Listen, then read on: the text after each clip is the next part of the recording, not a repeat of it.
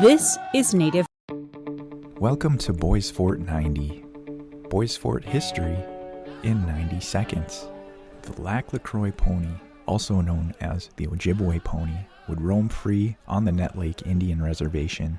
The pony was a multi-purpose working animal, particularly most important during the winter months, where it would haul wood, trap lines, and sleighs for the Ojibwe people. In the 1900s, the ponies were plentiful on most of the First Nations reservations, including Boys Fort. During the 20th century, the horse population declined dramatically. This was due to many reasons, most notably the advancement of machinery. The last herd remaining in the United States was located in Nett Lake, Minnesota, and was killed off by missionaries in the 1940s. The last community to keep their horses was Lac LaCroix First Nations in Canada.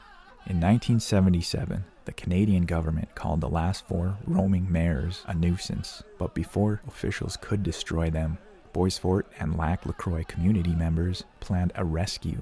They loaded the remaining horses on a trailer and brought them to a secluded farm in Minnesota. There, they lived in a free-roaming state, protected from slaughter. In 1990, the Lac LaCroix pony was listed as an endangered species.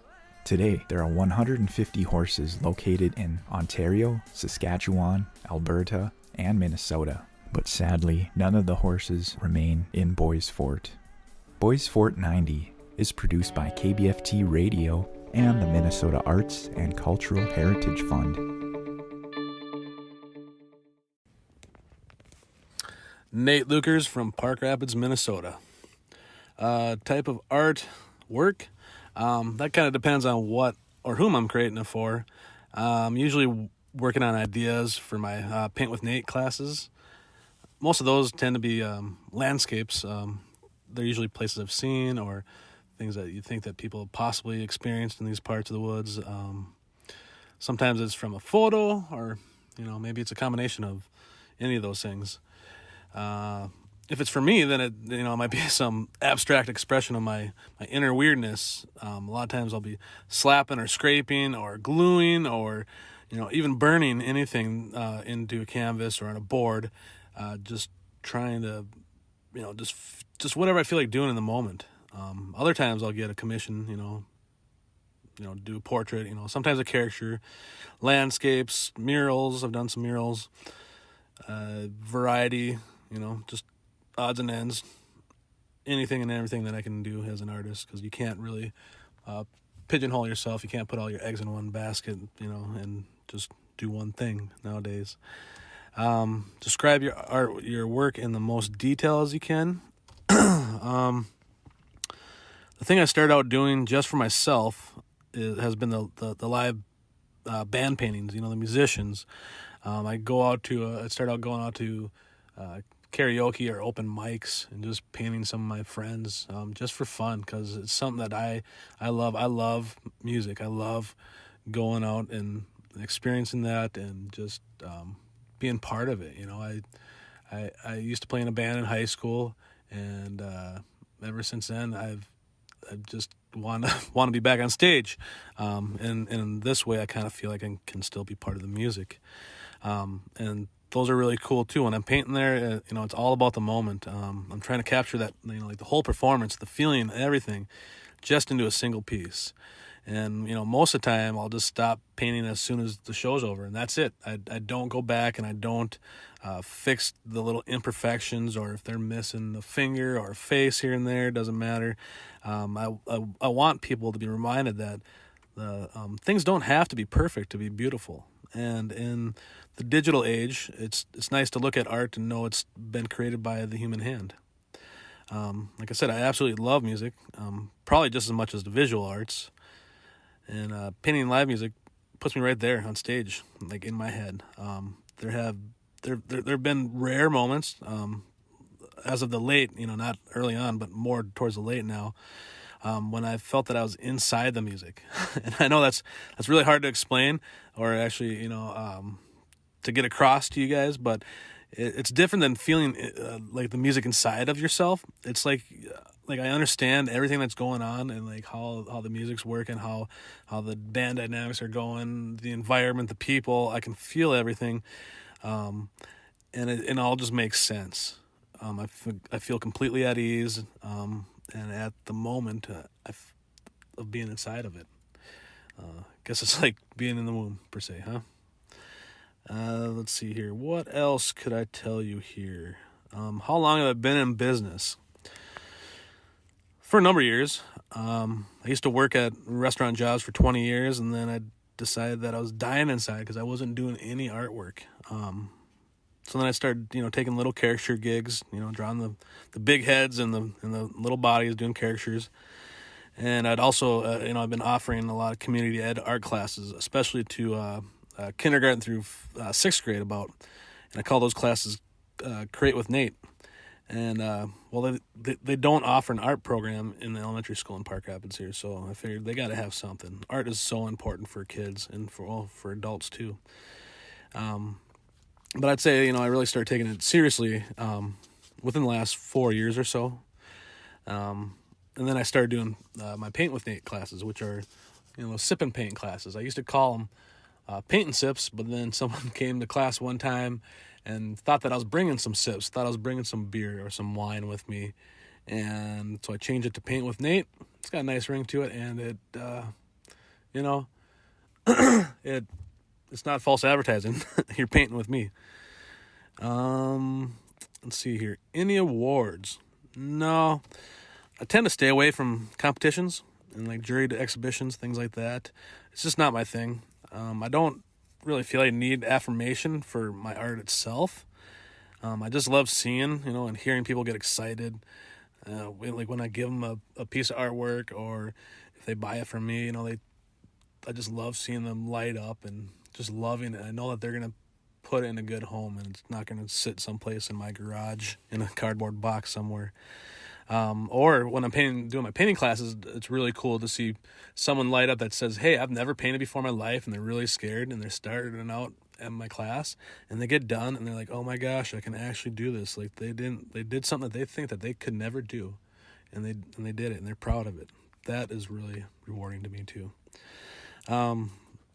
My main influences, my kids motivate me, of course, and my wife, of course. My wife motivates like any other wife would motivate the husband. And then my instructor, his name is Zimmy Guan.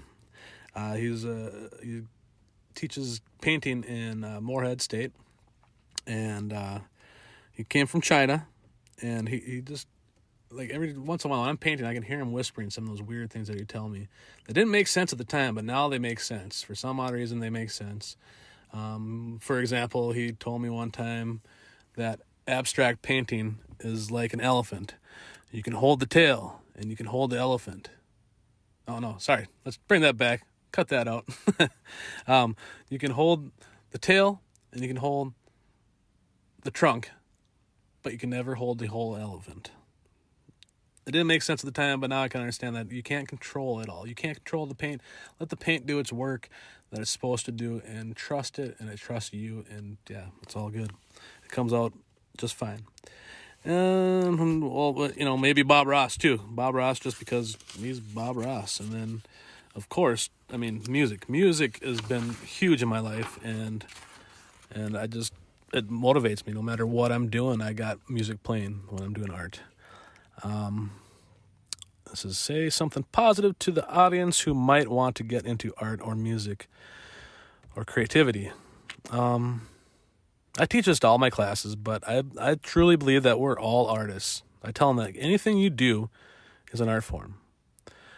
So don't let anyone tell you otherwise, especially yourself. Don't be so hard on yourself. Most people are their own worst critic. Just believe you are an artist. Everybody's an artist. That's what makes human beings awesome, is that they're all artists. Greatest challenges being an artist, finding your people, or your audience, I should say. Some are luckier than others, and their audience finds them. Don't make art that you think other people will like. Create art that you are proud of first before you start making stuff that other people will like, if that makes any sense. Maybe don't make sense as an artist. That'd be good advice too. Just don't make any sense and you'll be okay. Greatest reward being an artist. Took me a while to think about this one, but I think it's the knowledge, or like just knowing that you've made something that didn't exist in this world before you were here. That's profound. That is awesome. Challenges during the COVID pandemic. Well, this summer I could still do some classes. It was harder because I had to spread everybody out and make sure that masked up and everything was sanitized and all that stuff. But we made it work. It was just the hardest part was figuring out how to adapt it, how to deliver and facilitate it. And every class was a different configuration. With a lot of times I do resorts and painting classes that way. So a lot of times I got to figure out who was in what cabin, with who. So I keep those people together and everybody else separate. Then the live band painting. Bands, they're not playing as much right now, other than online. I've done some online festivals and things like that, which is really odd. It's kind of cool actually in a way that it's probably something I never would have done if it wasn't for this pandemic going on. I mean, you gotta look at the positive of every negative here, but it's really cool. Like I watch them on my computer screen, and then I got a camera behind me, and I paint them, and then they transpose me painting because I got a camera behind me, transposed onto what they're playing, and it's just really cool. I don't know how they technically do that because I'm not the tech savvy kind of guy, but it is really neat to see this happen. And I've been meeting people that I never would have met. I mean, I haven't met them yet. I've talked to them online. I've never met them, but it's really kind of opening up doors that way. So we went from challenges to the good things of the COVID, huh? Which I kind of surprised that I even said that out loud. Where can you find more info on me? Mostly right now, it's just Facebook and Instagram right now. I do want to make a website. I just, procrastinate, I guess, or I've just been so busy actually that I haven't had time to do that, or the funds to do it. I could pay someone to do it, but I don't, as an artist, you don't make a ton of money. But mostly Facebook. Facebook is where I put majority of, like, even the classes. If I have a class coming up, I'll put that on there because there are classes for public as well as private parties and things like that. So yeah, I will get. I promise I'll get a website someday. I promise you guys that. And then there are words of encouragement. Words of encouragement. I'll tell you what I tell all my classes, just to open it up. No matter what happens, and this is the most important thing, I'll tell you all. Do not drink the paint water. Okay? Don't drink the paint water. Don't. And that usually gets people, it's more like an icebreaker. People are like getting all tensed up, and I kind of draw it out for a while, and then I tell them that don't drink the paint water, and they start laughing, and it really calms them down. But it's become more of a metaphor nowadays with, like, don't believe what everybody's telling you. I mean, there's so much going on right now that you need to really not just fact check, but even sometimes the facts are not even true. So make sure that you guys are keeping your head straight on things, and it's okay to have some unknown too. That's the other thing I've come to terms with during this pandemic is it's okay to not know what's going to happen. It's okay. Or everything will be okay, you guys. It'll be all right. Anything else you'd like to add? I was going to say thank you guys. KBFT Radio, Chaz, you're awesome. You rock. Thanks for letting me do this opportunity. KBFT Radio, you guys are, I don't know what you should say. Let's start that over. KBFT Radio, thank you for supporting local and regional artists in Minnesota. You guys rock. Thank you so much from the bottom of all of our hearts. Yeah, I'm speaking for all artists here, apparently. Let me know what else you need here, Chaz. Oh, this is Nate Lukers. You're listening to KBFT, Boys Fort Tribal Radio. Chaz, thanks, man. You just let me know if you need anything else. I can keep rambling here. What else can I tell you? Maybe how I started doing the band paintings. The band paintings I started out doing a couple years ago when I was at Muskie Days, and I was hired there to do caricatures, and I was drawing caricatures, drawing funny faces for kids and for some drunk adults. But then business was getting a little slow at the time, and I'm one that I can't sit still. I can't just sit around doing nothing. So I got up and I went to my truck and I was like, I got a board in there. I knew that I had a board. And then I also knew that I had some paints. I didn't have all the colors. I maybe had like 1 or 2 brushes. And I went and got a cup from the gas station, this drinking cup. And I set up in front of the stage and just started painting the band on a piece of wood. And people really liked it. And then I got some more wood and I painted some more. And people liked it so much that people offered money to buy them. So I was like, well, this is cool. But, I didn't do it for the money. I got into it because I just loved doing it. And then I just kept going to, visit my friends playing, like I said, open mics at different locations. And I'd just show up. I even showed up one time to our fireman's ball. They had 3 bands playing there. And that was the night before I had a art exhibition at Terrapin Station in Nevis. And I was kind of nervous about that. So there again, I didn't want to sit there ruminating, thinking about this show that I was nervous for the next day. So I grabbed my paints and just showed up there, and they kind of looked at me like, what's this guy doing? Because I'm covered in paint, by the way. I don't know if you ever see me around, I'm covered in paint all the time because I don't really use paper towels very much. I just wipe it on myself. But I just showed up there and asked if I could paint, and they said, okay, kind of like, what's this guy talking about? And I ended up painting there, and then ended up there again. People loved it, and I've been asked to go back to different things. I've had gigs where people have seen me paint live bands, and then I've gone to go paint their wedding. I've went to wedding parties before, showed up, walked behind the groom's party or whatever, or the wedding party. They're walking into their dinner, the reception dinner, and I followed right behind them with my paint clothes on, and then they started eating. They didn't know I was supposed to be there because I got hired by someone else in the family, and I sat up right in front while they're eating and painting them, and like the guy eating the prime rib next to me kept elbowing me while I was painting. That was kind of, it's just I just love doing art in different places and the different experiences and the people I meet. Like yourself, Chaz. It's awesome. I briefly talked to you here, even after the show, but just to see all the passions that people have, that there is still passion out there and creativity. They say that's all been done before, but it really hasn't. It hasn't been done like this before. So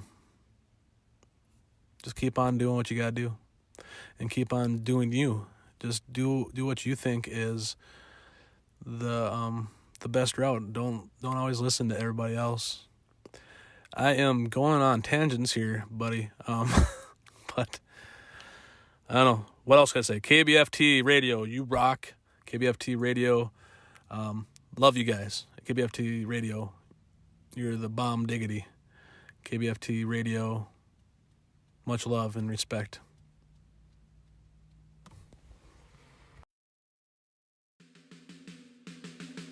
Bonjour Gakana Awia. Hello everyone, Wawate here. You are tuned into KBFT 89.9 FM, Boys Fort Tribal Radio's Native Music Fest, The Interviews. This series features Mato of Indigenous, who performed October 3rd at Fortune Bay Casino.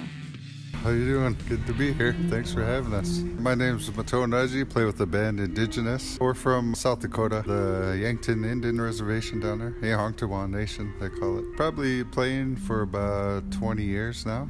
Yeah, started when I was about 16, 17. and just kind of been on and off the road ever since. Started out with two of my brothers and my sister. We toured together for about 10 years and then kind of got burnt out, I guess, after that. So then we all kind of split, and I just kept the band going with the band name Indigenous. So feeling pretty fortunate and good because I got my son with me now. He's playing guitar, and then a couple old friends of mine, one on drums. He's from Minnesota here, Kurt Olson, and bass player, he's from back home where I grew up. I've known him since we were kids, and his name's Justin Canoia. So it feels good to play with these guys. It's pretty much like having your family. The pandemic kind of slowed us down probably for about a good year and a half, and we did do maybe one or two shows during that time, but it was really tough. But now it seems like it's kind of opening up a little more, so we've been kind of slowly getting back out there, so it feels good to be able to do that. Get back into the music and stuff, get back out there to the fans and stuff. So how would you describe your music to somebody who doesn't really heard of Indigenous or doesn't know about Indigenous? I would think it's a mixture of a lot of the old 60s and 70s rock like Santana, Jimi Hendrix, and then we grew up listening to a lot of blues like Jimmy Reed and Albert King, B.B. King, and all that. So it's like a mix, I think. A lot of R&B soul music. It's like a collection of my mom and dad's records, I guess, is what I grew up listening to. So that's kind of what I got into as I was learning how to play and learning how to make music and stuff. So it'd be a mixture of all that. What would be like your most memorable show? Well, there's a couple of them that I really dig. When we got the opportunity to open for B.B. King for about 60 shows, that was pretty awesome. We played with B.B. and he had a bunch of different artists that would come off and on during that tour. So, we played with B.B., played with Taj Mahal, played with Robert Cray, Jimmy Vaughn, Tower of Power, Kenny Wayne Shepherd, just a bunch of different bands. And as we were on the road and playing with all those people, that was awesome. That was kind of like when we first came out and first started with our first record. So it was pretty awesome to be able to get that going right away. And then after that, we became part of the Hendrix Experience. I don't know if you heard of that. It has all the great guitar players from Johnny Lang to Kenny Wayne, Buddy Guy. Billy Cox is the last one left out of Hendrix's band, so he's on there and he plays bass and sings. Yeah, and then Chris Layton, he plays drums, and that's probably one of my favorite tours too, that I've been a part of. Sounds like you guys had like amazing opportunities, Yeah, we've been working at it, still working at it. And just like I always say, we'll play anywhere somebody wants us to play, we'll come do it. So yeah, you came here for us for a little old radio station on a reservation. Awesome. So, well, we appreciate you having us. Yeah, it's awesome. What would you tell like a young upcoming musician, artist? How would you? I would say just stick to your guns. Even though you don't realize it, like me, I never realized it. Kept wanting to play music and make music and record and do different things, and I just stuck to it. That's all I did. Never did anything else. If you're really into it and you love it, I think it'll come around, because the music fans, they love that kind of thing. Do that, and that's what I would say, hang in there and hang tough and do it. What's in your future for the band Indigenous? Anything? I think right now we're going to work another record and try to get it out next year. We'll just be doing some more work. Hopefully things will open up a lot more next year and then be able to take it everywhere like we always plan to. So where could we find you? Where can we find your music? You can find it on indigenousrocks.com actually, and then we're actually on Facebook and stuff too, so you can find that at Facebook/Indigenous Rocks. So yeah, we're pretty much all over the web now. Instagram and different things. I don't know too much about it, but my band members kind of know more about it than I do, so they kind of do that more than me. I don't know too much about it, but right? Yeah, you can't do everything, man. Yeah. You got to write the music. Yeah, you got to focus on the music. Yeah, and, that's what's important. I'm in the same boat. I love being a musician. I love writing the music, but getting it out there is not my thing. That's for the younger kids. Yeah, they're pretty smart. They get into it quick. Hi, this is Mateau with Indigenous, and you're listening to 89.9 KBFT. Miigwech, Bizendawiye. Thank you for listening. This has been brought to you by KBFT 89.9 FM and the Minnesota Arts and Cultural Heritage Fund. Welcome to Elder Times, a program where we learn about the history of Nett Lake through the voices in our community. Today we'll be talking with Ron Boucher. This will be part 1 of 3 interviews. My name is Ron Boucher. I was born and raised in Nett Lake, on a Nett Lake reservation. I was born at my great-grandmother's house, Rosie Strong. But back then they had a lady, Miss John, her name was, and she took us me and my mother to the Little Fork Hospital, and that's on my birth record right now, is Little Fork. But I wish my grandmother Strong's name was on there yet. I'm the first great-great-grandchild of George Strong and Rosie Strong, and also on my dad's side, I'm the first great-grandchild too of the Joe Boucher and Mary Boucher. So it's an honor to I guess, to be one of the first great-grandchildren there. So, but anyway, I was asked to talk a little bit about when I was growing up on a reservation. I grew up down on a ball diamond where the old powwow grounds are now. There was a house up there. It used to belong to Tony Harding, and right below the hill was my little life. It was Strongville, they called it. My great uncle Herbert and my great uncle Johnny and my great uncle Louis and Herbert and my great auntie Annie, they all lived down there. And Spuddy and my great grandmother lived in that house down there. And so it was a big thing for us to go down there all the time and learn, play with everybody down there, down around Strongville, where Squeaky and Roger Strong and Glig and Norman and Lulu and Herbie and all them boys, Strong boys, Gayo, Kenny. So that's where I grew up. I grew up with those guys. Language was we spoke language. They spoke language to us a lot, to me and Reggie when we were growing up. But today, I struggle with it today because I never really, after I got into become a teenager, I never really spoke language after that. But I always remember speaking it when we were little with my grandmother and my aunts and my great uncles. We grew up around that lake there. Me and my mom, my dad, and my older brother, my uncle Justin, who was like a brother to me. My mom and dad raised him ever since he was 4 years old, and then he lived out on an island with us at Burnside Lake. He lived with us all these years till he graduated high school. Off and on, once in a while he'd get mad at my mom and he'd go live with our aunt Annie down at Strongville. But we all grew up cutting wood, hauling water. I remember during the times when it was time to wash clothes, we'd have to haul a lot of water to fill up the tubs and stuff for my mother and rinse water, and then it was a big chore that we had every day after school to chop wood and so we all lived up there in that little house. My mom, my dad, my older brother, and my two younger brothers, Jim and Elmer Bazug. So they were just a little. Jim was just a tiny baby then, and so was Elmer. He was pretty tiny, small yet. But I remember, when we were growing up, we did a lot of things together. All of us guys, we hunted, we played army back in them woods.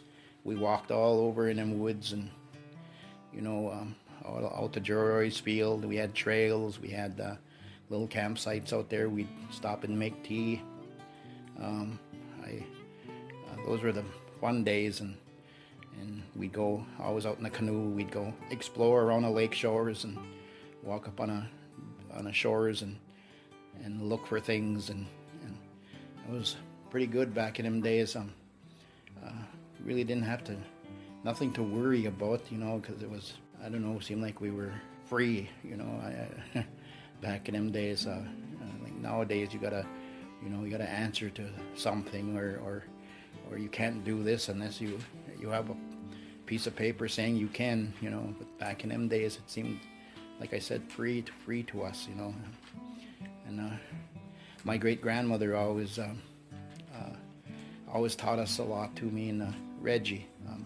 I grew up pretty close to Reggie Strong when I was growing up, and Lulu and Herb. Those guys were pretty close to me, and so we did a lot together. We hunted, a lot of crazy things back home, back down in Strongville, and the horses. My grandmother had horses, and I remember we used to ride them horses, and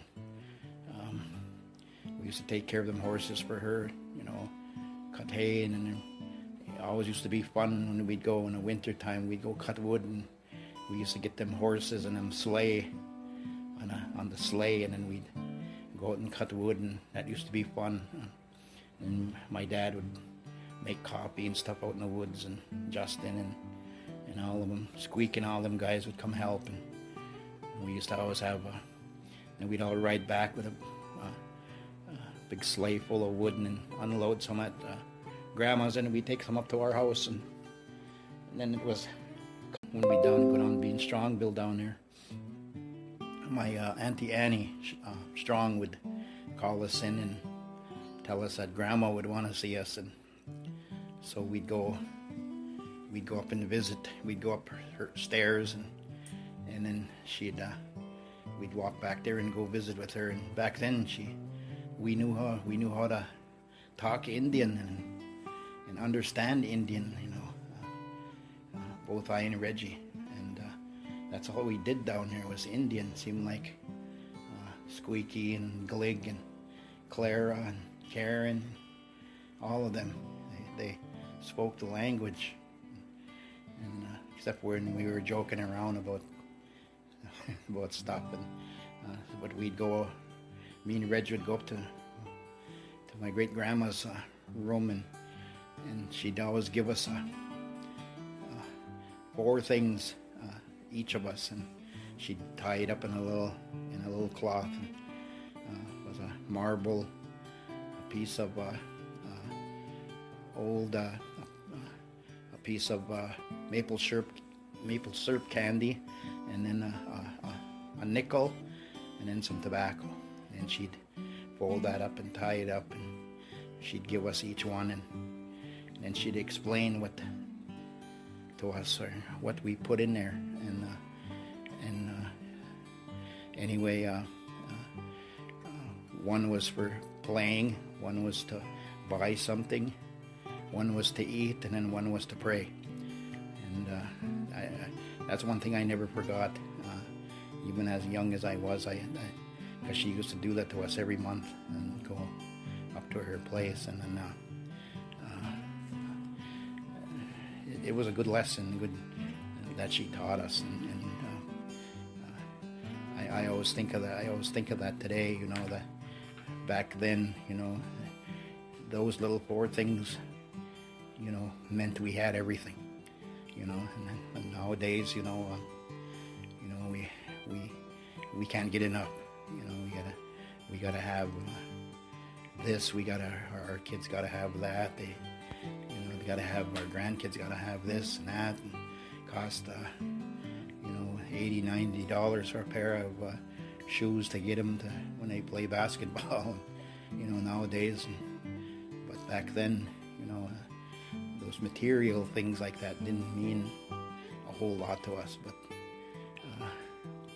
But those little 4 items in that little bag seemed like meant the world to us, and it was given to us by our great grandmother. You have been listening to Elder Times, brought to you by the Minnesota Arts and Cultural Heritage Fund and KBFT 89.9 FM, Bois Forte Tribal Community Radio.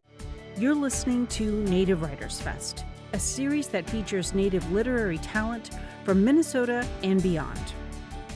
Wewe representa Mokoma, KBFT. I was just like a rock star. Just kidding. Yeah. Bonjour, kanana nindwe magana takoma. Wewe representa Mok, KBFT, Shinikate, 89.9 FM on your dial. Ron Konutsky is a stand-up comedian from Thunder Bay, Ontario. He hails from the Red Rock Band of Ojibwe at Lake Helen. His inspiration to get into comedy went back to his public school days. He wanted to mix rock and roll with comedy. And one of the guys that I really looked up to came along. His name was Sam Kinison. And he's the one who developed that and took it over the top. And I remember my friend saying, "You came up with that. You actually talked about that." And I said, "Yeah, but that man delivered it." Sam Kinison wasn't the only influence. He remembers a friend pulling out a beta tape of another famous comedian. Yeah, my friend says, "Come over here," and it was really weird because we closed the curtains, and we went inside, and he locked the door because we didn't want any adults coming in. I was like, "What's going on here? What are you going to put on?" I had no idea what he was going to share with me, and we watched Eddie Murphy Delirious, and I was like, "Man, I haven't seen anything like that." I said, "I want to do that for a living." He told his dad he wanted to be a comedian, but didn't receive the words of encouragement he was hoping for. So he put that dream aside for a while. It wasn't until he turned 40 that he started working with people and found his purpose. And he still had a passion to play music and do comedy. And that's when he entered a comedy competition. He got second place. When the comedy opportunity popped up again, I heard of these competitions that were happening in town. I heard it on the radio, and I drove to the radio station and I signed up. And as soon as I did that, I got scared right away. I was like, I don't know if I can do this. I don't know if my dad told me I can't do this. It's not possible, you know. So I got really scared about this, and so I went in this competition. I was citywide, and I got second place. And I felt like I failed. And there was a guy from Chicago. His name was John Caponera. He came up to me and he said, "I don't know how they judge here, son." He said, "But you're number one in my books." He said, "This is subjective." He said, "But you're funny." He said, "You said stuff that I have never heard before. You're not stealing anyone's material." And he says, "That guy that won, he ain't gonna be back. He's never gonna go into this." He said, "You got the taste for this." He says, "You want more." He says, "You'll be back. You'll win this." And he says, "The question is, what are you gonna do after that?" He won the competition the following year. In Thunder Bay, he said he was the king of comedy. Just standing up here. Like right here, there's a tan. This is under here. Oh, it's just really white. I am so white. Konutsky isn't sure what the future holds. He says he doesn't want comedy to become a burden. He wants it to remain fun. And it's just about living the moment and having an experience. And as long as you're having a good time doing it, that's all that matters. You know, that's for me, anyways. I'm not shooting for anything. I know in the beginning I thought, I have to get on TV. I have to get on this show. And I started to have woke up out of fairy tale land that some of these places ain't as big as they claim to be. You know, everybody's striving to get to this place or that place in New York City or Los Angeles, and it's just another place. Konutsky worked really hard to get where he is today. His words of advice to others who want to get into comedy: you don't have to go the traditional route of open mics and small nightclubs to be successful. You can do it yourself. Ron said he built his own shows, and people came. What I did is I created my own shows, and then I hired other comedians in the community of Thunder Bay that I thought were funny. I built my own bills, and I made my own shows.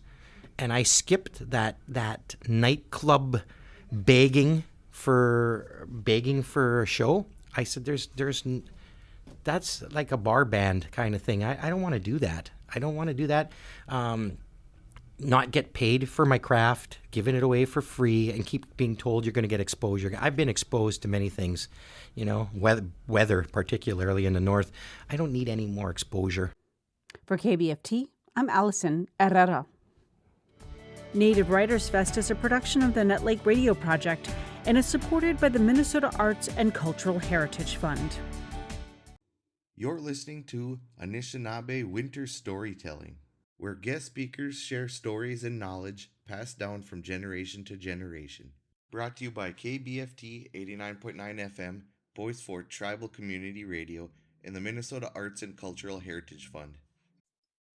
Bonjour, Sinikwe Indigu, Eileen, Indigenous Cause, Jaganashi Moning. My name is, Sinikwe, Stone Woman, Eileen in English. Thank you for having me here. This is an awesome event. It's my first time doing something like this. what I have is a story that we've told in class. I've studied at the University of Minnesota, and where the classes are designed so that we tell stories on our own. This one I'll read, and then in the language, and then I'll offer an English translation. It is Southwest Ojibwe dialect, and maybe even it shows like some words that might even be used more frequently, like in Red Lake, for example. I'm not really sure. There's not a name on this story. Some of you may be familiar with it. It's one of the more silly stories of that, where Nenabuju is the main character, told from his perspective, if you will. Nenabuju Nagai o Nabuaka Manesan. Nenabuju and his smart berries. I'll just jump right in here. Minoagiwe, Nenabuju Baba Maj Gamed, Eji Nagish Gawad, Wij Anishinaabe. Eji ka gwejmigod Nenabuj, Giwi ka gwejmin Gegu. Aninda gin wenji Nabuakayan. Misa Nenabuju Eji Nakwetawad. Anana Nabuaka Mane Sanisa Nina Bane Namijanan. Misa Eji Godenu Wij Anishinaabe. Anindi Dashiko Wendinamanu Nabuaka Mane San. Gainin da Mijana Nabuaka Mane San. Misa Nenabuj Eji Nakamad Ambe. Wijuishin Giga Wabanda in Wendinaman. Misa Eji Nakomikod. How Giga Babawi Jewin. Misa Eji Jawa de Ma Megwe Kob. O Wabanda ad Aya Magadane Genu Nabuaka Manesan. Nenabuju Eji God. Misa o Wabuzu Mikanes. Miomad Jimikamang Genu Nabuaka Manesan. Oh, Mina Oma. Misa Nenabuju Eji. Ma Minganang. Enu Wabuzu Muis. Eji Eninamoad. Enu Oweji Waganan. Misa Eji Mamod. Ao Beba Gikno Amowind. Aneji Jakamod Bejik. Ishte Wabuzu Muesan Sa Wino no. Gawin Nabuaka Mane Sanawan Sanun. Nenabuju Eji Nakwetawad. Mi Guayak. Gawin Nabuaka Mane Sanawan Sanun and you. Mi Ajikwa Gaigin Nani Nabuakayan. Meet you. Okay, so the English version, I hope some of you understood some of that. I hope I get better at this and I'm doing it on my own and I can do better storytelling technique and all of that. The English version, Nenabuju and his smart berries. Again, it is said Nenabuju was out walking the lake when he met his fellow Anishinaabe, and he asks, Nenabuj, I want to ask you something. Why are you so smart? Nenabuju answers him, because I always eat smart berries. So then that Anishinaabe asks him, where do you get these berries from? I too could eat some berries. Nenabuju answers him, come on, come with me, I'll show you where I get them. Okay, he replies, I'll go with you. So they then go into the bush and he showed him where those smart berries were at. Nenabuju says, that rabbit trail there, you'll find those smart berries. Oh, okay, here? So then Nenabuju collects that rabbit poop and hands it to his friend. And that one that's learning so much pops one in his mouth. Ishte, he says, this is like rabbit poop. These are not smart berries. Nenabuju answers him, yep, that's right. Those are not smart berries. See, you're getting smarter already. Meet you. Thank you for listening to me, Miigwech Pisintawayeg.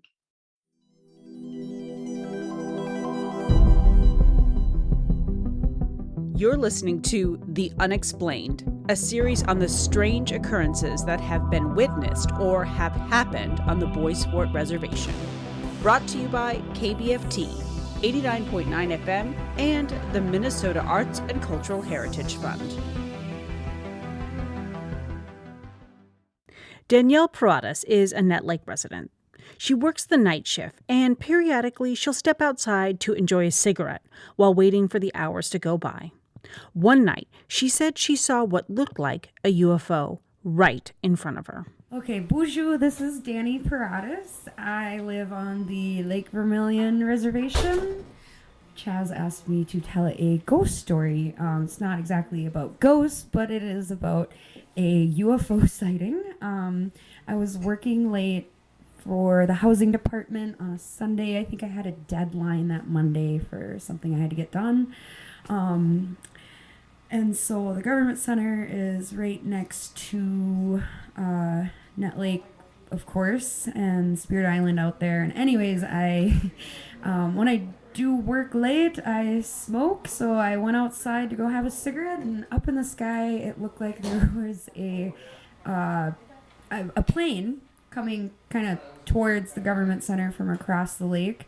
There were lots of clouds, and so when I was coming through the clouds, I'm like, that's a really low-flying plane late at night. It was just weird, so I was just watching it, and then it stopped right almost as soon as it was kind of breaking through more of the clouds, and like very, very close in terms of like how close it was to the ground. Well, anyways, it was just stopped, and it was hovering, and then all of a sudden I could see more of like its structure, and it was more of a triangle shape. I know UFOs are thought to be like saucers, but this one was a triangle, and I just stared at it just like, whoa, and it started moving like, I don't even know how to describe it, like clockwise, not spinning like a saucer, but it was spinning like vertically, like up and down.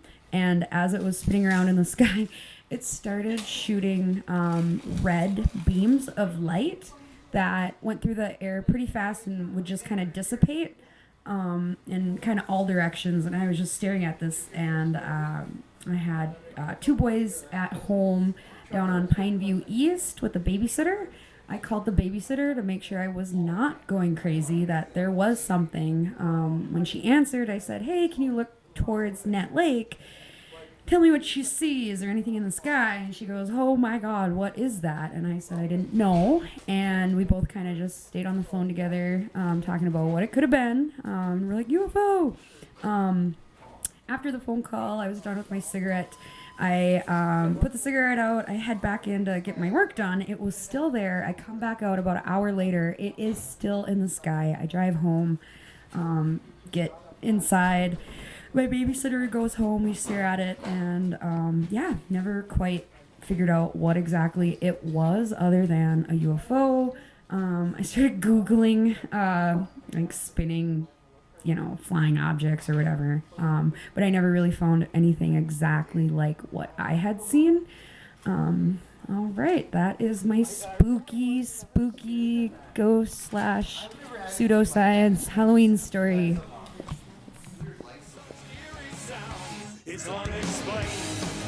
The Unexplained is brought to you by KBFT 89.9 FM and the Minnesota Arts and Cultural Heritage Fund.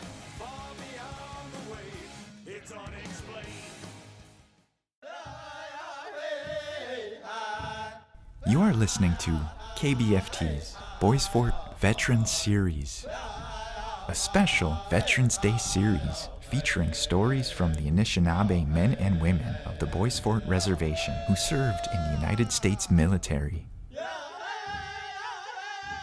Floyd Morrison. I joined the United States Marine Corps when I was 17. I got out E4. I was in the Vietnam War, and I was at the 1st Marine Division, 3rd Marine Division, 5th Marine Division from Boys Fort, Nett Lake.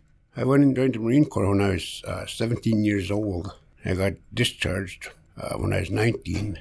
I actually done 2.5 years, and 13 months of that was in Vietnam.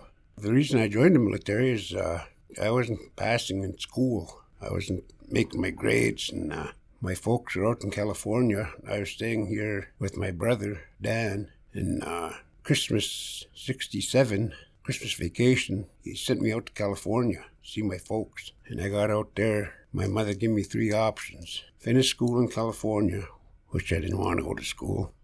Try and get a job, which she said you'll need an education to get a good job, or go in the military. And being 17, I knew I needed their signature so I could get in the service. So I asked them, if I sign up for the military, will you sign for me? Yes, we will. And away I went. And that's why I joined the military. Back in them days, it was a military obligation. They had the draft. If you didn't join the draft, it'd probably get you. So I went ahead and joined, and I had my choice of service that I wanted to go in. But I couldn't go overseas till I was 18, so I turned 18 in August 68. In August 20th, I was in country in Vietnam. I was fairly young yet. The first day there, actually, we were they call new guys. We still had on our stateside uniforms, and they had mess hall, and we were going to chow, and I could hear these whistling noises, and see a big boom out there. Out there the fuel pods were, and I didn't know what was going on. Everybody come charging out of the mess hall, and it clicked in my mind that they're shooting at us. So after that, I knew what that sound was like, and it didn't take me long to realize that what a B-40 rocket sounded like. Get in a bunker. Down in the rear area, it happened quite often. You could see them firing from the north, from that peninsula they had there.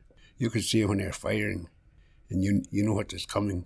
But once you got out in the field, then it was a lot different out in the field. Let your hair grow long. I let my hair grow long, and they had to cut it off for me. I had to go to a boot cut again. But back then, it turned me. I'm still an alcoholic, but it made me. Like I said, I was 19 when I got out, and I drank and I drank and I drank and I drank. If I wouldn't have quit drinking when I did, I'd probably be in. Yeah, it tries to make you forget things. I can close my eyes anytime and just go right back. Or if a song comes on the radio, I'll remember certain things on the song, especially 60s and 70s. They treated Vietnam veterans terrible when we got back. I got kicked off a bus in Los Angeles. I was going from the Los Angeles bus depot to the airport to fly home. That guy kicked me out of his bus. Well, first of all, the Marine Corps birthday is coming on November 10th. I'll be 246 years old. So for all you Marines out there. And Veterans Day is just a day to honor all veterans, men and women. If I could go back in and do it again, I would. I don't think I'd stay 20 years. It was a good experience. Like I say, I've seen some good places. I went to Bangkok and Taipei for 5 days and 4 nights. East Hill country. I think Indians are patriotic, I guess you'd say. It's a thing to do. In fact, when I was in Vietnam, they put me with another Indian guy from Fond du Lac Reservation. And I still meet with him today. In fact, we try to get together and have dinner. There's 7 or 8 of us that try to get together every year. They're all brothers, I guess we call Marine Corps Brotherhood. They're all my brothers. They all got my 6. I got their 6. And it's good to see them. In fact, it's a brotherhood that no one else understands. I guess it's just there for all Marines. Thank you for listening to Boys Fort Veteran Series, brought to you by KBFT 89.9 FM and the Minnesota Arts and Cultural Heritage Fund.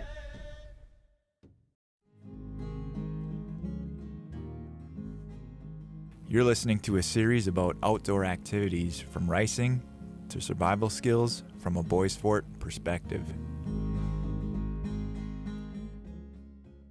Interviewing Karen Drift. Can you tell us a little bit about growing up here? How important winter is to the Mother Earth? We have to be outside all the time during the winter. Like we'd go down by the lake and we'd take shovels or whatever and make a skating rink. We went sliding. We had a big called Sox's Hill, but we didn't have no sled. We used to use old paper boxes, but we did all kinds of things. And we just go around playing outside sometime,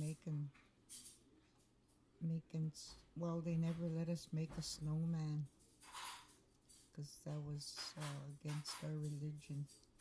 They told us if we did make something like that, we had to tear it down before dark. But we did all that. We'd make like igloos and just found things to do outdoors in the winter.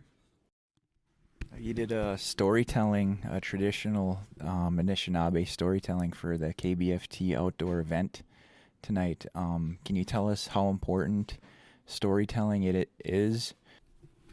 Well, long time ago, they call that Atsuke.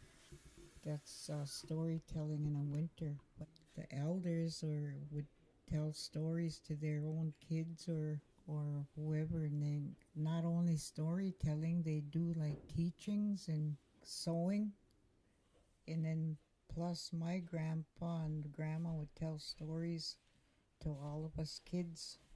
And it's really important that we do that just to bring back a lot of stuff that the kids some of them don't even know about what we used to do years and years ago. But yeah, my grandpa would tell us about a lot of medicines that he did. No, you said you're related to John Bear Grease. Is dog sledding part of the Anishinaabe culture? They would haul for us. Like they'd haul all that ice water up from the lake. How the dog is the Indian's best friend, helping the Indian, and they use them in ceremonies. You talked about the Spirit Island here in Net Lake a little bit at your storytelling. Can you tell us the importance of the lake? Or not the lake, but the island. I was told that the island is a very spiritual place. Even the lake, the water in the lake. There's a large snake that people see once in a while. It comes from the front of Spirit Island and then goes all the way, I suppose, down the rivers. And nobody can stay on that island a night. A lot of times when we do ceremonies, we take food out to the island, and we sometimes we even take a ribbon shirt out there, small. They say whoever's guarding that island is little small men, and there's lot of writings on the rocks there. And one year they try to send a crew out there to go and clean it, and she told them, no, don't go out there, don't, just leave it the way it is. There's somebody taking care of that island. And each time we go to the island there to either feast it or something, and we put a shirt there or something, blanket maybe, and that's just to show them, the spirits there, that there is somebody still caring for them yet. And we got to teach our to keep that up when we're gone.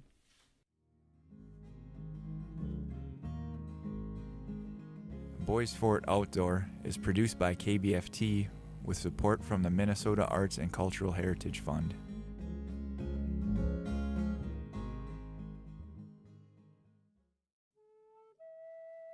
Welcome to Powwow the Dance, a program that explores the cultural and traditional powwow songs of the Boys Fort Band of Chippewa. I'm Linda Tibbetts-Bardo, and everybody knows me by Toodles. My Anishinaabe name is Niju Gabuikwe. My regalia is a jingle dress. This dress was given to me by one of my older sisters, but it was also given to me in a dream. There's a pretty good story behind this dress. A young lady had passed on, and her mom was told to make this dress. have a person wear it and dance in it. Every time she asked anybody to help her do it, they wouldn't help her. My older sister Elaine told her she'd help her make it, and both my sister Elaine and Fern Isham put the dress together. They're the ones who made it, and gave it to the mother, and she was to find somebody to wear it so that they would dance in it for 4 years to help her healing with the loss of her daughter. My sister Elaine stepped up and said that she would wear the dress. In the dream, I was given a blue and white dress, and I just happened to be sitting down talking with my sister about it, and she said, "Here." She said, "I can't dance for this anymore." She said, "Here's a blue and white dress that you were given in your dream." And she said, "You can have this dress, but also remember that you're dancing for this young lady and for her mother's healing when you dance." And knowing the story about the jingle dress and understanding the significance of the jingle dress out in the circle, that those of us who wear a jingle dress bring that healing into the circle. And so every time I go into the circle, that's what I do. I bring in the healing. I offer prayers for people that I know who need healing, even sometimes for my own family.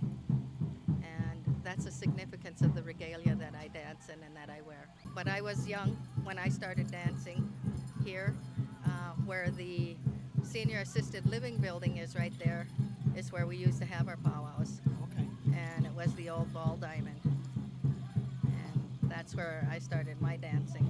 Okay. And I danced to jingle dress then when I was young. I remember, them going in and having the powwows in there, and the older people, some of them I remember names of, some of them I don't. For myself, the way I remember it, I can remember being out and all of a sudden just hearing the ladies' dresses, the jingle dresses, and I knew that there was going to be a powwow. Mom and them would, take us up there for a short time. And the only thing that I would say that has changed is that they've gone to, we've brought in the fancy shawl dancing. I don't remember that as a young girl. There was the grass dancing. I don't remember the double bustle fancy grass dance. I remember the men's traditional. I never ever remember a competition powwow.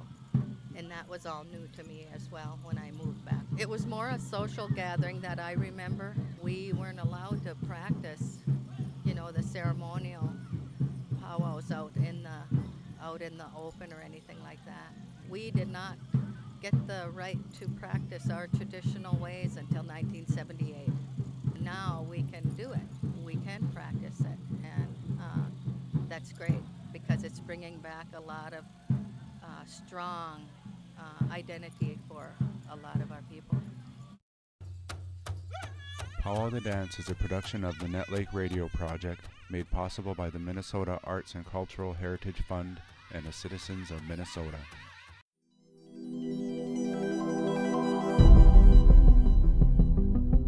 You're listening to The Unexplained, a series on the strange occurrences that have been witnessed or have happened on the Bois Forte Reservation. Brought to you by KBFT 89.9 FM and the Minnesota Arts and Cultural Heritage Fund. Daeshun Goodsky is a lifelong resident of Net Lake. He knows a lot about families, and he's experienced his fair share of things relating to the unexplained. In this story, Goodsky talks about seeing people walk around the village, but they leave no tracks. There was to be, like I call it, about Jijaku or something. Mm-hmm. They used to slide out the rocks over here in this island, Spirit Island. As a matter of fact, Gary Donald and Bill Tibbetts caught one. And they put him in a cage and he died. He got away. I don't know how. But there's sightings of people walking across the snow, walking across the lake, but no tracks.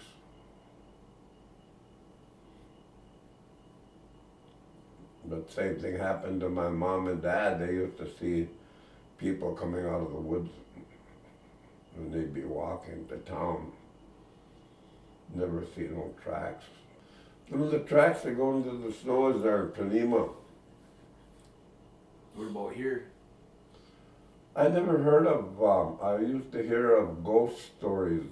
People go through the woods but no tracks. They didn't know have no tracks.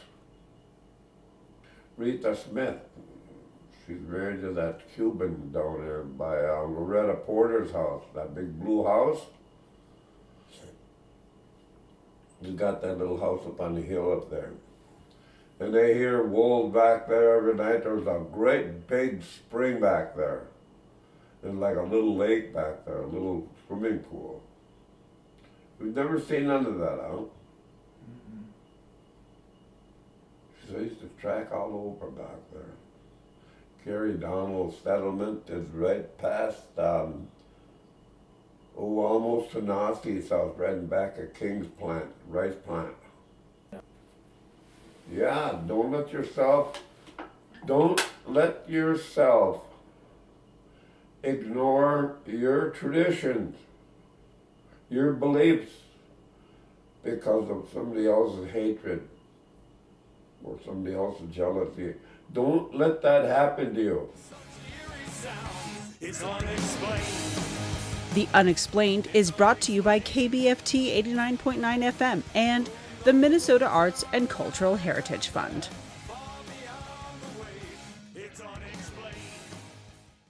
Welcome to Powwow the Songs, a look into powwow gatherings in Minnesota, their historical and traditional significance, and the integral role of the drums, the singers, and their songs. And here's your host, Terry Goodsky. Good evening. This is Terry Goodsky. I'm sitting here with Zach Hartliv at Hunting Moon Powwow, Milwaukee, 2014. Zach, could you tell me a little bit about yourself? Bonjour, Terry. It's good to see you again, man. I give my formal introduction in Ojibwe. Bonjour, Zungi Gnu, Indigenous Cause, Megizi and Dude, Mushkazibing and Dunjaba. That means, my name is Zungi Gnu. I'm of the Megizi clan, and I come from Mushkazibing. I'm 26 years old, and I'm a youth coordinator for the Birch Hill Community House on the Bad River Reservation. Could you tell me a little bit about, I know we kind of discussed this a little bit earlier, could you tell me a little bit about, the buck and doe dance? I've interviewed a couple people earlier, but they kind of forgot some information about it, My grandpa was a keeper of that song, Vincent Bender. He, you knew those songs that go with that. They're starting to become kind of scarce. I know a few people that still know those songs. I can catch them. I don't remember them that well myself, but it's basically just emulating that animal and the characteristics and the attitudes. So there'll be several women in the dance arena, and then you'll have an older buck and a younger buck. They'll both fight off for who gets to keep those does, so to say. Oh, okay. All right. Could you tell me a little bit about the swan dance? Yeah, from what I understand, I hear from my elders is that, we get a lot of our teachings from nature, and the swan is one of the leaders the leaders of the winged, and I hear that they bring the changing of the seasons, both spring into summer and fall into winter. So the seasons change. Those are they're indicator species that the change is coming. So in that dance, it's a dance for the women, and it's a kind of almost like a round dance, like a 2-beat song, and the women will go and emulate that animal. The swans they do the flying V, so they'll take turns going back and forth, forming that V, and also coming back together in that straight line. We'll have the leader of the dance, which will usually be an elder, and then it just goes from there to the youngest. It's almost like follow the leader dance. What about the fish dance? Can you tell me a little bit about that? That's that's a dance for the men. You know that the swan dance is for the women, but fish dance is we're doing that to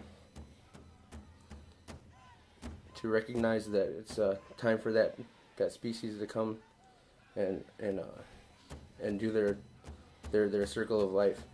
So we will do it usually when the fish run, to celebrate that the fish either are coming or we want them to come. You know, so with the fish dance, we'll have again an older male will lead it out, and then just kind of go down in age until the youngest one, and he'll be the tail. And they just go through the stages. They go through going upstream and laying their eggs, and then through the whole spawning process.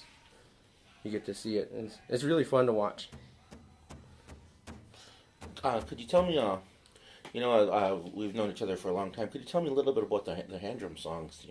What they represent and what the hand drum means to the Ojibwe people. Well, I'm still learning that. A little bit of what I know of that is, more of the, what would you say, popular culture today. It's we use that Cree style scratch beat, and we use those round dance hand drum songs as kind of courting songs or love songs. Try and get our snag on. Hey. Okay. Can you tell me a little bit about your travels as a singer? And plus, as a positive role model in your community. Yeah, I've always had this connection with the drum, starting from when I was a baby. My dad used to carry around a bass drum and just turn it upside down at night, put a pillow inside, and that would be my crib. So I always had a strong connection to the drum. I was fortunate to have this gift, and it's taken me pretty far. That my talents have allowed me to see both oceans. I got to travel from New York all the way to California, just staying with that drum. He called it our grandpa. Then because of what he represents, that respect. You have to act a certain way around the drum, and that's what I try and instill in my youth that I teach.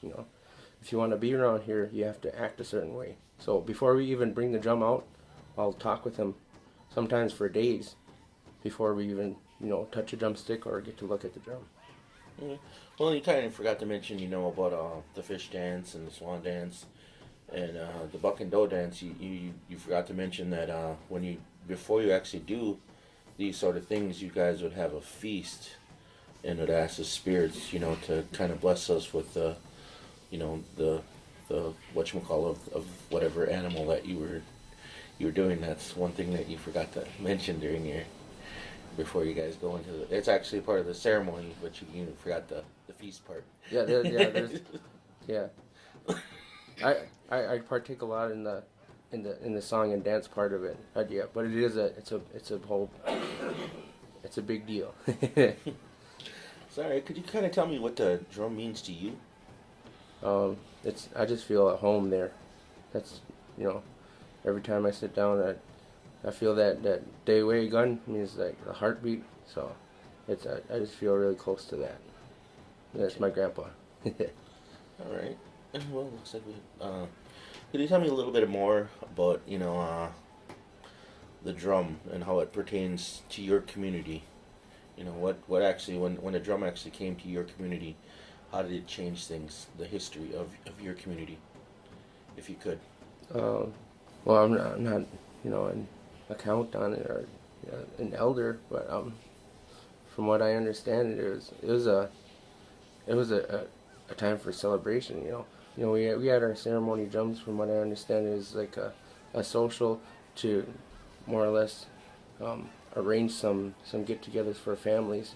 We almost like setting up marriages, things like that. That we call them Nimia Ding, our celebrations.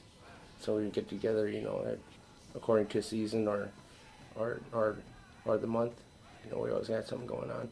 I just learned that not too long ago that when we moved our powwow grounds, they were having powwow at the same time in the other community across the lake. You know, I'm from Bad River. They were partying in Madeline Island and Red Cliff. And we'd have bonfires, and they said that you could see those fires from across the lake. And I thought, wow, that must have been a sight to see. You know, because it was before electricity was really around. And just to see that, I think that would have been something just amazing to behold. Yeah. Okay. All right. Yeah. Tell me a little bit about your roles as a lead singer. You know, as a person that starts off the. Well, you have to know those songs. To be a good lead singer, first you have to be a good dancer, I think. You know, we all start there, and we all started in the circle, kind of far back from the drum, but then we get to move a little closer. If you dance, then you start to learn the songs, because you're dancing to them. Then you get a little closer to the drum, and you get to sit down and learn different beats. But then, you know, becoming that lead singer, you already know that what style of dance to sing for. You know those beats, then you learn those songs. And some singers are really fortunate to have that gift of song making. You know, I was blessed to know quite a few great song makers, but it takes a lot of heart, because you have to be that one that everybody depends on. You have to be the rock, you know. Sometimes we go into, you know, contest powwows, and everybody's looking to you. What are we gonna sing now? So you got to be ready, on your toes, and just make that decision for the good of the group. Not only that, you know, it's not just about the song. You know, you have to take care of the singers, make sure that they're all taken care of. So there's a lot of work that goes into it. A lot of work, making sure that they're fed and everyone knows the song, and you have to trust each other. I notice when you go to powwows, you're kind of a grass dancer. Could you explain a little bit about your style and what your outfit means to you? Yeah, the outfit I have now was actually a gift from a lady who saw me dancing a while back, and I kind of fell off, and I just kind of went to singing. But she remembered that I danced, and she made an outfit for her husband, but it was kind of too skinny. It got too big. She she didn't want to waste an outfit, so she thought of me right away, and she wanted to gift that outfit. So she did that in that way, and I kind of picked it back up. That's the style I do. It's a little bit of a mix between the traditional and contemporary styles. You know, from my understanding, the dance originated from the Omaha people, and it was actually a society of warriors that were wounded, and they could not dance their traditional dances anymore because there was real hard, intricate footwork. So it's a little bit more laid back than the traditional, you know. But that's the traditional style. And then the contemporary, there's wild moves and all kinds of cool steps that you can mix up in there. That's kind of where I got that, where I'm at with that. Well, if there's anything that you could pass on to the younger generation, what would you say to them? Joanne dig. That means take care of one another, because a lot of things out there, a lot of outside influences, and a lot of historical trauma that we have to deal with. That's, you know, that kind of brings us apart. But that's a whole another discussion. I could go on about that for a while. But take care of each other, and take care of each other for tomorrow. You know, forget about what happened yesterday.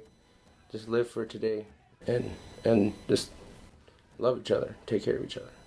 All right, Zach. Well, I'd like to thank you very much, you know, for your time and your wisdom. I'd like to wish the Bucks a very good day at Hunting Moon Powwow here. Seen the videos on Facebook and on your webpage. You guys are sounding pretty tough today. Keep the good work and keep that drum beat, you know, hard and strong, and get those voices, you know, rocking. Thank you. We will. Regrets. Powwow the Songs is produced by KBFT, Boys Fort Tribal Community Radio, with support from the Minnesota Arts and Cultural Heritage Fund, online at kbft.org.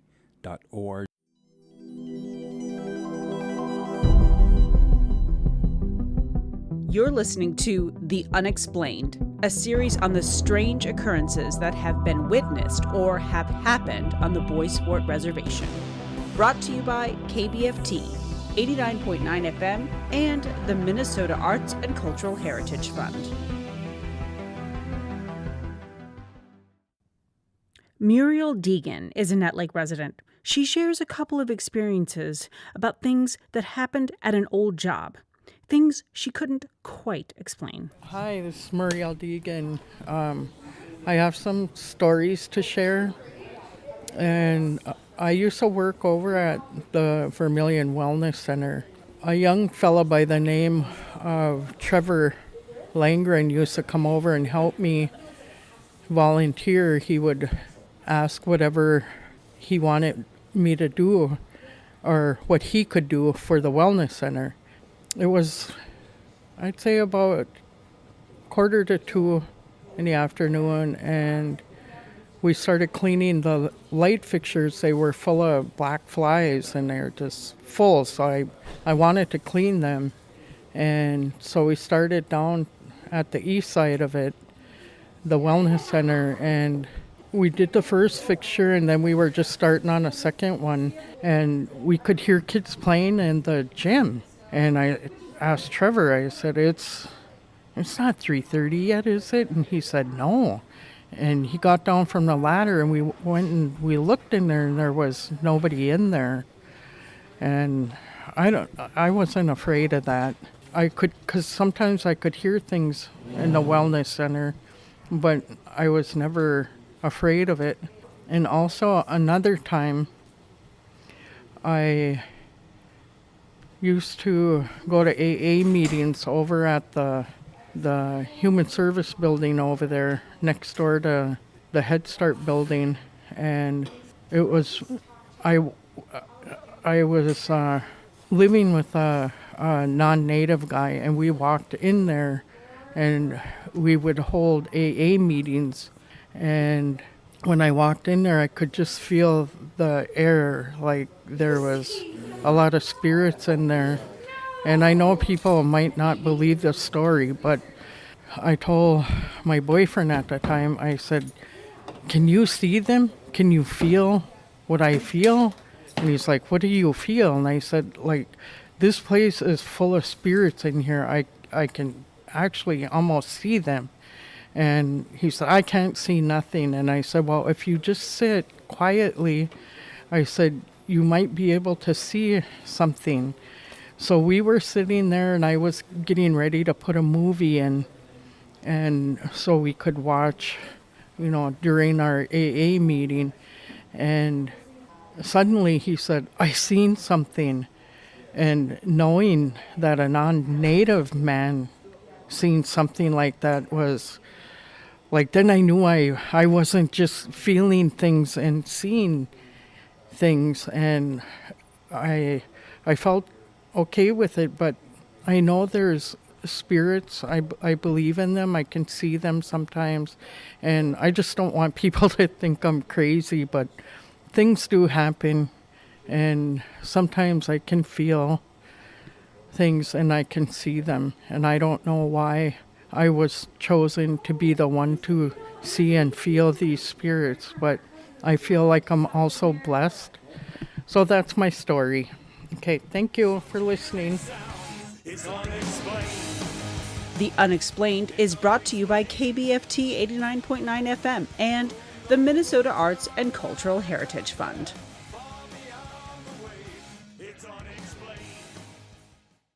Bonjour Gakana Oya, Grace Indigenous Jagana Shimoan, Wawate Kwe Indigu Ojibwe Moan. You are tuned into KBFT Bois Forte Tribal Radio's Native Writing Fest with author, novelist, essayist, grant writer Brian Malloy, which took place September 7th at the Bois Forte Tribal Government Center in Nett Lake.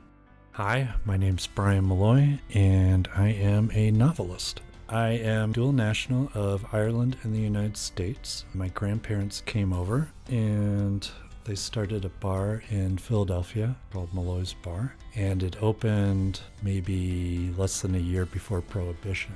So my grandmother changed businesses real fast and started supplying bootleg to the neighborhood, and that's how they supported themselves during Prohibition. And I've been in Minnesota now since 1978. I came here to go to University of Minnesota in the Twin Cities to their general college program. And I've been here more or less on and off since then, and been living in the same house in South Minneapolis for about 30 years now. Started writing in college, thought I would be the next great American novelist. But then I graduated and I had student debt, so I worked the day jobs for a long time and didn't start writing again seriously until I was in my 40s, I'd say. I had my first novel published by St. Martin's Press called The Year of Ice in 2002. I have 4 novels out right now, 2 with St. Martin's Press, a young adult novel with Scholastic, and then my new novel, After Francesco, just came out in June, and it's about the AIDS pandemic in the Twin Cities and in New York City during the year 1988. What inspired you to start writing? I lie a lot, so fiction came very naturally to me. So, in my family, there's a lot of storytellers, and particularly if the family business is a bar, there's a lot of stories being passed back and forth. Irish stories, and then immigrant stories, and then just stories of people in the neighborhood. The bars in the West Passyunk neighborhood of Philadelphia, and those are all row homes, and everyone knows your business. It's in the city, but it feels very much like a small town because people sit down on their stoops and they see who's coming and going every day, and, tend to talk about each other. And like my Uncle Jack said, he could never even go down to the corner store without getting interrogated by all the neighbors about where is he going and what's he going to buy, and he likes some O. Henry bars, and it's not a very private place, and everyone kind of knows everyone's business, and there's a lot of good stories that come out of it too. From that, just the oral storytelling, I started writing in grade school, and mostly adventure stories about me and my friends doing amazing things. And then when I got to college, I started on novella, and like a lot of first books, it's semi-autobiographical, and it's pretty awful. And it was rejected by every publisher out there, and so I just put it away, and I haven't looked at it since. But it was a good first exercise on how to write something that's novella length. And I wrote 2 more books after that before my debut novel was published. So my debut novel is actually novel number 4. But it's the first one to get published, and it's called The Year of Ice. And that also takes place in Minneapolis, but in 1978.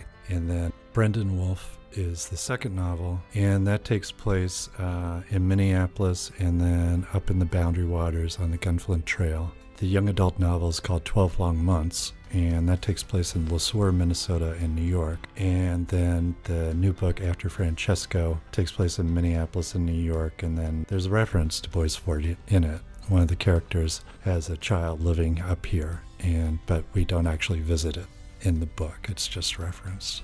A novella is like a novel. I think it comes from the Latin, which means the news. Novella literally means little news.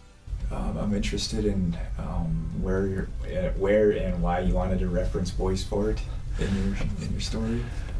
I've referenced it in After Francesco, and then I also referenced it in a short story called Boundary Waters. And one of the characters in Boundary Waters, which hasn't been published, I haven't submitted it yet, actually grew up on the reservation, and she works as a 9/11 call dispatcher in a fictional county that I created because I wanted to avoid some things, because the story Boundary Waters is based on an actual event that happened outside of Ely in the early 2000s, when some local guys got drunk and took out their motorboats and guns and started threatening people who were camping in the Boundary Waters. And it made the national news, and it kind of highlighted the tension between, the 612ers who go up there to vacation and then the local people who really want to who support mining. And I thought I'd write this story and try to do different points of view. Miigwech Bizendawiye. Thank you for listening to Asabikone Zaga Ikaning Bizendamoen, KBFT 89.9 FM. This event has been brought to you by Boys Fort Tribal Radio and the Minnesota Arts and Cultural Heritage Fund. For more info, visit www.kbft.org.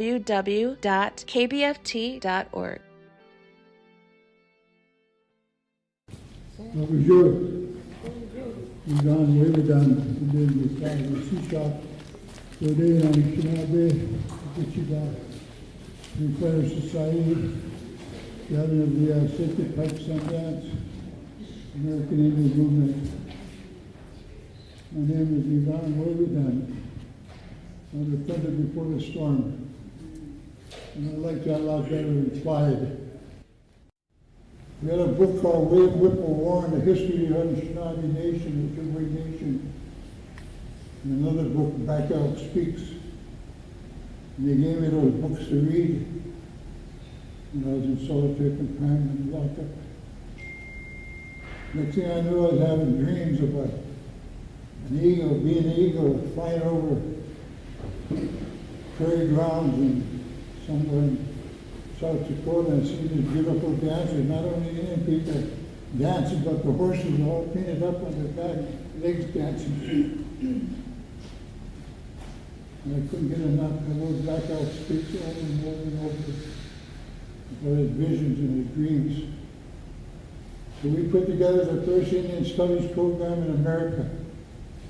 In every single institution, whether it be federal or state today, they have sweat lodges, they have powwows, they have traditional wild race festivals, the sweat lodges, all the things that we didn't have that would shape our lives forever if had.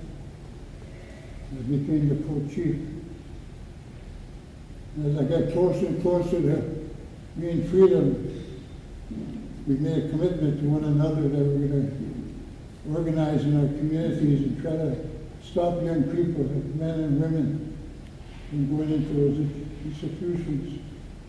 Simply by talking to them, teaching them about their culture and traditions, their way of life, make them feel good. Make them feel good about themselves.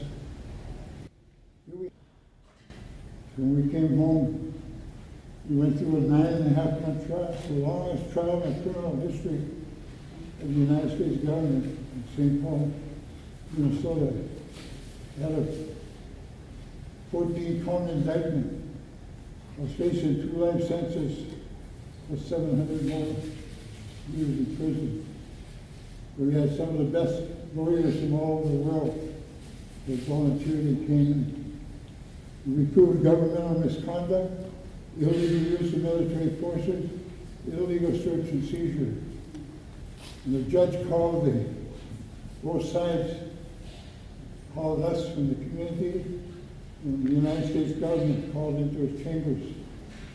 One of his jurors had a heart attack the day before, and he already dismissed the 2 alternates.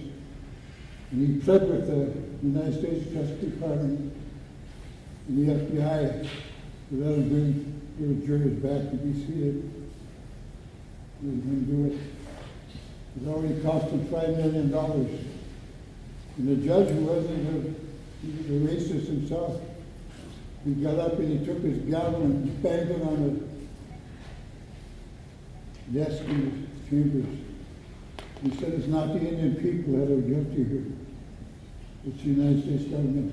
Who do you think you are that you're bringing all these military forces for the first time in history to question without presidential approval? You can tap people's lines and phones and come into my courtroom and lie everything about it. You can pay a rapist that you're using for a witness, never been to woman knee, coerced him into saying that he was there and who was in what bunkers. He said the rivers of justice have been muddied.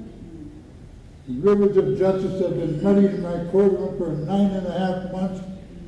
And he banged his gavel and threw out all the charges.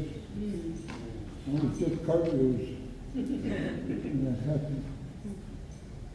And then the old people said they're never going to abide by their treaties. They're never going to abide by their treaties. He said we have to formulate our own treaty council. So we did that. We went to the William tribe in Standing Rock. We did that. 96 tribes. I'm not talking about tribal chairmen now, people like that.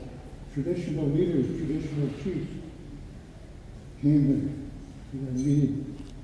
And they were so overwhelmed with the truth, very supportive of the American Indian movement, that they directed us to go to the United Nations.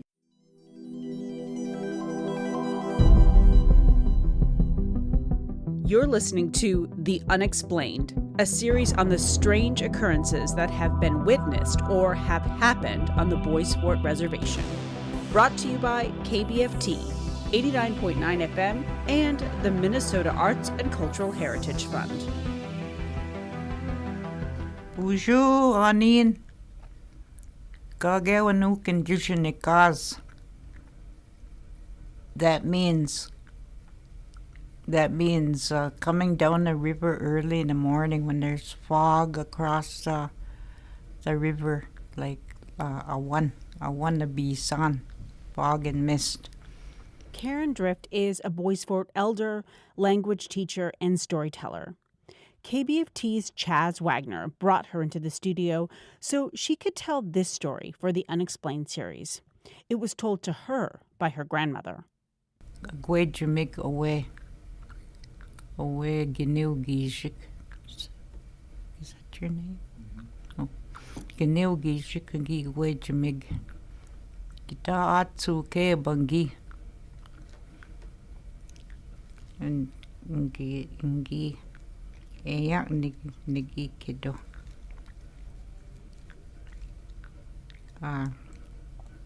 Ngi Gwejamig away.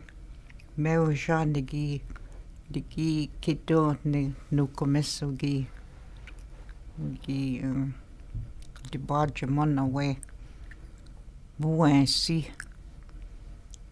Ngi Zegisi men away on Nini. Ngi me at to go Bibun Ogi Bija Oma he came in the winter. He was almost like a cannibal. He he was hungry all the time.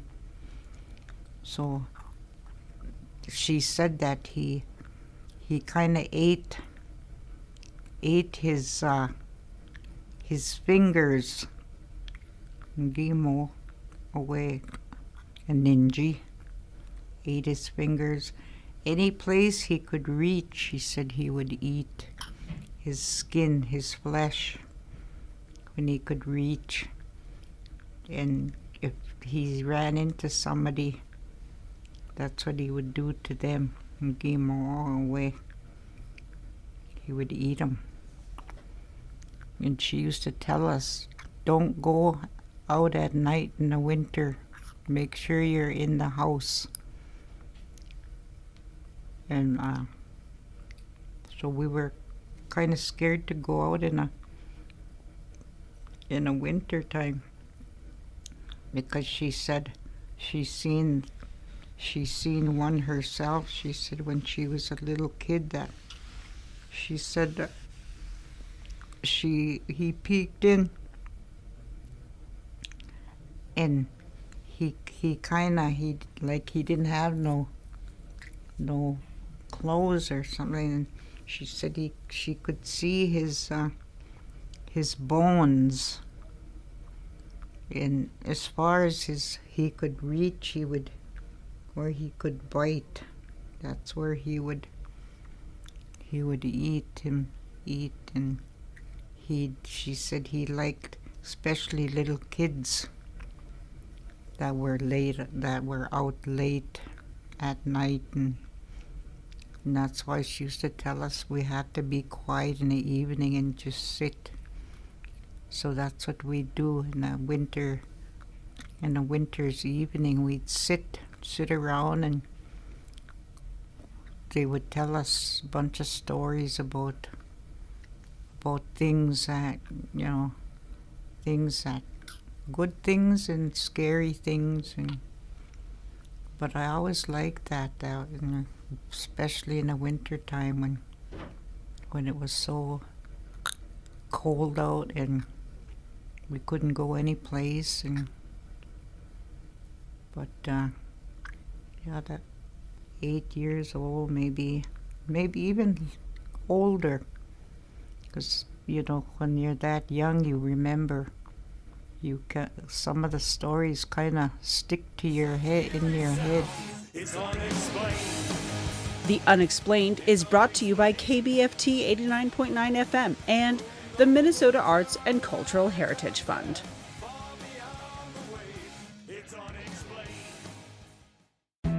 You are listening to KBFT, Minnesota Artist Profiles, a series featuring artists and musicians of Minnesota.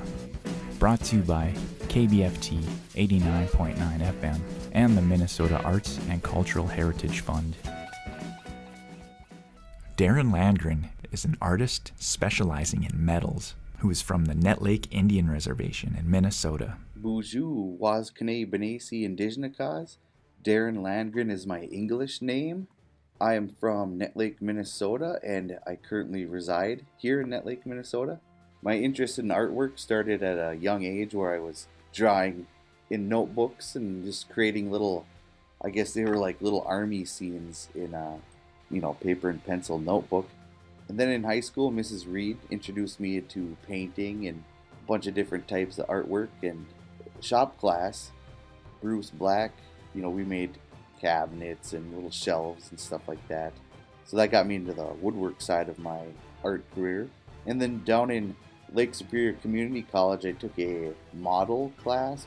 I thought it was our sculpture class, and I thought it was going to be like carving out of marble and stuff, but it was actually using almost any kind of medium and creating a sculpture from metal to clay or wood or anything around the house. Got me interested in building artistic sculptures.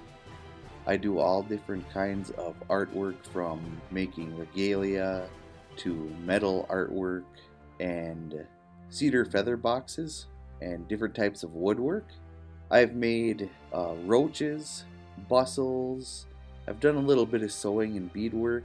What I really like to do is create metal artwork, metal sculptures.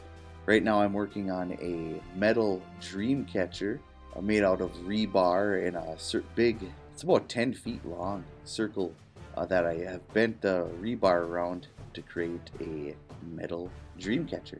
I'm also working on cedar feather boxes, or I guess you don't just have to stick feathers in there, you can put anything you want, but they're kind of a rustic looking cedar box. I'm also working on cedar feather boxes with a metal feather inlay, which I'm also going to develop into different maybe clans like Bear Clan, Fisher Clan, metal cutouts to go on the top of these cedar boxes. They're kind of rustic looking. I take a Dremel and I drag it across the cedar to kind of engrave in it so it looks old and weathered. Who are your influences? I'd say one of my main influencers is Dave Aho, my welding mentor. He's made many artistic sculptures, from aluminum twisted metal art sculptures to these giant shears he made for somebody out in, I believe, Hollywood. And he taught me how to weld, and I take my inspiration from there and I use my culture to develop these things for people. And my grandfather, he was a carpenter and he did a lot of woodwork, and I look kind of towards him to building these boxes out of wood. That's where I learned how to my woodcraft skills from. If you're looking to get into becoming an artist or a musician, I'd just say go for it and practice your hardest, experiment in different things, and you'll eventually find out what you're good in, and then just keep going from there. Just try it out. If you don't know what you're good at until you try it. And then once you find something you like, I'd stick to that. And if it's not fun for you, don't do it.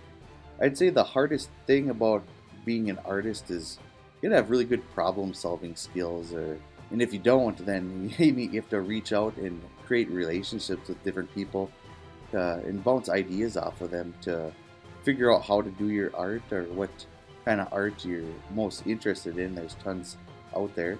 The greatest part of being an artist is seeing people and how they appreciate your art and how they think it's amazing, because honestly, when I get done with my piece of artwork, I can see all the flaws in it, and I almost don't even like it anymore when I get finished, but people think it's beautiful. So, and that's one of the hardest parts of me creating my own art. I get done with a project and I can see every flaw and detail in it, and I don't think it's good enough, but other people think that it's wonderful and eye-catching. Where can we find you and your art? If you're looking to purchase some of my dream catchers or feather boxes, they'll be out here probably end of May at benacicraft.com or benacicraft on Facebook. That's BINESI craft. So just check it out or add me on Facebook. You can also call me at 218-994-1788 and I can work out something with if you need a custom artwork done, metal or wood. I haven't really been in business. I've sold a couple things here and there, but I'm working on creating a product line of feather boxes and different metal dream catchers, large and small. So I'd like to try to sell on Facebook, and I'm creating a website right now. Is there anything else you would like to add? I enjoy listening to KBFT radio. It has lots of culture and Native American news that pertain to me and my community, and it's got a very different mix of music than the regular old hits that are playing on the radio all the time. Also like listening to the Benner Show, and Chaz's Deep End's got some good stuff on it. Thank you for listening to Minnesota Artist Profiles, brought to you by KBFT and the Minnesota Arts and Cultural Heritage Fund.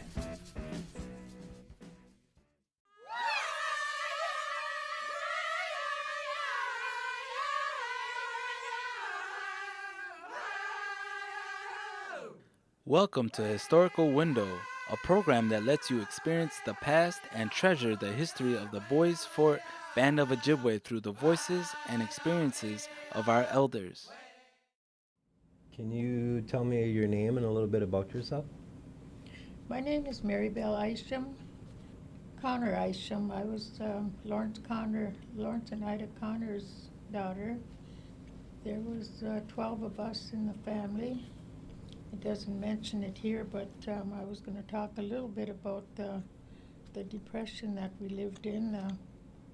It made it the life we lived at that time very hard. There wasn't any work. We worked for everything as a family. We worked for our food, whether it be cutting wood in the winter and selling it, sawing it and piling it and delivering it. That would be some part of our the food we ate, delivering it to people. And a lot of times you had to take what you could get and trade for these items, for wood or whatever, because other people didn't have money either. I can remember going to work in the woods, peeling pulp maybe in June and July, when the pulp was sap was running, so the pulp was easy. I mean, the bark was easier to take off the trees, but nevertheless, it was really hard work, and we fed the mosquitoes and the horse flies, and it sometimes seemed unbearable, but it's what we did for our living. The next thing would be the picking of blueberries. We'd have to go as a family to pick as much as we could, and it all went for groceries at the end of the day and a good lunch, which was a treat to us, even though we had to work for it. So I won't go on and on about that. And then next it was ricing time, and we all worked at that. These are kind of like the 4 seasons of living to survive, which is deeply embedded in my memory, because it was so hard, and yet it was a rewarding time, because as a family we could work and talk and laugh together, which a lot of times we don't do now. I'm kind of curious when you mentioned ricing. Are the harvesting, how we rice and process the rice today with the flat boats, parching boats, pans, has it changed much since when you were younger? We didn't have the pans at the time that we processed the wild rice that we brought in. It was all done in kettles and barrel and tubs. Whoever could manage a tub by themselves, and they would sit with a tub and do what they could, because everything was parched by hand. It wasn't taken to the plant like we can do now. So the work went from early morning till late at night. We had our work at home cut out for us, but we were able to go in the evenings for a short time to attend the teen dances or maybe a movie at the co-op hall. That was a movie for the whole community, and it was usually a Western or else, and we did have a serial that would go on every week. Every week we'd see another chapter, so we looked forward to each chapter and each week. But the rock and roll was something that we really enjoyed because we liked the music. It was fast, and a lot of people played the guitars at that time, and we just enjoyed music. What about first time you seen television? Well, I can't remember when the first time I saw it. I can remember when we first bought one. At the time, by then, I was married and I had a couple children, and power came into Net Lake, and my husband, Ed Isham, was working in the mines at that time, so we were able to afford, I think, the second television that was bought in Net Lake. So we lived in practically a one-room place where the beds were all on one end, and the stove and our clothes were in drawers. But every Wednesday and Friday, my husband would put up the benches, and the old men would start coming with their spit cans because of the Friday night fights. They'd come faithfully there because it was a treat to them to be able to come to our house to watch. What do you remember about the start of the Vietnam War? I just knew that it was a sad time because so many of the people our age and younger were leaving, and we heard of the terrible war it was. Other than that, I was never into politics where I studied about what was going on. I just take it as a lonely time of seeing our people going away and wondering if they'd ever come back. I do remember the moon landing. I just never really understood why they were wanting to do these things and what it was accomplishing.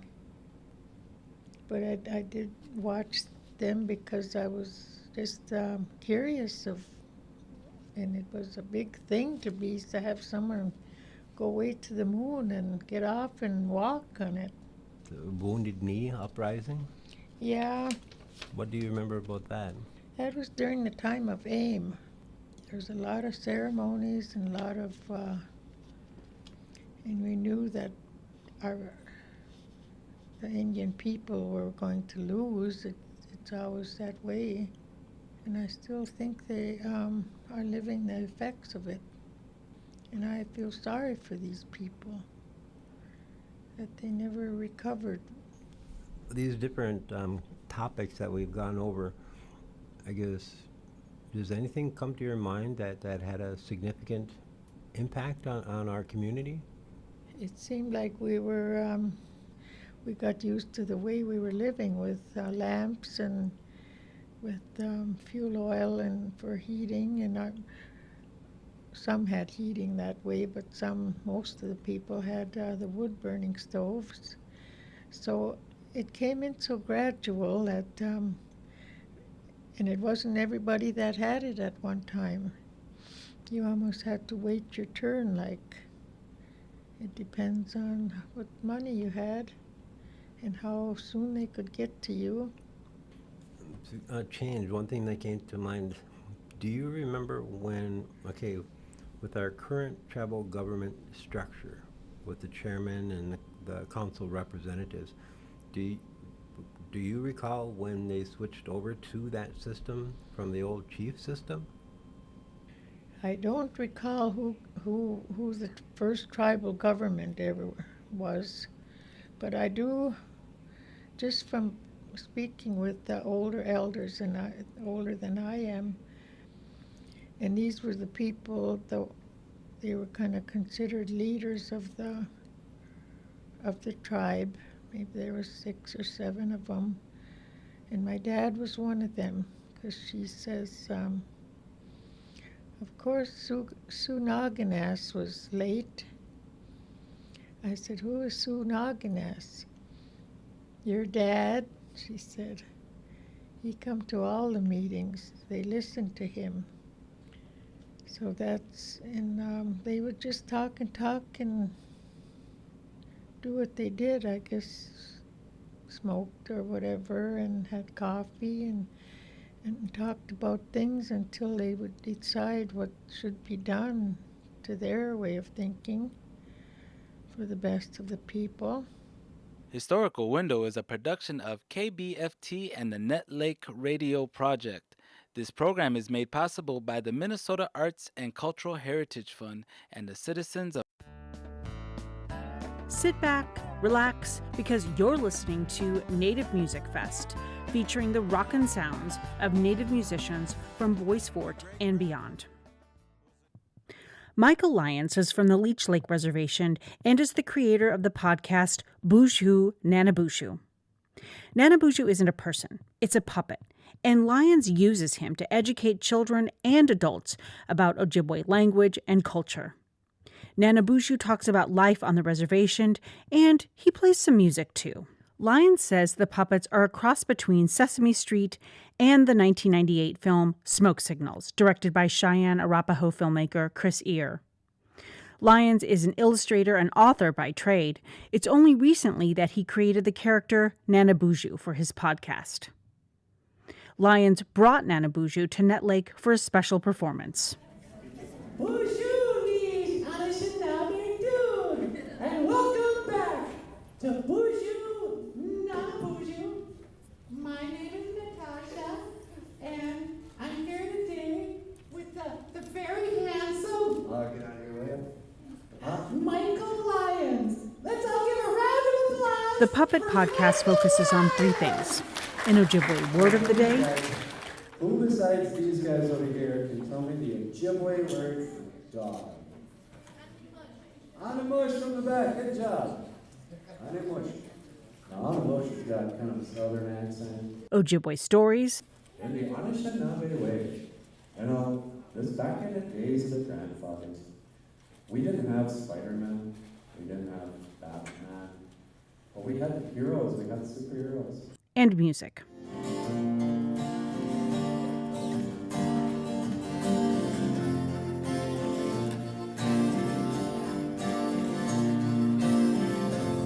Lyons used to work at the Leech Lake Tribal College.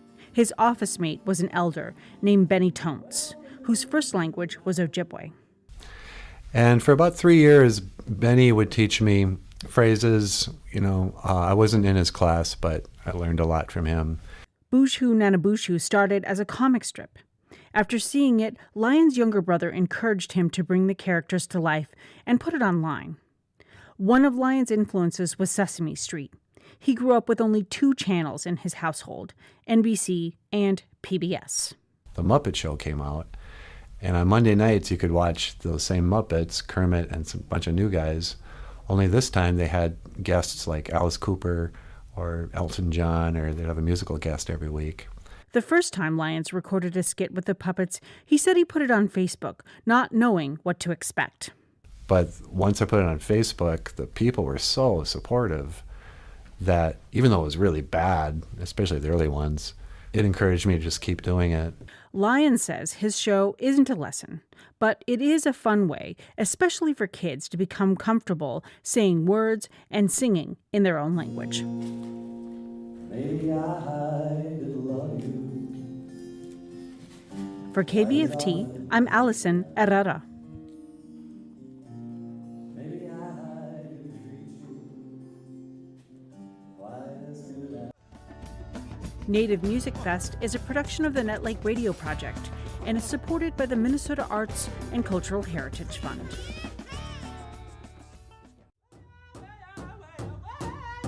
You're listening to Native Arts Fest, a series that celebrates the vibrant Native arts community in Minnesota. Minogijik nindishna kas makwa nindudem waswagening in Dunchaba Ojibwe Anishinaabe in Dow. My name is Wayne Valier, and my native name is Good Sky. My family is the Bear, and I'm from Lake of the Torch, or Lac du Flambeau, Wisconsin. Wayne Valeri is an artist and educator. He's been teaching at Lac du Flambeau Public Schools in Wisconsin since the year 2000.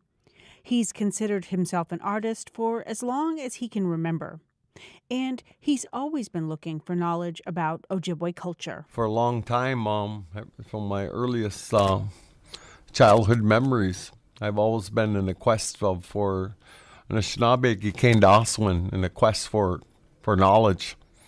Starting as a small child from my grandparents and my parents and the elders my parents hung out with when I was a small child. Always talking about native culture and native values. And he said he learned by watching his elders. He remembers being young and going to fish camps, rice camps, and hunting camps in the fall. Valeri is recognized for the cradle boards and canoes he makes by hand. In 2015 and 2016, he was honored with a Community Spirit Award from the First Peoples Fund. Was given some time back. I was given some tobacco and asked a proper way to come over here and share cradle board making. And I do the Ojibwe style cradle board with the complex bends on the headboard, and putting it together with no screws or glue or anything like that. Putting it together the old way with Wawaskeshi with rawhide, the old way. Valeri said it took him a long time to learn how to make a cradle board. He explained, you just can't use any kind of wood. You have to understand how to bend it and the tolerance each kind of wood has. He's used cradle boards for his children, all 8 of them. He was in a cradle board too, and he says his grandparents also used cradle boards. He enjoys teaching kids how to make them and young parents too. The reason I decided to accept the tobacco and I travel around Anishinaabe country and get asked here and there to share some of that. So, so that we don't forget, so we don't lose that Gikendaswin and that knowledge on how to make those traditional boards. In addition to teaching, Valeri also knows the history behind cradle boards. Well, one of the first receptacles were actually wigwas made out of birch bark. Our Ekwewag, Winnebuju, was actually put into a wigwas stickanoggin, a cradle board that was made out of birch bark, and that was used for a long time. And then nobody knows how old the wooden tickanoggin is, but I think it would be safe to say it probably came to us, somewhere around the 1700s when we started to trade various cloths with the Europeans, and then we traded velvet and beads and started to do beadwork and quill work and making those beautiful wraps. So I think it probably originated around that time. Valeri says if you want to make a cradle board, Just look to some of the historical photos taken about how different tribes all over the Great Lakes area made them. Some of the old archaic photos of cradle boards are out there in different historical societies. Look at those photos. Look at those sizes. Cradle boards weren't just a way for parents to carry their babies. It was also a way for children to learn. It's better than a crib or a playpen. Not in Dickenoggin, when Mom would put baby in Dickenoggin, that wherever she went, baby went with her. And when she was working, she would lean baby up against a tree or against something, and baby would be watching everybody doing the work, listening to the stories, listening to the laughter. So our children, they learn quickly that way in Dickenoggin. For KBFT, I'm Allison Herrera. Native Arts Fest is brought to you by the Nut Lake Radio Project and the Minnesota Arts and Cultural Heritage Fund.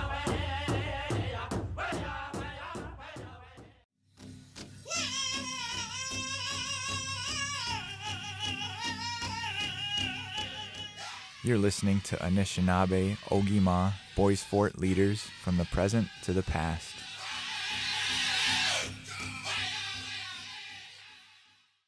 My name is Kevin Lisi. I was born in Minneapolis and moved to Bemidji after, in the 90s and late 90s, I moved to Lake Vermilion. I believe in our culture, and I believe that everyone has a time to do what they're supposed to do in the time that they're supposed to do it. I think that during my time, there was a need for an infrastructure. Today, I can look back and see that we have a very large government center that is going to stand there, not 10 years, not 20 years, but stand there for 100 years. I've been in gaming since before gaming was legalized here in the state of Minnesota. There was an opportunity here at Boys Fort at Fortune Bay Resort Casino for a blackjack manager. I applied for that, was lucky enough to receive that position. So I moved here in 1996. And as we moved on, I went into and applied for the position of public relations. That really opened my eyes into dealing with the other aspects outside of the gaming world. Really opened my eyes to the threats and really how fragile of an infrastructure that Indian gaming has within the state of Minnesota and federally. And there's always that threat of expansion by the state, expansion of gaming, and threats of competition. That kind of inspired me. Maybe I can help out. Maybe I can do some things, expand my horizons at the same time, work for the people of Boys Fort in a different capacity.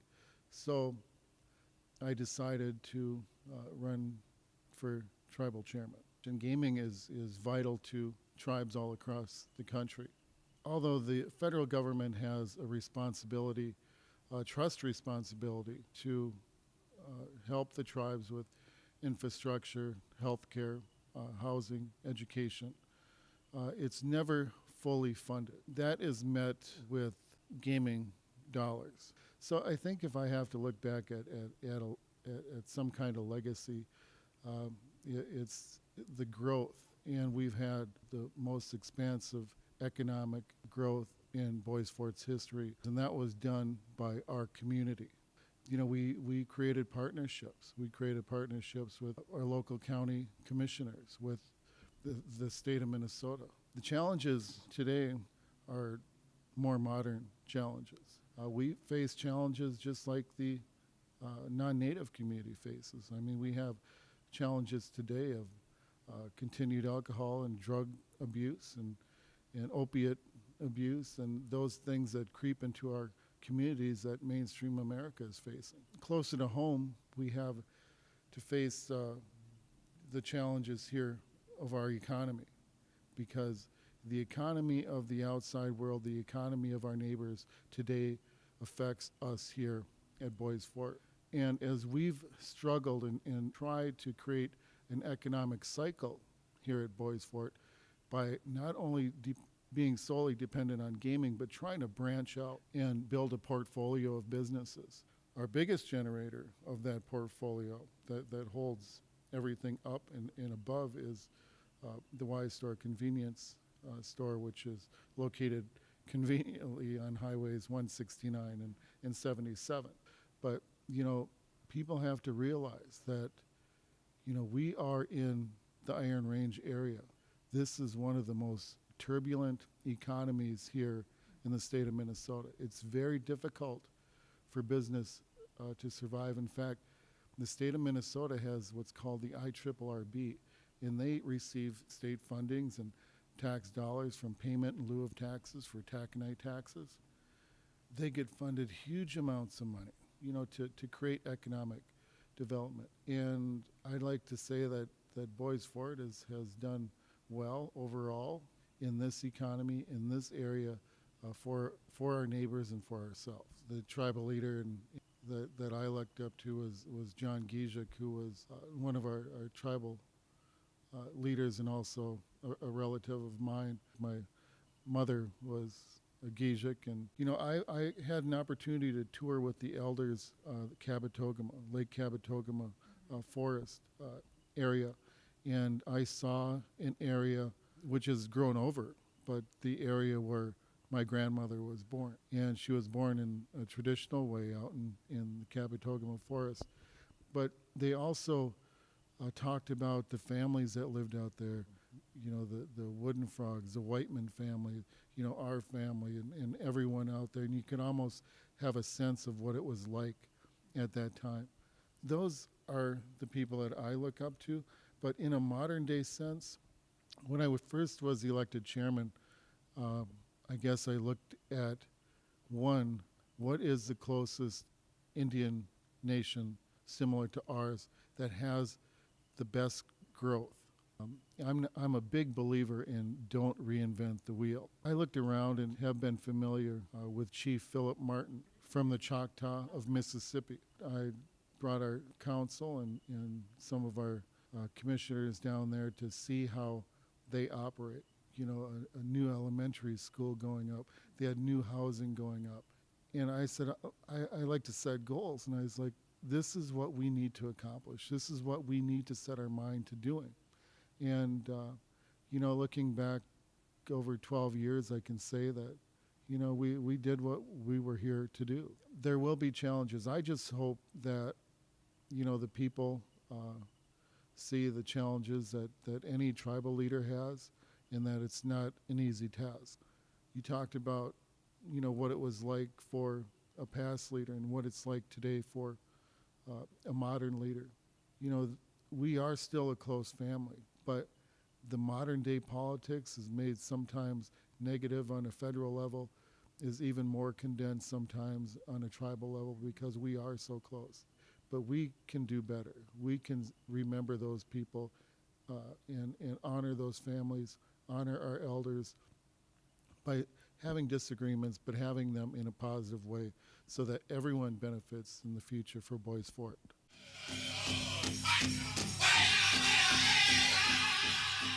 Anishinaabe Ogima was brought to you by the Net Lake Radio Project and by the Minnesota Arts and Cultural Heritage Fund.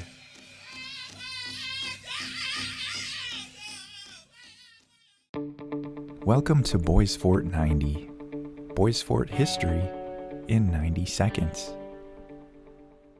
The Lake Vermilion boarding school on the Bois Forte Reservation started in the late 1890s. The school started as a missionary school for the church, but soon became a tool to erase Native culture and identity. Many Native American children were taken from their families to be assimilated into European culture and never heard from again. Parents who resisted sending their children off were severely punished. Schools were, quote, a way to conquer the Indians. The boarding school era in America started in the late 1870s with the first school opened in Carlisle, Pennsylvania. Approximately 100 schools were opened on and off Indian reservations across America and were funded by the government. Lake Vermilion was the primary boarding school in the Northland. In 1934, the boarding school era ended with the Indian Organization Act, which began the process of shutting down the schools. Lake Vermilion was one of the last boarding schools shut down and lingered on into the 1950s.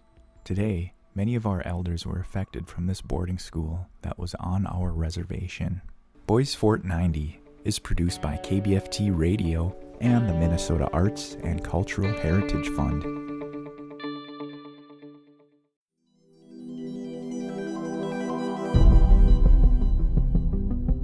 You're listening to The Unexplained, a series on the strange occurrences that have been witnessed or have happened on the Boys Fort Reservation.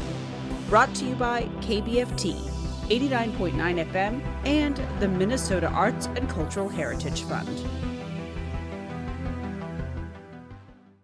Boys Fort citizen Fred McDougall remembers his grandmother telling him stories about spirits and things that are unexplained at Nett Lake. He went into the KBFT studio to tell Chaz Wagner all about it. Yeah, was always seeing something, apparitions or something. My grandma Gonier, your great grandma. What about Effie Day? Yeah, did you know Effie? I knew Effie, but she was so much older. She was my grandma's age, you know. I can remember where she lived. In fact, we stayed down there a couple times. As far as like getting her visually, I can't, but I do remember Effie. I was just a young kid when, and So Grandma Donner used to see a lot of stuff? all the time. She was pretty spiritual woman. You know, everything was a sign. Everything had something to do with something. She's scared of the bejesus out of me all the time. So. McDougall also recalled something he saw when he was in the Navy. It wasn't a whale or any other large sea mammal, but something else. I'm not the only one that's seen this. I was in the Navy. I was on an aircraft carrier. We're out in the middle of the Atlantic Ocean. And we're on the fantail. And we're shooting these different kind of guns. Browning automatic rifles and Thompson machine guns, 45s, M1s, carbines and stuff. And we're in ranks shooting at this target back there. And it's probably, God, it was a long way back. Maybe 3 or 4 football fields back. That's how far back it was. Maybe 3. And we're shooting at it. It's nothing but a damn target. You're just shooting at it. Right back by that target, this thing, it's all I can say, this thing comes up out of the water. Now that target had to be 10 feet high, maybe even more. It came up out of the water, and it was in coils, and it coiled and coiled around, and it was serpentine, all right? And based on how big this thing was, I would say it was about the size of a uke tire, you know, if around, and it was coiling. Now, we are out,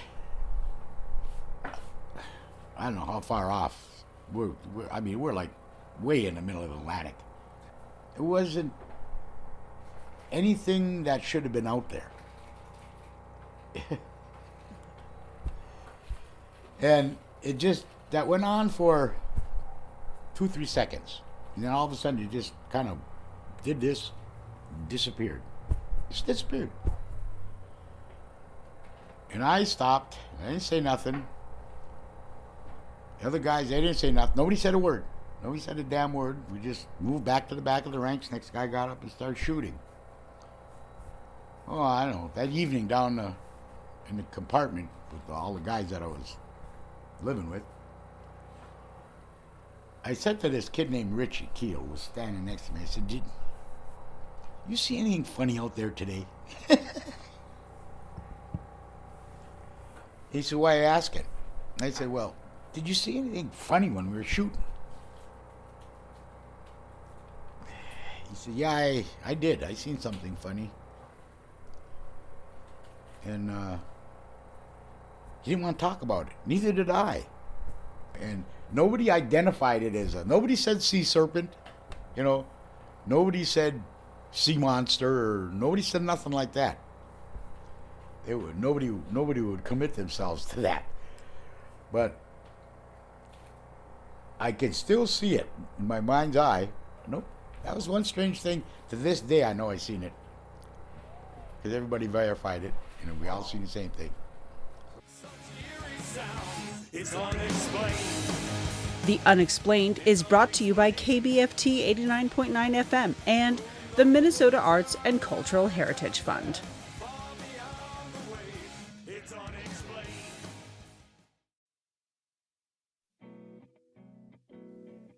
You're listening to Native Art Festival, a series produced by KBFT Radio and the Minnesota Arts and Cultural Heritage Fund. My name is Nate. I'm painting, and that's what we call Paint with Nate, right? Nate Lueckers tells KBFT how he got started as an artist. What got me into painting? Man, I think actually Mickey Mouse did, Disney World. Watching the Disney cartoons, and I started drawing a lot, and then painting. I just got that love for color. So. Nate tells us how all of his Paint with Nate classes are a little bit different. A lot of classes I do are usually more adults, for one. I do a lot of kids classes, and they're usually outside. I guess that'd be like one of the bigger things, that they're outside. It was rainy today, so we couldn't do that. They're all different. I'm trying to think of all the classes are all different. There's differences in everyone. While Nate Lueckers taught basic painting skills at Paint with Nate, he also talked about other things that are important to him and his art. Technically, it's more about blending. It's about a lot of blending. But what I like to talk about a little bit more is about trees. I like to talk about trees and how lucky we are that we have so many trees around here. A lot of people take them for granted that we don't. You forget that people come here to see how beautiful this area is, and we live in it. How awesome is that? Nate's joyful style of teaching catered to everybody in attendance, adults and children alike. What this brush is called? A big brush. It's a big brush, yes, it is. Ding, ding, ding, ding. Big brush. What else? Big brush. Big brush. Big brush. Big brush. Flat brush. Flat. For being artists, they don't have very creative names for things, do they? They call it a flat brush. Do the black. That's all they call it, flat brush. So you got a flat brush, a big brush. You don't need to scoop up all of our paint like it's porridge or it's, like your Rice Krispies in the morning. You don't need to scoop. What else can I tell you? What did they paint at Paint with Nate? Well, this attendee, named Rose, describes how the painting looks. A sunset with a pretty pink, purple, blue background, and pine trees leaning in, like you're looking at a sunset. Nate Lueckers not only taught basic painting skills at Paint with Nate, but he also taught the importance of having a good time while you paint. Technically, they learn about blending. Like I said, they learn about blending. They learn what colors don't mix well with others, like the warms and the cools. A lot of times, they don't want to mix. You don't want to put the pinks in there with the blues, because then you'll get browns. We don't want brown in our sky. You learn how to handle a brush properly, how to not have it get out of control, have the brush strokes nice and thin, how to get thinner lines out of them. What else? Yeah, how to have fun. How to not get paint on your neighbor. Don't drink the paint water kind of deal. Rose tells us her favorite lesson in Paint with Nate. Don't drink the paint water. I find that hilarious. If you do, you'll grow a beard. Or a colorful mohawk. Nate also teaches outside his Paint with Nate classes. He brings his love for art into everyday conversations. He reminds the people around him that art isn't limited to just painting. No matter what you do, love what you do. Make anything that you do an art form, whether it be you're talking. I was talking to a guy out there. He says he's a butcher. I was like, that's an art form right there. Whatever you do is an art form. Just take pride in it. Nate Leckers leaves us some final advice from Paint with Nate. I think I've said this before, but it's very important, is don't be so hard on yourself. You know, I mean, you are going to make mistakes or happy accidents, but don't be so hard on yourself. Just to have fun, enjoy the moment, enjoy it, just do it. Don't think about what it's going to turn out like as much as the process of doing it, and that you are able to be on this earth and be able to paint. Thank you for listening to Native Art Festival, brought to you by KBFT 89.9 FM and the Minnesota Arts and Cultural Heritage Fund.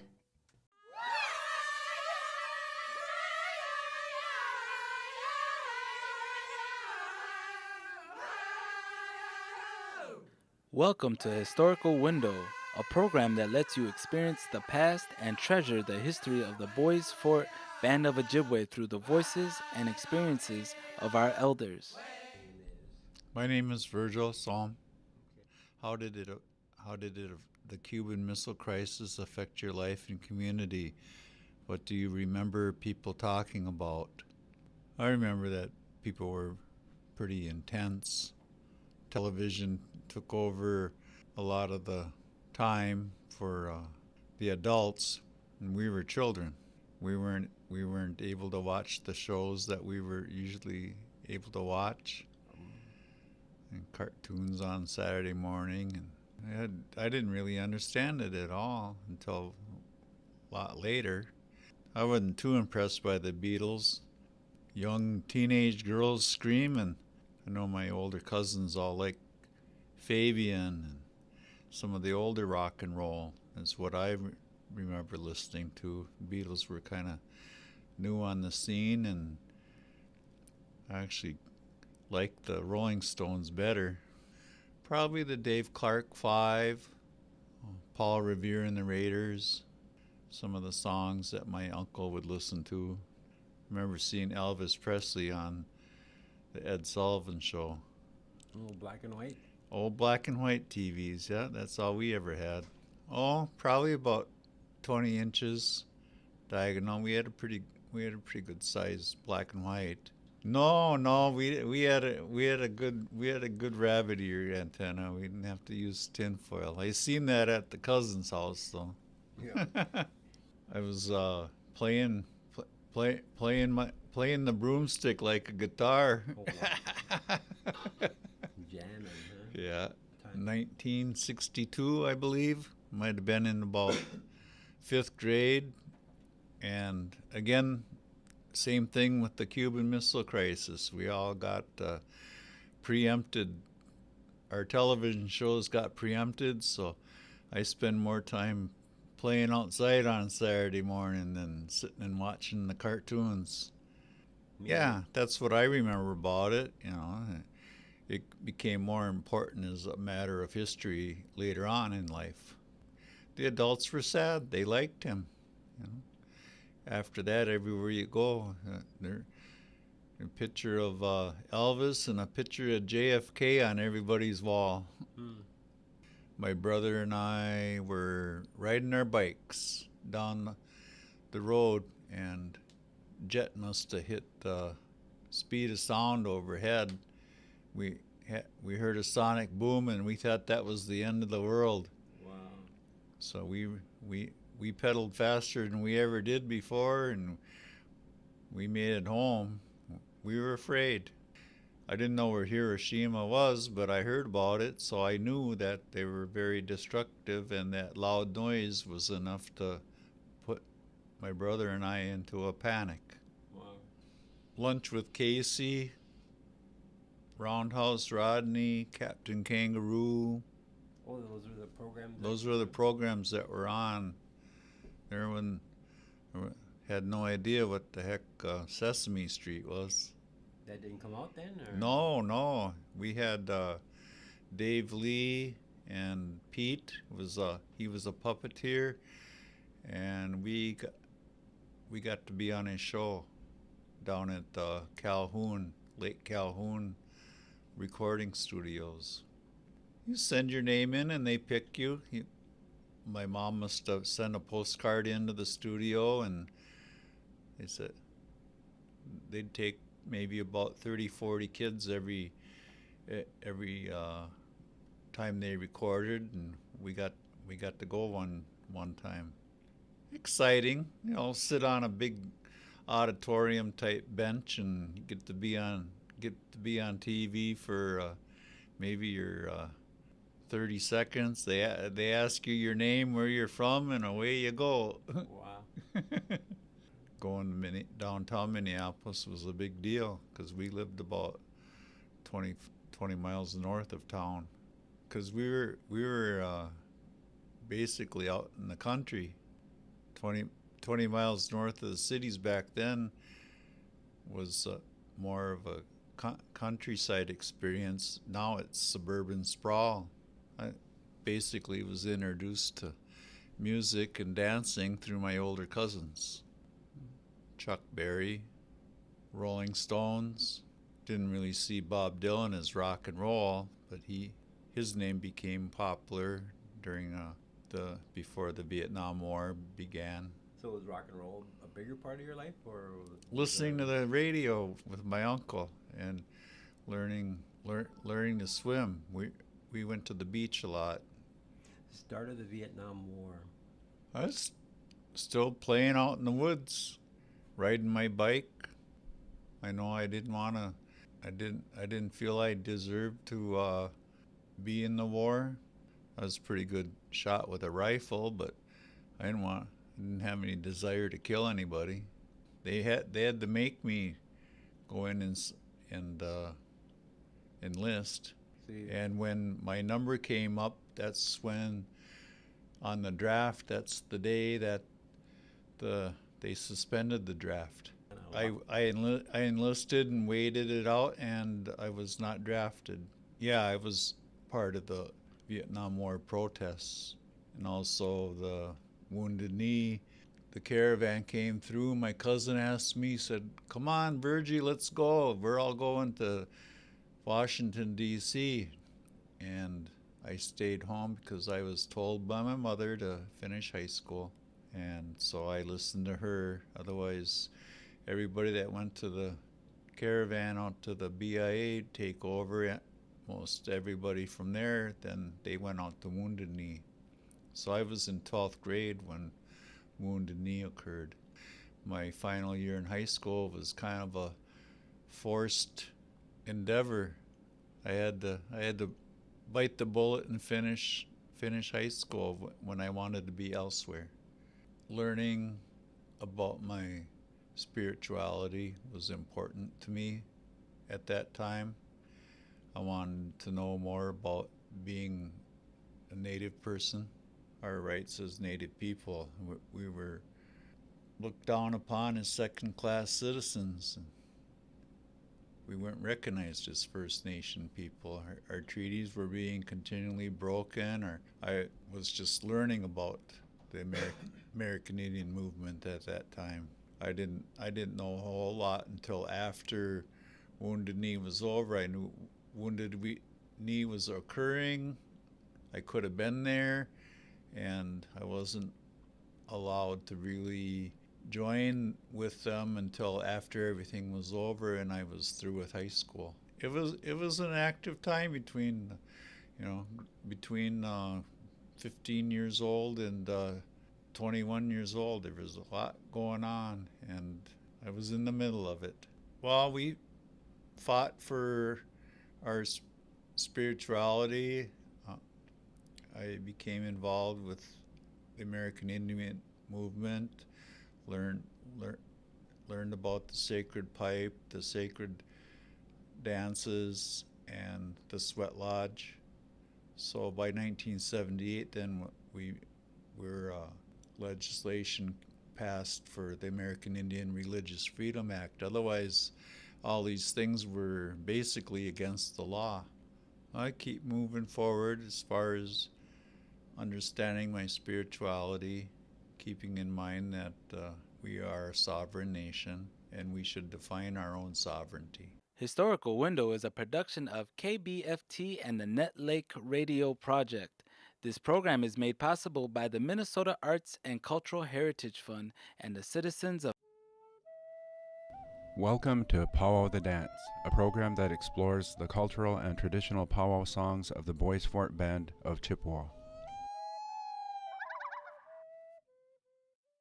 I'm Linda Tibbetts-Bardo, and everybody knows me by Toodles. My Anishinaabe name is Niju Gabuikwe. My regalia is a jingle dress. This dress was given to me by one of my older sisters, but it was also given to me in a dream. There's a pretty good story behind this dress. A young lady had passed on, and her mom was told to make this dress, have a person wear it and dance in it. Every time she asked anybody to help her do it, they wouldn't help her. My older sister Elaine told her she'd help her make it, and both my sister Elaine and Fern Isham put the dress together. They're the ones who made it, and gave it to the mother, and she was to find somebody to wear it so that they would dance in it for 4 years to help her healing with the loss of her daughter. My sister Elaine stepped up and said that she would wear the dress. In the dream, I was given a blue and white dress, and I just happened to be sitting down talking with my sister about it, and she said, "Here." She said, "I can't dance for this anymore." She said, "Here's a blue and white dress that you were given in your dream." And she said, "You can have this dress, but also remember that you're dancing for this young lady and for her mother's healing when you dance." And knowing the story about the jingle dress and understanding the significance of the jingle dress out in the circle, that those of us who wear a jingle dress bring that healing into the circle. And so every time I go into the circle, that's what I do. I bring in the healing. I offer prayers for people that I know who need healing, even sometimes for my own family. And that's the significance of the regalia that I dance in and that I wear. But I was young when I started dancing here, where the senior assisted living building is right there, is where we used to have our powwows. Okay. And it was the old Ball Diamond. And that's where I started my dancing. Okay. And I danced a jingle dress then when I was young. I remember, them going in and having the powwows in there, and the older people, some of them I remember names of, some of them I don't. For myself, the way I remember it, I can remember being out and all of a sudden just hearing the ladies' dresses, the jingle dresses, and I knew that there was going to be a powwow. Mom and them would, take us up there for a short time. And the only thing that I would say that has changed is that they've gone to, we've brought in the fancy shawl dancing. I don't remember that as a young girl. There was the grass dancing. I don't remember the double bustle fancy grass dance. I remember the men's traditional. I never ever remember a competition powwow. And that was all new to me as well when I moved back. It was more a social gathering that I remember. We weren't allowed to practice, the ceremonial powwows out in the open or anything like that. We did not get the right to practice our traditional ways until 1978. Now we can do it. We can practice it, and that's great because it's bringing back a lot of strong identity for a lot of our people. Powwow the Dance is a production of the Net Lake Radio Project, made possible by the Minnesota Arts and Cultural Heritage Fund and the citizens of Minnesota.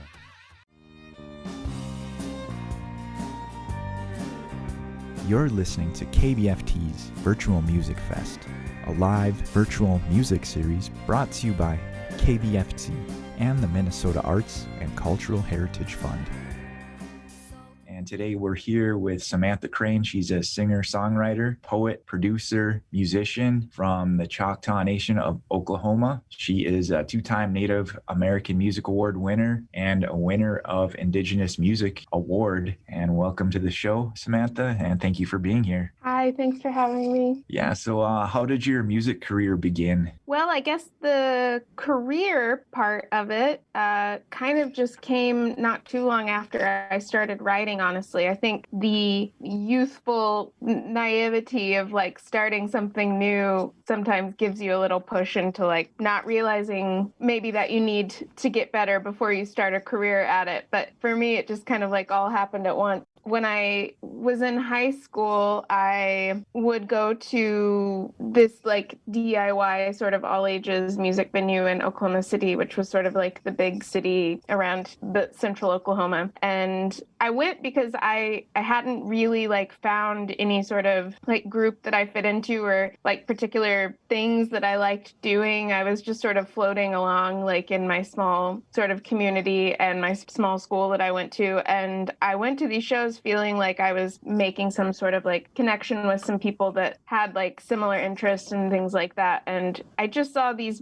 bands that were like not too much older than me that were pulling up, you know, in the back of a venue in like a van, like broken down van, and just like pouring out and playing for 30 people and then getting back in and going to another city and doing that. And I think that was the first time I really had ever like understood that that was a thing that people did, that people traveled around and played music. One of those shows that I went to, there was a record store next door, and I would kind of go in and browse CDs before the show started. And a lot of times I would like pick CDs just based on like cover art if I thought it looked good, because I was just like very entry level, like didn't know much about music or anything. And I just like picked up a CD once and listened to it on the way home.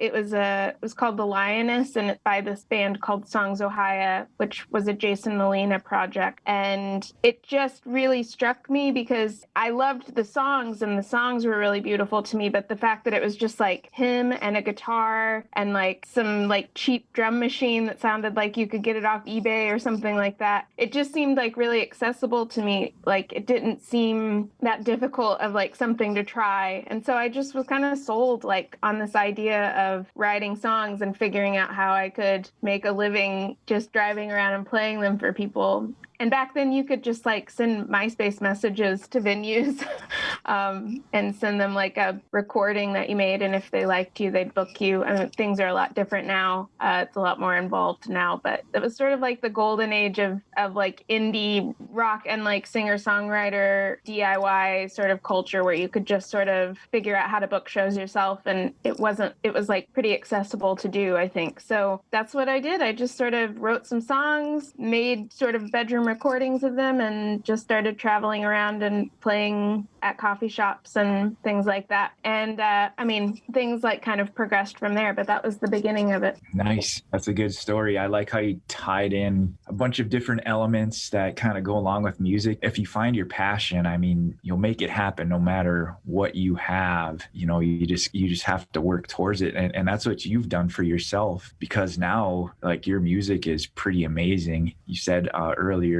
you're listening to like a lot of lo-fi. How did that transition start for you? Do you do a lot of the producing yourself, and how did you progress as a musician, as a producer? I think it's just been like a really natural and slow process of just meeting people along the way and learning from people as I've gone along. I've always been kind of like an autodidact. I don't do well like in traditional educational settings. I do better if I can just like teach myself, like watch a YouTube video or read a book and then kind of figure it out. And I feel like that's kind of always how I've worked. I kind of get like I get the gist of it, and then I'm just like, okay, I'll see what I can do with those tools. And so thinking about what my recording sounded like when I first started, when I was like 18, as opposed to now, there is quite like a stark difference in the production quality, but I think it's been kind of like a slow rise. And also me like exploring a lot in there as well, which I think is like, really important for like a long-term career artist, somebody that wants to like make things for the rest of their life. Be sure to watch the full interview and performance on KBFT's Facebook page and YouTube channel by simply searching for KBFT. Thank you for listening to KBFT's Virtual Music Fest, brought to you by KBFT and the Minnesota Arts and Cultural Heritage Fund.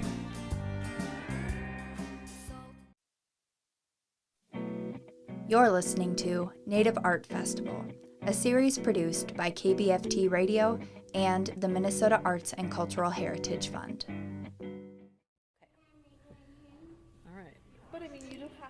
Leah Yellowbird is a painter who's originally from International Falls.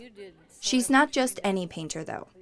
Leah Yellowbird's paintings look like beadwork. She shared her unique style of painting during a class as part of KBFT's Artist Series. I brought something really simple. I brought a page from an Ojibwe coloring book. The reason why I did that is because I wanted to show how something as simple as this children's coloring book can turn into something that's not so simple. You know, you've got an outline and the rest is creativity of whoever's choosing to do it. And if we have 20 different people here, every painting's going to be different. How did Leah Yellowbird get the idea for her beadwork painting? She tells KBFT the story of how it all started. I always did something. I always did something with my hands. I always beaded. But when I started painting, it was, my dad had passed. And so I took my mom to Arizona for the winter. It was her first winter alone. And so we got this little trailer at this retirement park. And we got there and I brought my kayak and stuff because I love to kayak. And these retirees party like gangsters. And I could not keep up, nor did I want to. And my mom was having a blast and having so much fun. And so I was kayaking during the day. In the evening, my bead time. I didn't bring any beads. So I went to a hobby shop and I bought one of those 24 paint kits, 24 colors, tiny little tubes. And I bought a couple paintbrushes and I bought a roll of canvas. Didn't have a clue what I was doing.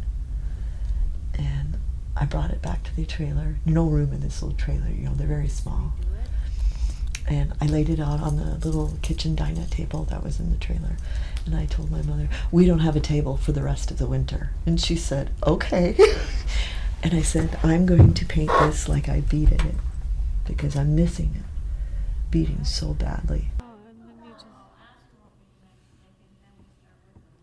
Because it takes so much time to complete a painting using Leah Yellowbird's style, she coached attendees carefully, explaining small details and techniques, like paint consistency. I can see how if it's thicker, it'll kind of pop.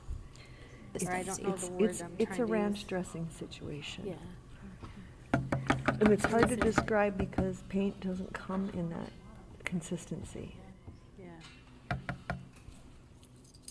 Class attendees had their work cut out for them. Even a simple design can take a very long time. Leah coached people by sharing that she makes mistakes on each painting and how to fix it. And I told Myra, there's not one painting that I've ever done that I haven't done that. I've always gone back and reblacked things. Okay. Because you make mistakes. Leah Yellowbird took a big risk to follow the path of an artist, and it certainly paid off for her and the community that shared in her lesson. What do I have to lose? Well, I think you're putting a dot. I've got nothing to lose. I only have to gain.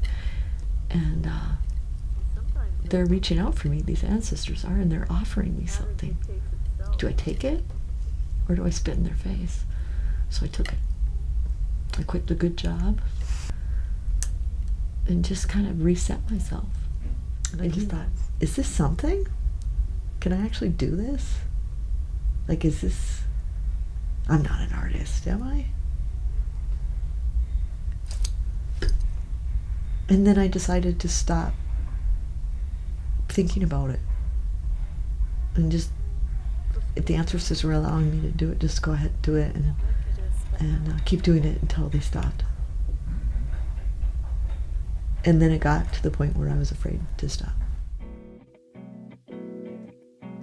Thank you for listening to Native Art Festival, brought to you by KBFT 89.9 FM and the Minnesota Arts and Cultural Heritage Fund.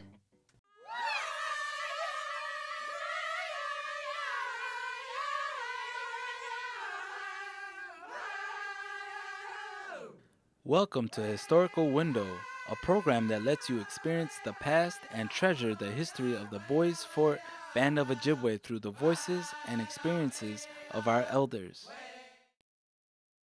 My name is Frances Isham, aka Cisco.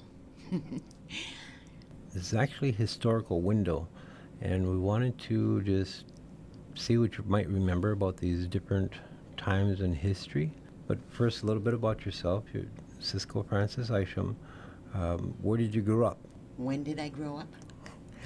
I still didn't. Where? Right here in Nut Lake. Everyone around here is my friend. This has always been home to me. You never lived down in cities? I lived in Bemidji for a while. I lived in the cities for one summer. What do you remember about the Cuban Missile Crisis? I remember being afraid of the name Castro. Why? Because he was a leader there at that time. And I was always just, I always thought that was a bad person. A warhead was right there in Duluth because it's a seaway to, to all the different areas. What do you remember about the Beatles? I still live and die by the Beatles. Yeah? Were you one of the screamers? Not a screamer, but I still love all their music. Where I remember them first coming on Ed Sullivan Show. Black and white? And their little cute haircuts. So, you see, when they came over on Ed Sullivan Show, did you ever get to see him in live? Mm-mm. No? I suppose way out in the bush up here. Yeah. Where's the closest that they came? Do you know? The closest that they came in Minnesota, I have no idea. So what about the JFK assassination? Oh, that was a sad time. It was really heartbreaking, because he was such a good president and so well liked. Who'd want to kill him? What was it like around, I guess, the community then? Some of the homes or a lot of the homes were getting indoor plumbing. Otherwise, you had to run after it. Remember, there used to be a pump right up by your house. Yeah. And everyone would go in. That was the watering hole. Everyone would go there. And in wintertime, you'd have to sometimes take a tea kettle of hot water and thaw the pump out because it would be froze. And then on wash days, Bruce and Hawk used to have to go up there with tubs on a sled and bring it down the house. One time the tub tipped over because they were coming down a hill too fast. Needless to say, put a lot of ice in the driveway. Oh. Yeah. But on wash days, Mom would always have a big pot of bean soup. We'd have a lot of crackers, and she'd say, whenever you get hungry, just have a bowl of soup, and I'm busy, because she was washing. Well, I know we used to put away fish in the summertime for the winter, and they'd bring home a tub full of bullheads. And so then my dad and Bruce and Hawk would skin them, with pliers like that, just cut off their heads and pull the skin off. And we'd put like 10 to a bag and put them in a freezer. Okay, what about the atomic bombs? What do you remember about those? Oh, it was a scary time. Yeah, that's what JFK was trying to prevent, is all that stuff. Said it would be easier to talk out a disagreement than to make so many people miserable. That was a scary time, People were making fallout shelters and hoarding food, and it was funny, I thought. When you're going to go, you're going to go. First time television. First one to have a television here in Nut Lake was Ira White. Yeah, they were the first ones to have a TV. Then I think it was my grandpa Isham. So they had the first one up there, black and white, and then your grandpa, did you say? Mm-hmm. Okay, he had the next one. So it was kind of slow coming around, or do you Yeah. think? Uh-huh. Do you remember any of the shows? Mickey Mouse. How about rock and roll artists or bands? The Everly Brothers and Buddy Holly and Roy Orbison. Oh yeah. I didn't hear Elvis in there. I'm not too hip on him. Well, that's different. Okay, cool.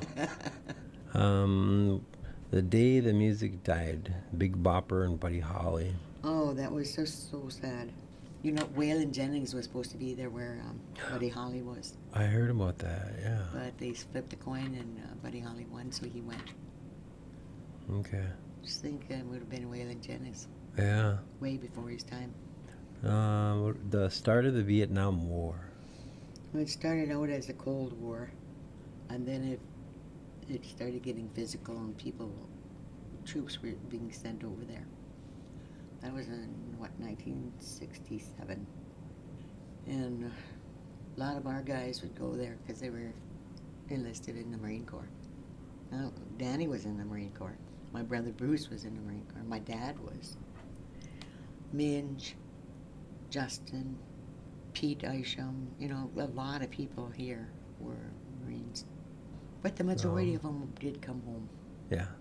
What do you remember about the moon landing? That was cool to really see them, you know, John Glenn walking around up there on the moon. And you could just see that took every effort for him to move. Oh, by that time we all had TVs at our houses then.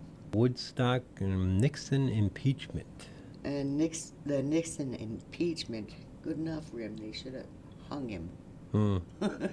I'm not sure what they have in 1969. That was the year my son was born. What about the Wounded Knee uprising? Oh, yeah, Carl, that's something, huh? I try not to get involved in all these political rallies and stuff like that, but that really was turning of the times, you know, for a lot of natives. I think. Made a lot of people become more aware and militant. Like with AIM people being involved, you know, that's going about it the wrong way, you know, militantly. Is there anything, I guess, that might stick out in your mind as far as just historical and from the community, what had a big impact? Well, the assassination of JFK impacted the whole village, I'm sure. And that's what stands out the most in my thoughts.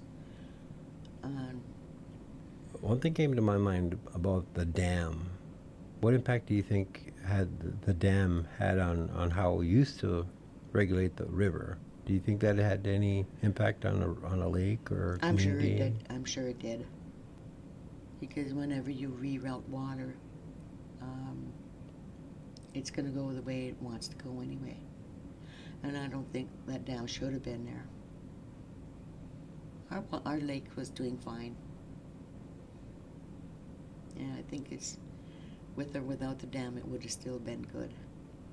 Just waste a lot of money. Okay. Okay. When they, what about the bullheads? Bullheads kind of had an explosion for a while there. I think they are the reason that our rice crop is so good. Now we have a lot of northerns. Huge ones. Now my son and his boys all went fishing. They fished till about 5 o'clock in the morning, till it got daylight. And they had a lot of big fish. They just let them go. Well, Mother Nature always takes care of, you know, its own needs. I think everything is okay. And it'll always be that way. The ecosystem will just take care of itself. Historical Window is a production of KBFT and the Net Lake Radio Project. This program is made possible by the Minnesota Arts and Cultural Heritage Fund and the citizens of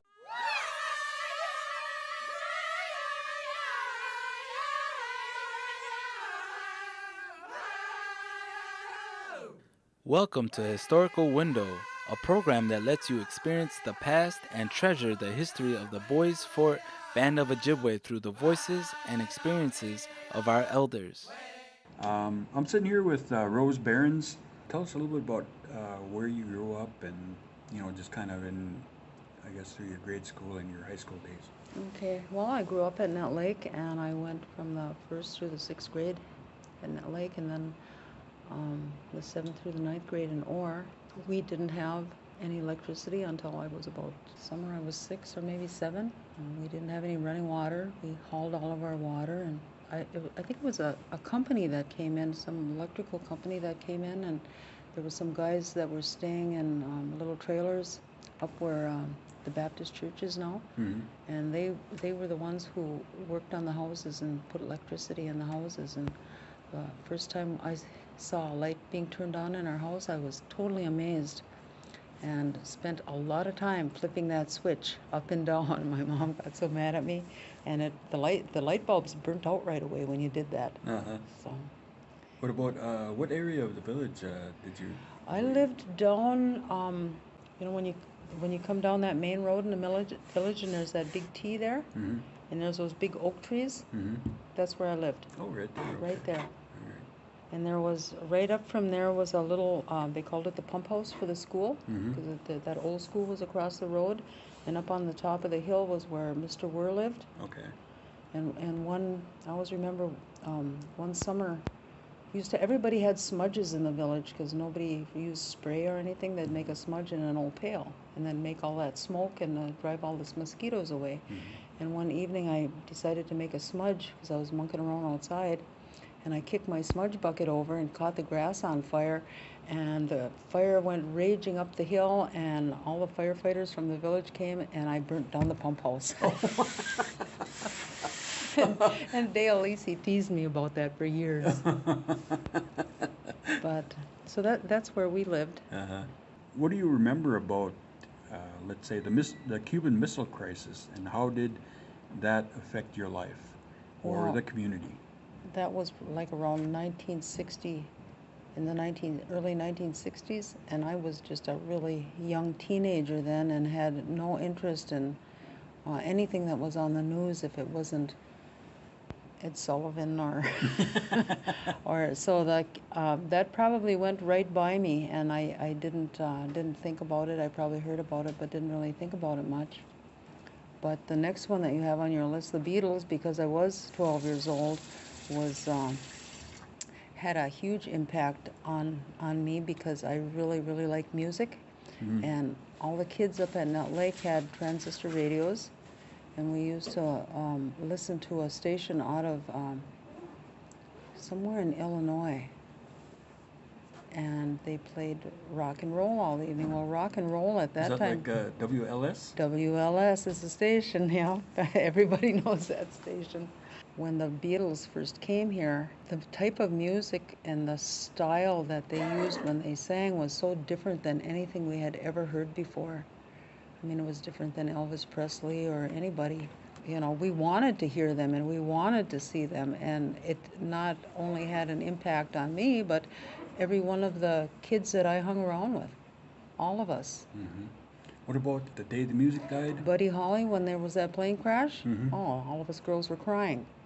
I mean, we loved his music. Frankie Vilburn, old Frank, he had some of his albums, and I had a really old phonograph that, I don't know, my dad got for me from some rummage sale somewhere, and it played those great big, big LPs. And I used to go and see Frankie, and he'd borrow me his Buddy Holly albums, and he'd say, "But you got to bring it back by this evening." And so I'd go home and I'd listen to that all afternoon, and so yeah, it was I think we all felt really a loss because of that, because we were so into his music. It was like we knew him. So yeah, there was a whole bunch of us girls that were crying around the village. Yeah. And that was just shortly after they performed in Duluth, right? Yep. Next up is the JFK assassination. That happened probably about a year later. Yep, that was 1963, I think. I remember when we were in home ec class, and they came and they announced on intercom at the school about his assassination, and the whole school just got really quiet. Everybody was really in shock. No one had ever expected anything like that to happen to him, and everyone felt really bad. I remember hearing my parents talking about it when I went home, and they said that what a good man he was, and how much good he could have done for the country, and it was a great loss for the United States. Back growing up, what about the atomic bomb? I mean, that was obviously back in the war, but Well, I first learned about the atomic bomb when I was going to school. I don't know what other kids thought, but I remember when I looked at that picture, I thought how terrible it was that mankind had actually developed something that could kill so many things and so many people and just destroy such a huge area. I mean, they not only killed those people, they killed everything in there, the plants, the trees, the air wasn't breathable. It scared me. It really frightened me, because I thought if they can do that over there, they can do that anywhere. And if we can do it in the United States, other countries are going to develop those too. And if there's ever another war, it won't be that old guns and pistol war like there used to be in the old days. It'll be an atomic war. It'll be that type of war, and they'll kill everything. I remember thinking that when I was like 13 years old, 13, 14 years old, and it made me look at things different and maybe appreciate things a little bit more. what about television? What do you remember about the first television? First television I saw was over at Bronk and Vi's house. They had the first television, and I used to go over there every Saturday morning, and I didn't know how to read, and Patsy could read because she was 2 grades ahead of me. And I'd sit there and I'd say, Patsy, read me what they're saying, because they didn't talk. They had little captions on the bottom, and a little small black and white TV. And I'd say, Patsy, read me that. And she used to say, you better learn how to read, she said, because I'm getting really sick of reading this stuff to you. And I thought it was wonderful. A lot of times it was really snowy. And then when we got electricity at our house, I think it was a couple years later, we got a television. But he only got 1 or 2 channels, and it was really snowy. It was black and white, and I remember my dad going up on the roof, and my mom standing by the window, and he'd holler at her, is it good now? Is it good now? And she'd be saying, no, it's snowy, it's getting worse, or it's getting better. What about further on down the 60s and the start of, well, I guess during the 60s, the start of the Vietnam War, and kind of how that felt growing up in the village?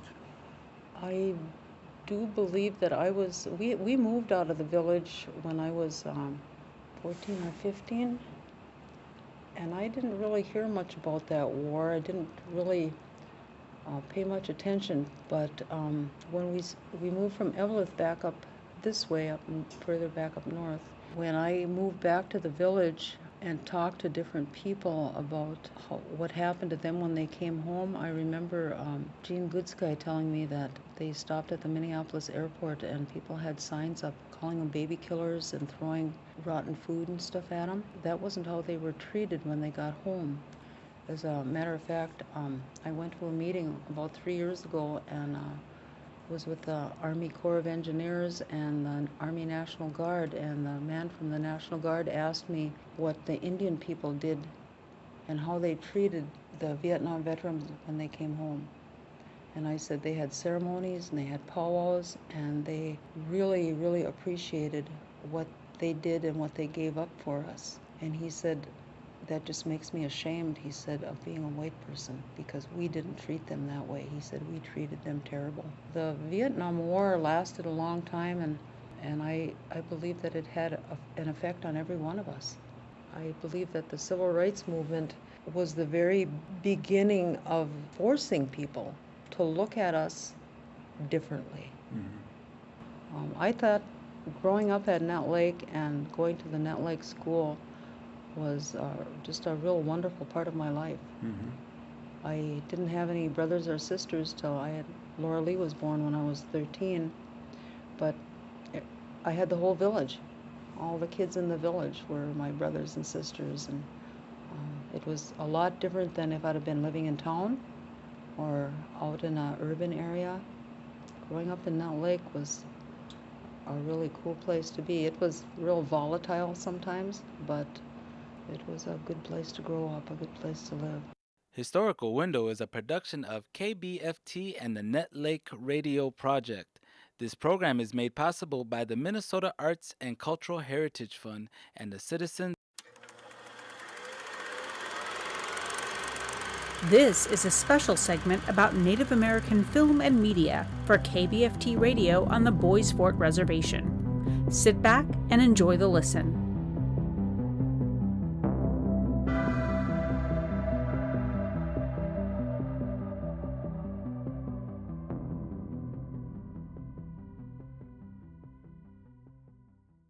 My name is Jonathan Thunder. I was born on the Red Lake Indian Reservation in Minnesota, and actually raised in the Twin Cities in a suburb called Brooklyn Center. And then I went to an inner city school called Center School. That high school counselor there encouraged me to get into art school after graduation because I was always entering into the yearbook art competitions, and I would always do pretty well on those. And after high school, I tried a day job for a little while and found that wasn't for me, and decided that I would go to the Institute of American Indian Arts in Santa Fe, New Mexico, where I took up creative writing and majored in painting, and also took some 3D sculpture private lessons there, and lived there for about 3 years, and then returned to Twin Cities and started school at the Art Institute International, Minnesota, which was a trade school in downtown Minneapolis, where I studied filmmaking, visual effects, motion graphics, animation, and video editing, stuff like that.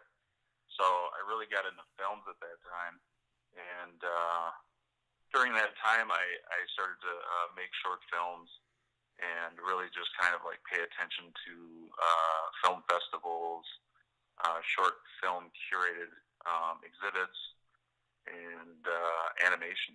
I love painting. I consider myself a painter just as much as I would consider myself a storyteller or animator. Although in my paintings there are small narratives, kind of vignettes that are they're sort of like a captured moment of something happening, either in my mind, in my life, in my world at the time, translated through my lens. So when I was studying painting, I saw a Pixar film called Monsters, Inc., and it was kind of right in sort of like my wheelhouse of storytelling, kind of beautiful, mystical, a little bit on the dark side, but not too much, just enough to kind of bring you into that dangerous world. And I thought to myself, when I get done studying painting, I'd like to get into animation so I can make stories there. And I think for me, it's just a way of continuing the narrative and like furthering the stories that revolve around the characters that I create in my images.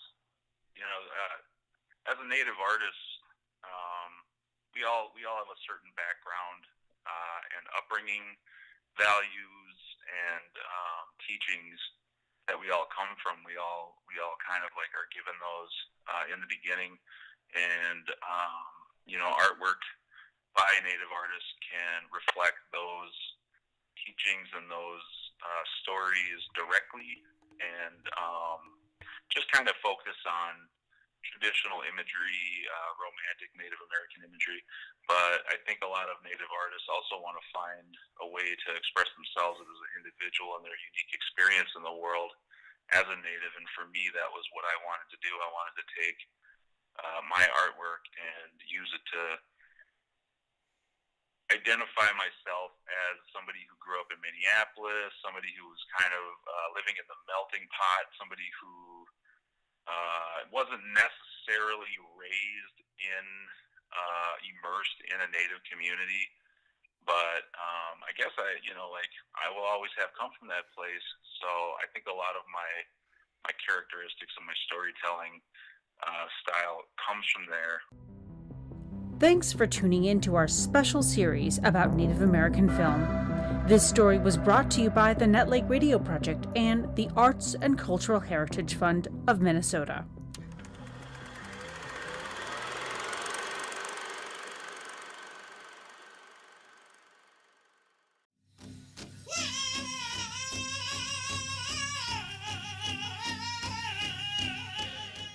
You're listening to Anishinaabe, Ogima, Boys Fort leaders from the present to the past.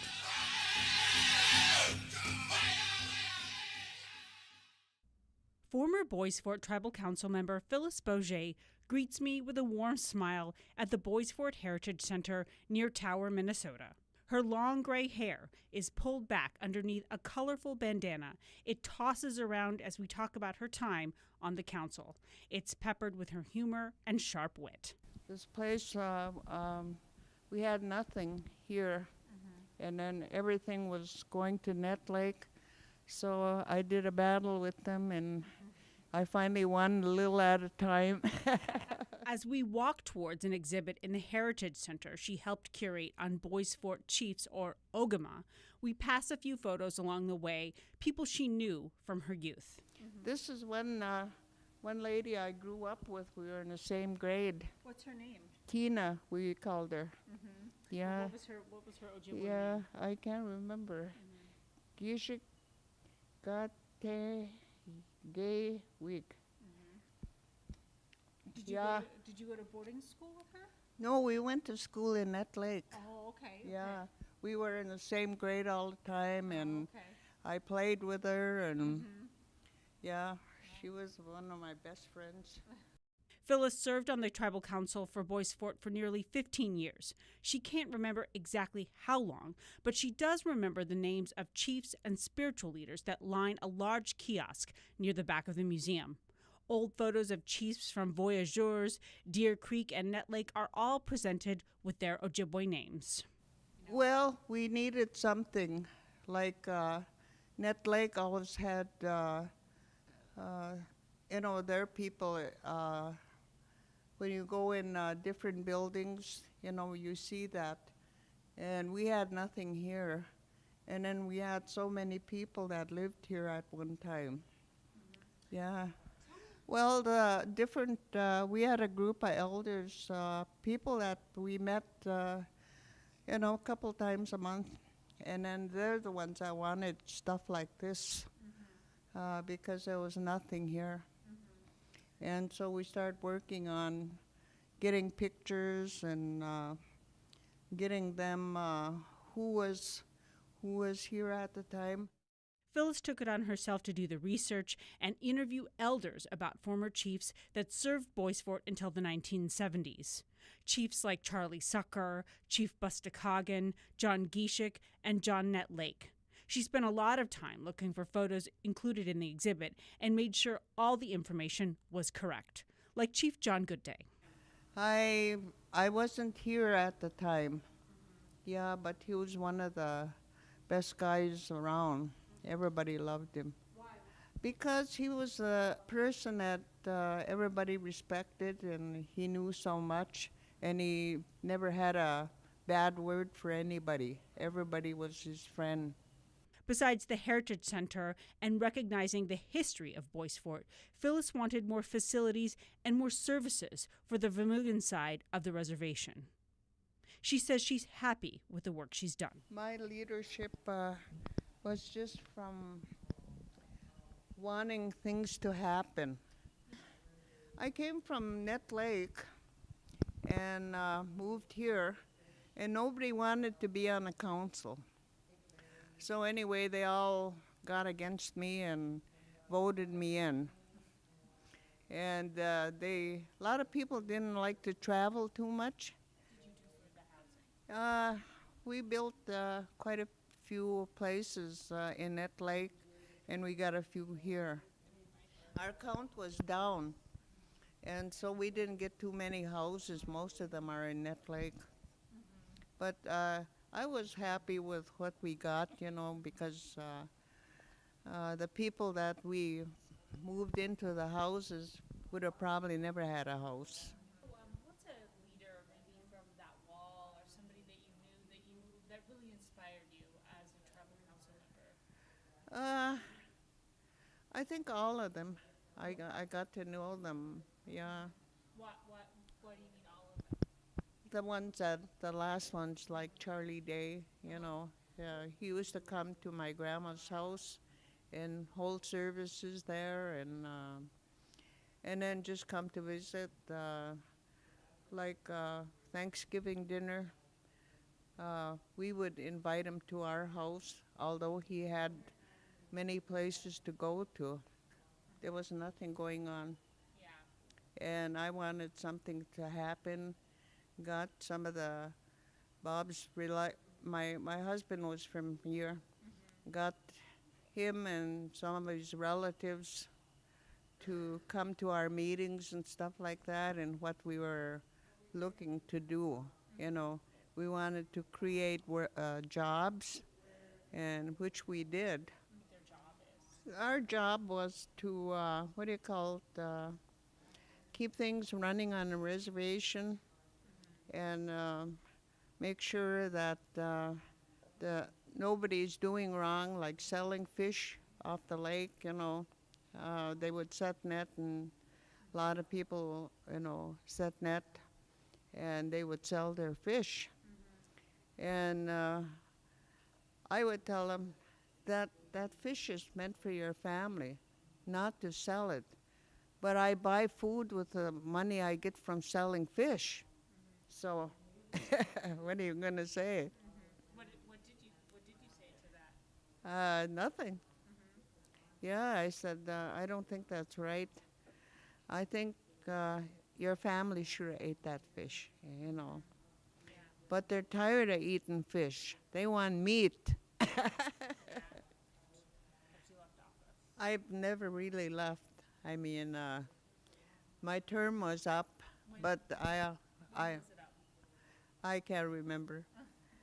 But anyway, we would support whoever was running, be there. Like they would ask us former people and say, how was it, or what happened? So people would ask you, what's it like, and what would you say to them? Somebody had to do it. Nobody wanted it. Yeah. Phyllis said she did a lot of bargaining to get not just services for the tribe, but money, especially for the Vermilion side. I knew there was government jobs out there, like even brushing the highways, the roads. We didn't have highways. And brushing the road at least 50 feet out from the main road. A lot of things like that. We got people working, but what was supposed to be done, and then Cass Lake, that's where all the big shots were. So, me and a bunch, 2 carloads at least, or sometimes 3, we'd all go piling in there, and What would you do? we would get on the agenda before we left. And whenever I knew they were going to have a meeting or where they were, somebody would tell me, I'd call and get us on the agenda. So all of us would come in. Holy, they would be scared of, 3 carloads of Indians. I really liked that. Because they supported the ones that ruled us. Yeah, we'd get their support, and another one we'd get is we'd get Grand Portage. They were from the Big Lake, and then we get White Earth. So we'd get those 2, and we had it made. Yeah. What do you mean you had it made? Like whatever we wanted. With the state government, or? No, the tribe. Yeah, the tribe is the one that got the money. Yep, that's how we had to work it. Otherwise, Vermilion got nothing. And because it would all go to Net Lake, and we were part of Net Lake. And Net Lake was stingy to us. Yeah, yeah, so we had a hard time. So I said, well, leave them be stingy. I said, we'll get our own money. And so we did a lot of fundraising. We had fish fries. Everybody in the village would help us set net because we get walleyes here, and Net Lake doesn't have walleyes. So anyway, we supported our center by having fish fries, and everybody would come. They were white people from town, you know, when they knew we were having a fish fry, we'd put signs up in town and in a paper. And in fact, the lady in the paper, Tower News, I said, well, what's this little thing gonna cost us? You know, we wrote it out, and she said nothing. And I said, to take up space in your paper? Well, we'll donate right now. She said, you're just starting off. So she was pretty good too. Phyllis knows there's more work to be done, but she counts herself among the council members who helped get those things done. For Boys Fort Tribal and Community Radio, I'm Allison Herrera.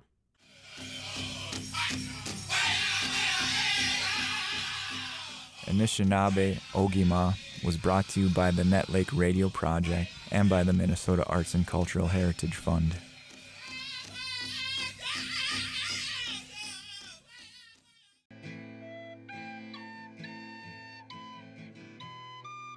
Welcome to Historical Window, a program that lets you experience the past and treasure the history of the Bois Forte Band of Ojibwe through the voices of our elders.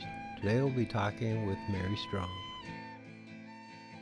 I remember my grandparents taking my sister, my brother, and my younger sister, Sarah, and we were left where Phyllis was taking care of us. Mm-hmm.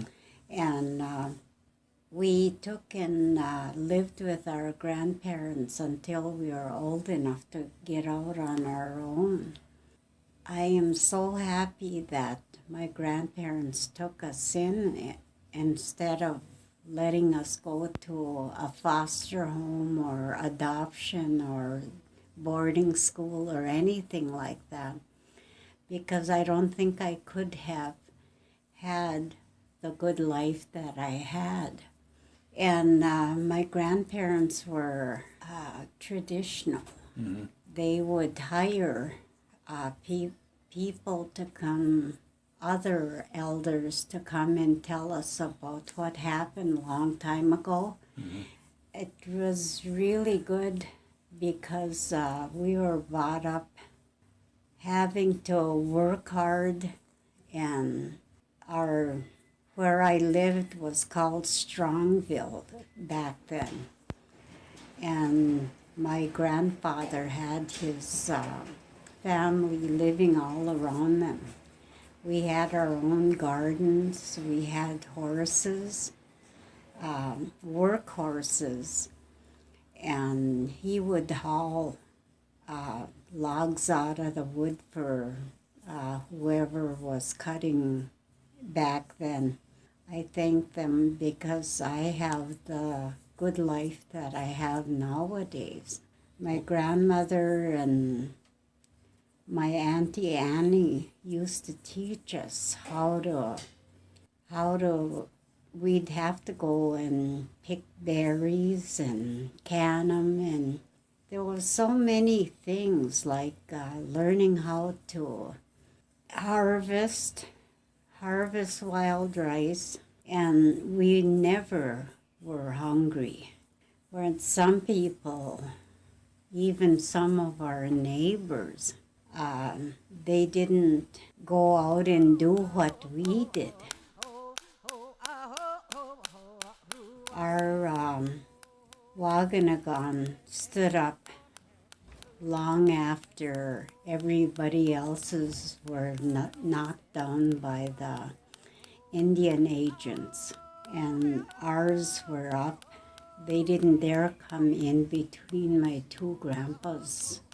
I was brought up traditionally, and the only thing is my grandmother didn't want us to learn how to speak Ojibwe because she was put in a dungeon when she was a young girl.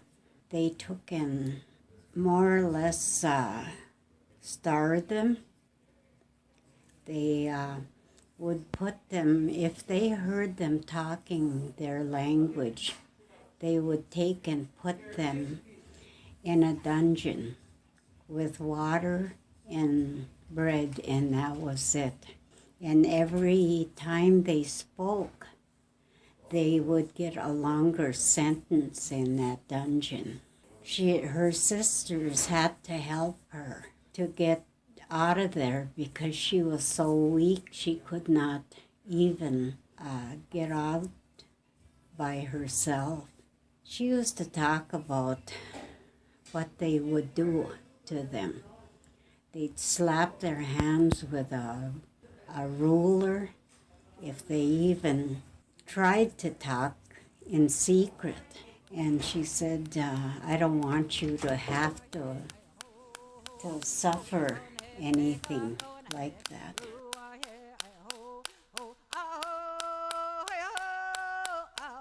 My grandmother's name was Rosie Beargrease Strong, and the reason why her and her sisters were put in this boarding school is because their mother died.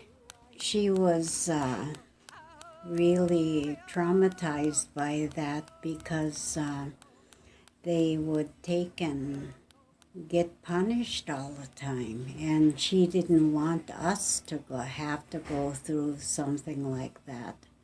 And she said, but education, she said, you make sure that you graduate from school. And that was really important for her. She said that's the only way you're going to make it in this world. Her sister Mary lived in Ely and was married to a white man. When her husband died, his relatives just moved her home with only the stuff on her back, and I found out later that they own a hardware store in Virginia. And I said, well, I wouldn't, if I were you, I wouldn't mention it. I said, because what you did, I said to my great aunt, I said was wrong. I said, you took her land away, and she worked hard. I said, she had hernia. And I said, and you people didn't care.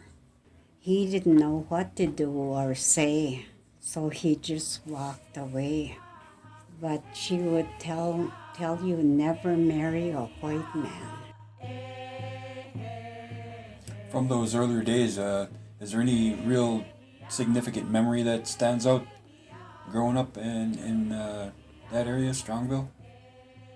My grandfather, he was such an influence on a lot of us because he was so fair, and he taught us different things that I remember to this day. And one was I used to follow him all over. In the winter, we'd go down to Fish Creek and spear fish. They raised 13 grandchildren.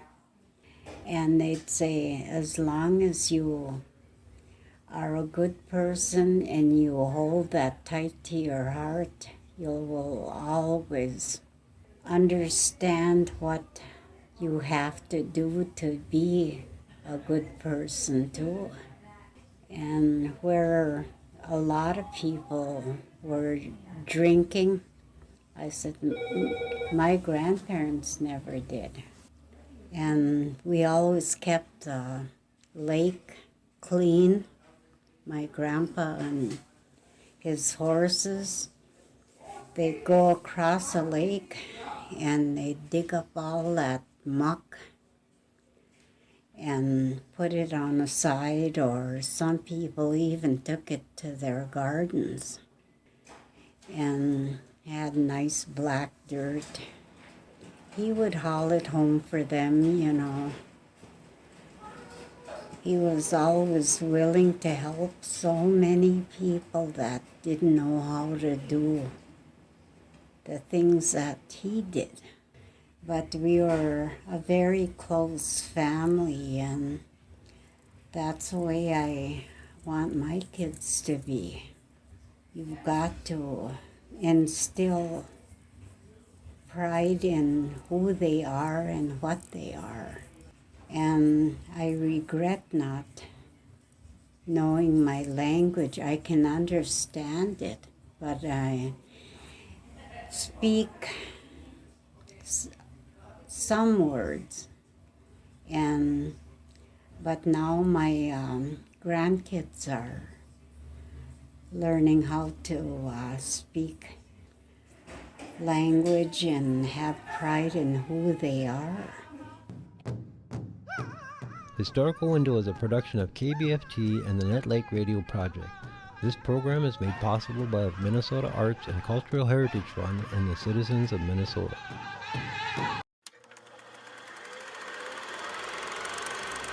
This is a special segment about Native American film and media for KBFT Radio on the Bois Forte Reservation. Sit back and enjoy the listen.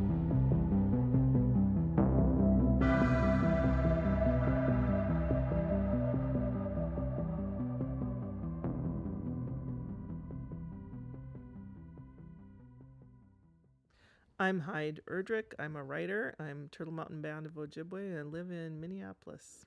Jonathan's visual intelligence is so acute and so fun. I mean, we have a lot in common in terms of what makes us laugh, and it's, you know, a little bit strange maybe to others, but that makes it really fun to work. You know, I could show him an image and we have a similar response to it. And he can work from there in his incredibly professional and exacting way and get back to me with something that just tells the story I want to tell. We started collaborating because I thought I was going to do a book trailer, and I got some state arts board funding for it. I knew that Jonathan had been doing a little film, and I knew he was a professional animator. I knew he made, like, you know, sub sandwiches dance and things like that. I didn't really know much about animation at all at the time, so I put Jonathan into the grant funding and hired him, and really started to understand the way he works. We had done a piece for Zorango Flamenco. We ended up working on full animations, and one of those was Preoccupied. Was able to layer all the different images and ideas that I threw at him, and was just really remarkable with that. And then the most recent one that we completed together, I believe, was O'Day McCunn Heartline. It was animation to go with Chris Litter Gardella's giant 19-foot tall wolf and moose animated, actually animated by bike pedal powered creatures that have been living in a couple different places in Minneapolis. So yeah, we made a film that was, I asked him to do something that looked like a first person video game kind of shooter, but with a bow and arrow across the universe. The poem was solicited for an online publication, 99 Poems for the 99%. And I wrote a poem, meditation on the word occupy, as in the Occupy movement. And my impetus was to think that people who were from an occupied country, which is what many Native people feel they are, would have a different view of a movement, a political movement that started on Wall Street. The wall was put up to keep the natives out.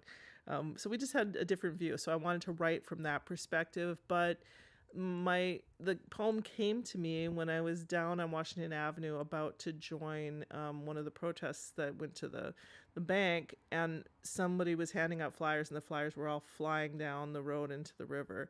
And I thought, the river should be the most important thing here. And that's why the poem is set along the river.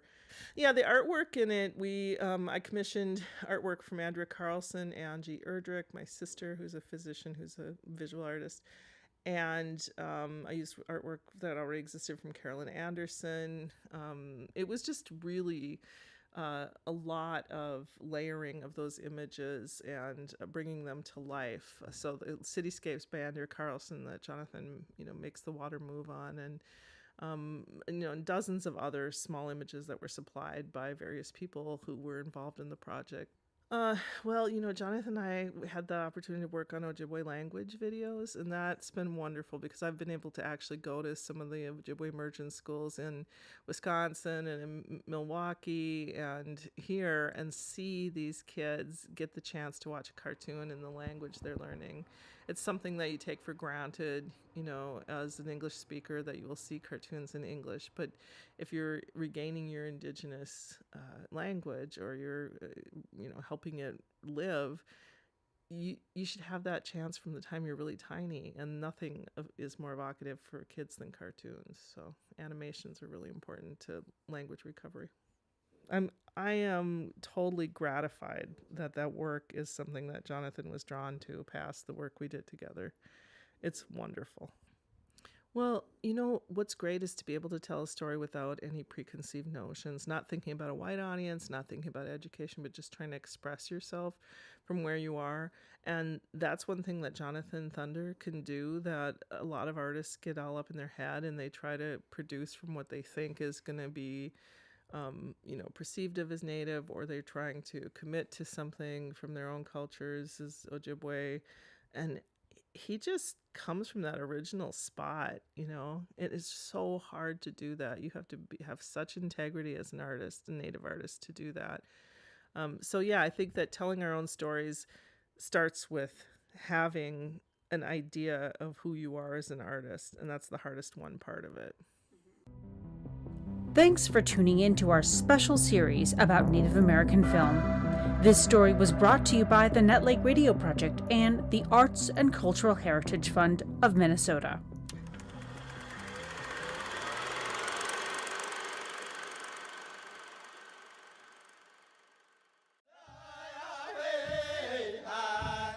You are listening to KBFT's Boys Fort Veterans Series, a special Veterans Day series featuring stories from the Anishinaabe men and women of the Boys Fort Reservation who served in the United States military.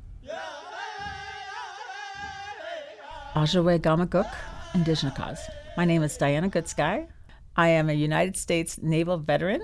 I served in the Navy from 1980 to 1995. I retired as a Navy Chief Petty Officer, which is the rank of E7. And I am a Boys Fort band member, proudly from Nett Lake. I was selected for Navy Chief in 1991 after serving 11 years. It turns out, I didn't find this out till much later, but I am the very first Native American female to make chief in the whole United States Navy. I'm very proud of that, because making chief is a big deal in and of itself. That's a significant career milestone. That's the rank of E7. The highest you can go is E9. So that's significant by itself. But to be the first Native American female chief is even more special to me for this reason. I truly believe that we have the capabilities to serve in the Navy and any military establishment. As Natives, we have natural leadership qualities. We just have so many good qualities that fit in the military. And the military has really good lessons for us to learn and help us be well-rounded and all of that. My dad was in the Navy. He was one of the first to stay beyond his original enlistment. So he'd been in 10 years or something. He first served in Vietnam, and then, we went to first Virginia and then Great Lakes. But while we were in Great Lakes, I'm 12 years old, and we did our payday shopping. So we went to the Navy Exchange, and we did our thing, and we were in the car. And as we were getting in the car, just when I was getting in the back seat, I saw this woman. And it was the first time I ever saw a military woman wearing a uniform. And oh my gosh, did she impress me. She had whites on. I think actually they were probably blues, but I couldn't tell. And by the time I joined, we only had whites, but it was very light colored anyway. Not like my dad's CB uniform, very different. And it was a skirt, and I could tell it was a woman. And just the way she carried herself and the way she presented herself, even though she was kind of far off, I could tell that she walked tall, she walked proud, and she looked sharp as all get out. I just knew that, all of that, in her dress and in her mannerism and the way she walked. And I said, that's what I want to be when I grow up. And the reason I love that story is, so I was 12, that's when I knew I wanted to join the Navy.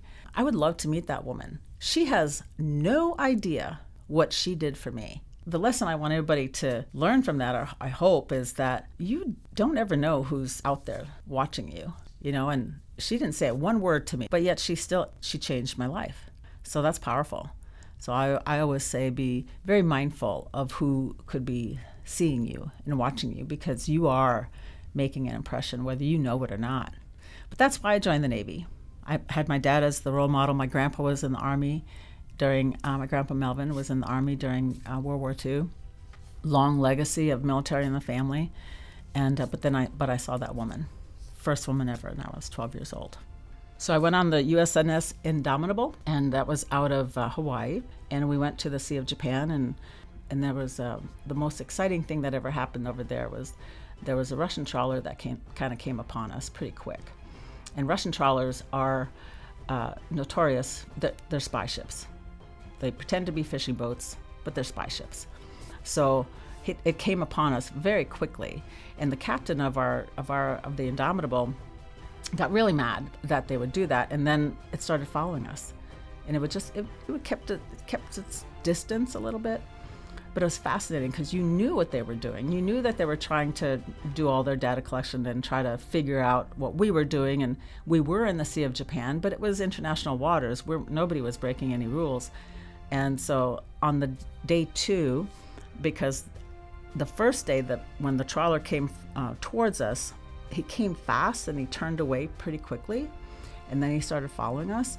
But then on day 2, he went out and he came back and it looked like he was going to charge us again. The captain got really mad, and he got on the radio. There was a task force group nearby, which had an aircraft carrier. And so he asked for support.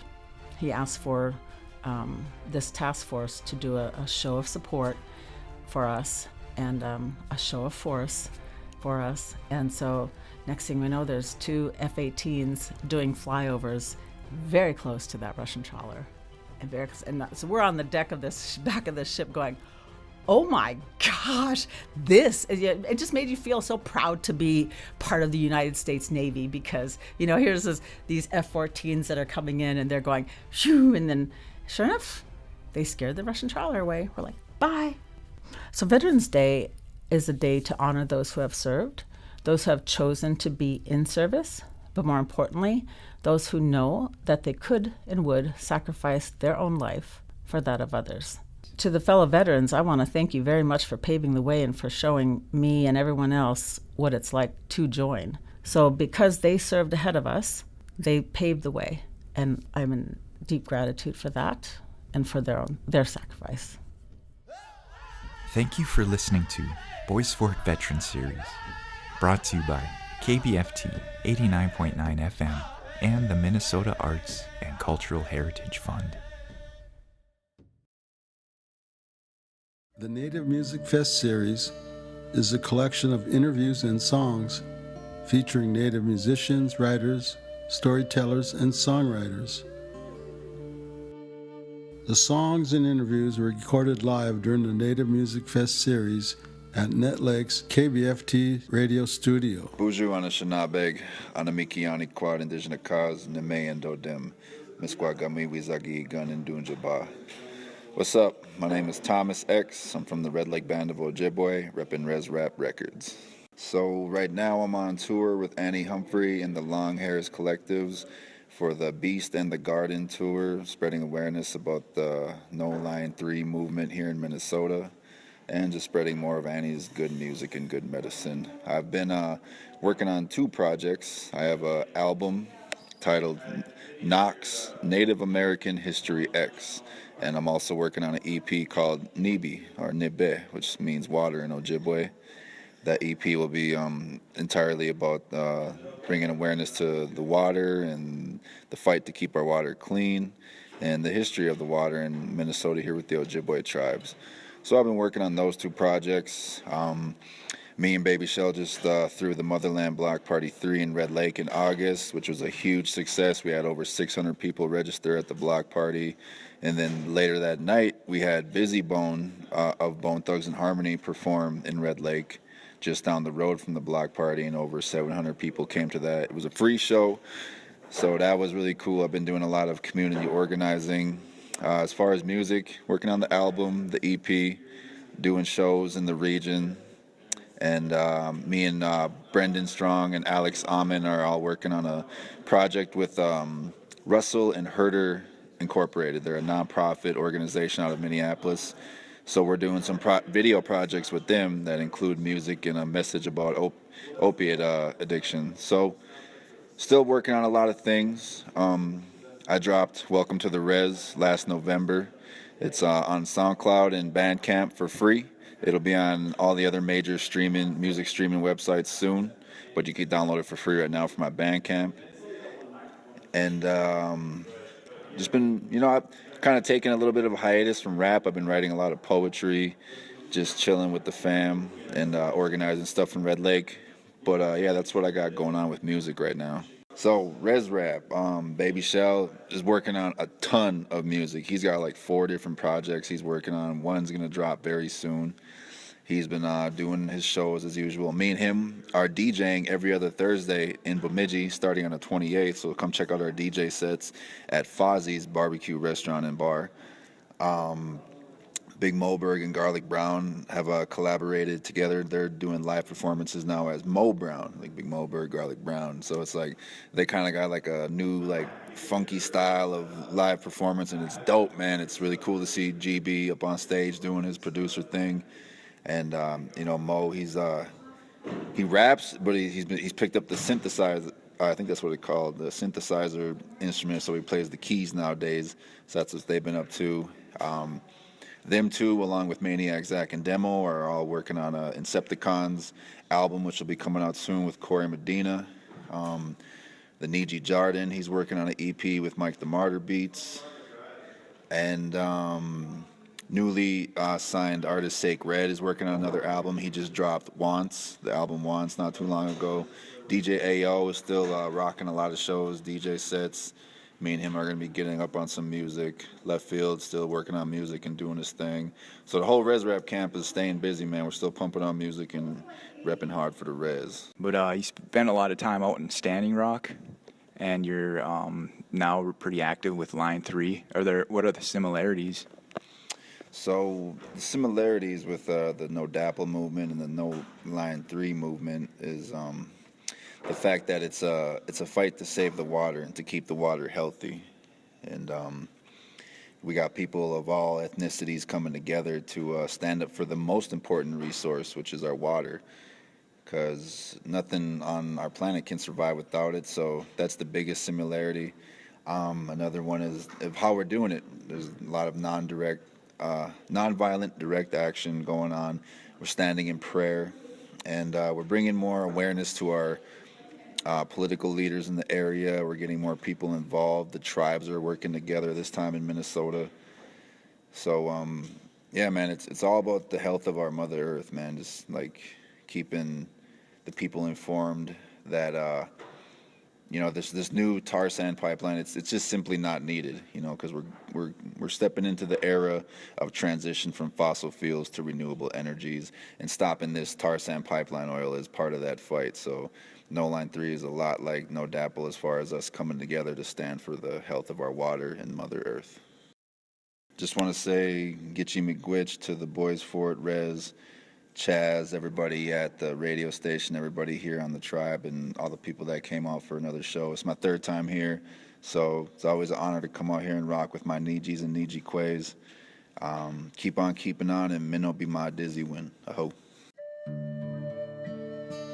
The Native Music Fest series is a collection of interviews and songs featuring Native musicians, writers, storytellers, and songwriters.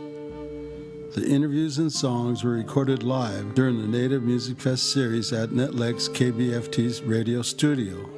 This Native Fest series was brought to you by NetLake Radio and the Minnesota Arts and Cultural Heritage Fund.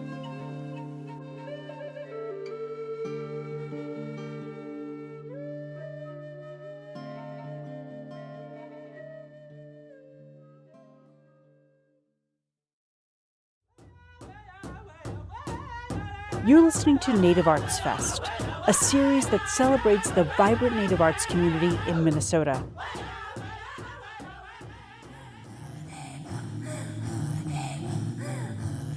Miko and his older brother, Semsoji Samson, performed their energetic hoop dance routine together as the Samson Brothers. The performance mixes singing, a live DJ, and sometimes spoken word. Here's a poem they performed about their father.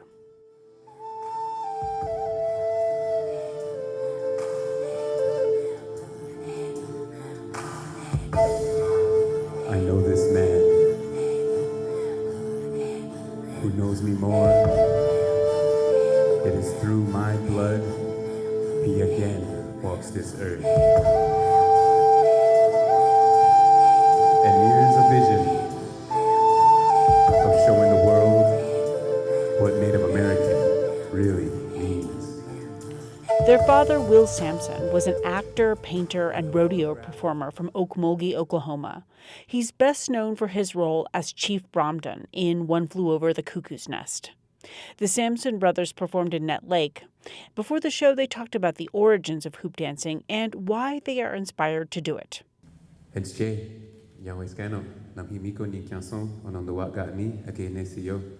Hello, my friends and relatives. I'm thankful that you are well, that you're here. My name is Lumhi Miko. It means Eagle King. We are from the Seneca Nation people of upstate New York, and we're also Muskogee Creek from Oklahoma. This is my brother Samsoji, and we are the Samson Brothers. We are here to share with you our rendition and our perspective on hoop dancing. Just a show of hands, how many of you guys have ever seen hoop dancing before? Yeah, all right. How many of you guys know where hoop dancing comes from? Maybe not. All right, very good. So, just a little bit of context. A lot of cultures around the world very well had hoops as a part of their culture, as a part of their way of life.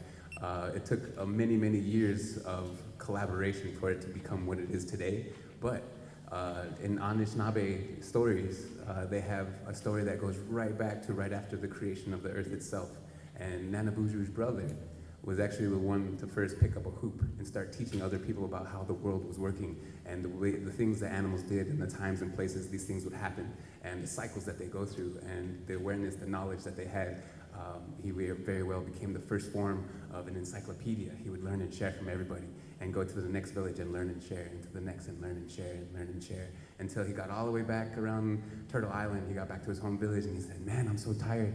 I can finally take a break. But then he thought, wait a minute, I picked up so much more information along the way. I got to tell my tribe about this. I got to tell the village that was just outside of my village. I got to keep on going. And so that hoop is perpetual. It's forever. It keeps on going and going and going. With hoop dance, we simply have an instrument or a tool to help catalyze our stories and help tell a much grander story. During his performance, Miko sometimes uses the hoop to teach a subject like math. As from the triangle to the square to the pentagon to the octagon to the decagon, the more and more sides that you add to a shape, the more and more it starts looking like a circle. Now here's your bonus question for the day. How many sides are in a circle?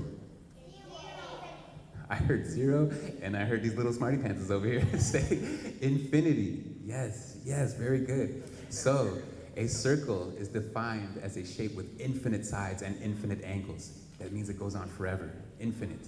We as indigenous people, we have the very same teaching, except we say it in this way. This hoop is perpetual. It goes on forever. It has no end and it has no beginning. And we are all a part of this circle. Every single one of us has a side in this circle, has a job to maintain, a connection to maintain with each other. But even more so, Not only just the people have a side in the circle, but also the animals, the birds, the bees, the trees, the creepers, the crawlies, the earth itself, the sun, the moon, the stars, anything you can think of in this entire galaxy as a part of this hoop, is a part of your world. Miko and Semsoji Samson believe there is so much positive energy that comes out of the dance, and it demonstrates how everything is connected. That's why they've had so much success and why they've performed all over the world. For KBFT, I'm Allison Herrera. I carry his voice, his trouble, his greed, his towering persona is all that is me. Native Arts Fest is brought to you by the Nut Lake Radio Project and the Minnesota Arts and Cultural Heritage Fund.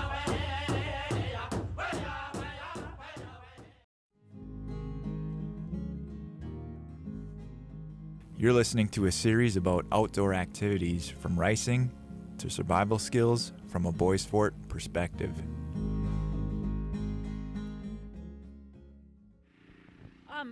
Jean, tell me, how long have you been coming to this Miigwech Manoomin powwow? Well, I was born and raised here, so since once they ever had a powwow, I did crafts, a lot of crafts first. I'd make jingle dresses, all powwow regalia. What did you used to go ricing when you were a little girl? Oh yeah. What was that like? It was hard work. I would go ricing with my grandmother, and I would paddle her while she knocked rice. We'd parch our rice, and then at that time, my uncles, they would jig the rice. We'd parch our rice first, and then we would take it out to King's. That was a lot easier on my grandmother because she used to, fan the rice when my uncles would jig the rice, take the hulls off. So, how has the ricing season changed from when you were a little girl ricing to now? Long ago, when Grandma we'd go out ricing, and then we would finish our rice and sell it, and that's how all the kids in the village that's how they got their school clothes. When you were a girl, how long would your rice last you? And we had just bags and bags and bags. I would say about 8 bags of finished rice in these big sacks because that lasted a long time. Now, did you go out ricing this year? I did not. There was a few storms the past couple months, and it just really knocked out the rice, like 95% I was hearing. But I did last season, I do good, like 100 pounds. But Have you ever gone out ricing with your grandmother? I have not. So she was telling me that she used to go out ricing with her grandmother, and that she would paddle, and her grandmother would knock. Yeah. Now, when you went out, what was your role? Well, my dad would paddle me around, so I'd be a knocker. So. Yeah, that's a pretty. You gotta kind of work it to get that skill, huh? Yeah. But I don't know. Like you just keep knocking because the res buys rice, so you just think of it as money for like clothes or for your family, So you just gotta go hard. What's your name? My name is Mark Edward Drift Jr. But my Indian name is Muskugaboo, and it means red horse standing. So your grandson there was just telling me that he used to that he would knock rice. Did you teach him how to do that? No. You explain to them how to do it, but you can't really teach anyone because everybody kind of does it different. They're saying that the wild rice crop, there wasn't that much this year. Ricing continuing on the lake in the years to come? Yeah. I see that as years to come, and what I do see is if they would, that's something too my grandmother taught me, and she says leave the lake alone. Don't let any motors, airplanes, or anything out on the lake. Leave it alone, it will take care of itself.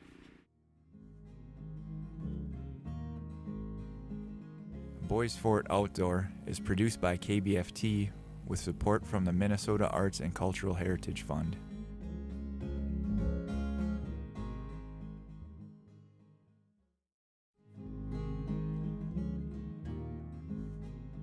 You're listening to a series about outdoor activities from ricing to survival skills from a Boys Fort perspective. Neb.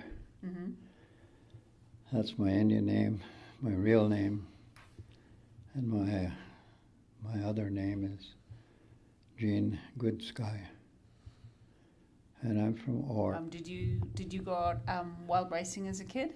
Oh yes. Tell me what was that? What was the first time? When was the first time you went out ricing? Oh, well, I was about 12 years old when I went out. Mm-hmm. I was over at my grandpa's house there, and this guy came in and he says, "I'm looking for a partner." He says, "And there's nobody around." Then he looked at me and he says, "How about you?" I said, "Yeah." Then he asked everybody else. Yeah, he's good. He's a pretty strong paddler. Mm-hmm. So I went out with him. What was that like? Oh, it was good. We got about 200 pounds, something like that, about 4 sacks. And to my surprise, he gave me half. At that time, they had a wild rice plant right outside a village, about a mile out. It was King's wild rice plant. And we'd turn in our rice there, and they bought it right there. So man, for a 12-year-old, I'd finished out to probably about 70%. Mm-hmm. And man, I had the big bucks. How much was rice then? Huh? How much was rice then? Pound. Probably a pound was about $5, but that was some good, It's a lot of money. Yeah, a lot of money. I mean, good wages then. So you paddled at first, and then I learned from a couple of other people that learning how to be and being the knocker is a really coveted, a very important position. Did you eventually move up the ladder? Yeah, I did. How would you say your knocking your skills were in that area? Good. Some people say you gotta have a rhythm to it. Yeah, that's the main thing. Gotta have a rhythm. What about knowing when the rice is ripe, versus when it's still green? The green rice is a light-colored green, and the ripe rice is a little darker, brownish green. So when you No, go ahead, finish. Sorry. And when it's really ripe, then the blades of the grass are starting to die out, and then the leaves on the trees are starting to turn color in the fall, autumn colors. So that's how we knew when. What was one year harvest that you remember that was really good or just really memorable? It was all good back in the day. What's back in the day? Tell me what. Well, when I was probably about 50s, this lake here looked like a field. There was just one little strip of water. When I was before I started ricing, what they call jigging the rice. Yeah, I've heard that term. We have a wooden kettle about that big, and it's about that deep. And my dad dug a hole, probably about that deep, just so that kettle will fit. Had leather moccasins. They lace up to about here. And we put heavy socks on. And that was our job. So you'd walk on the rice? No, just kind of move your feet like that. It's like knocking.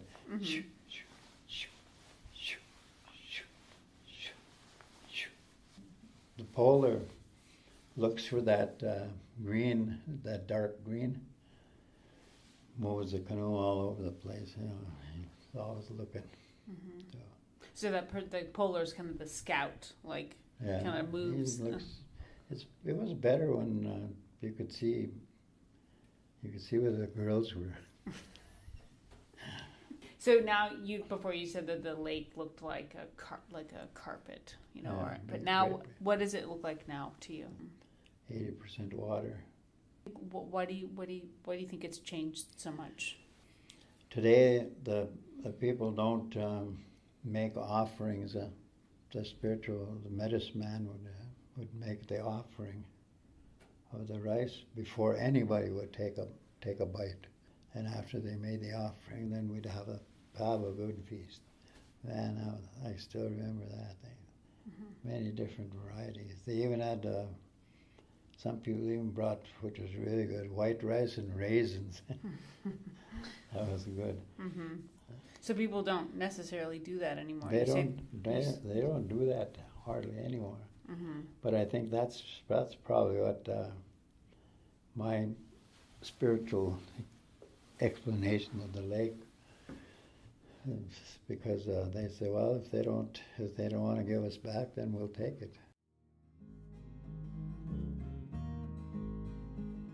Boys Fort Outdoor is produced by KBFT with support from the Minnesota Arts and Cultural Heritage Fund.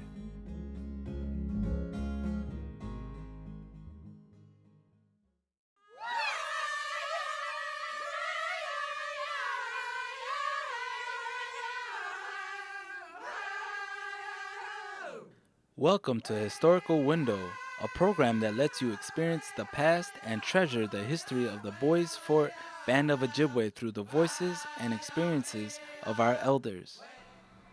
Lorraine Villebrun. I've lived most of my life on the reservation. I moved off twice, but came back. And worked here all my life. I worked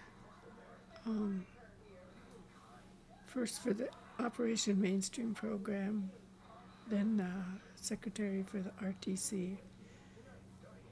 And then I worked 5 years for the community Kamad building. See, I forgot to mention that Kamad's coming in here too, helping people.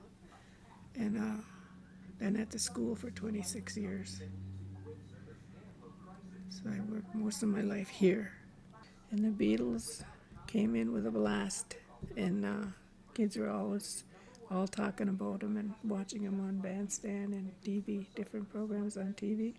I remember some of the channels that my parents used to watch now.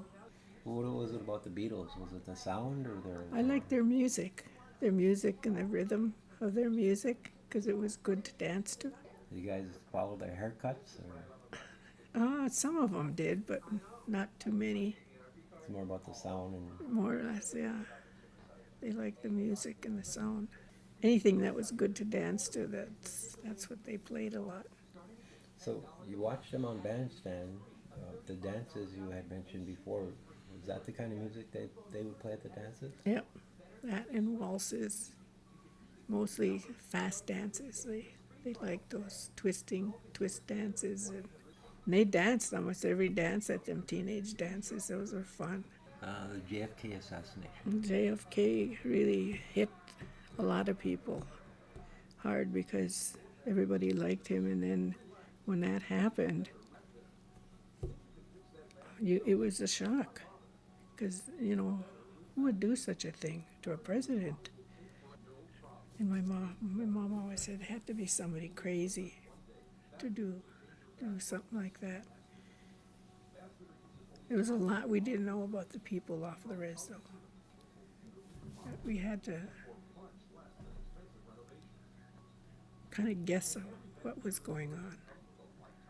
Kind of sheltered here? Yeah, very sheltered, which was nice.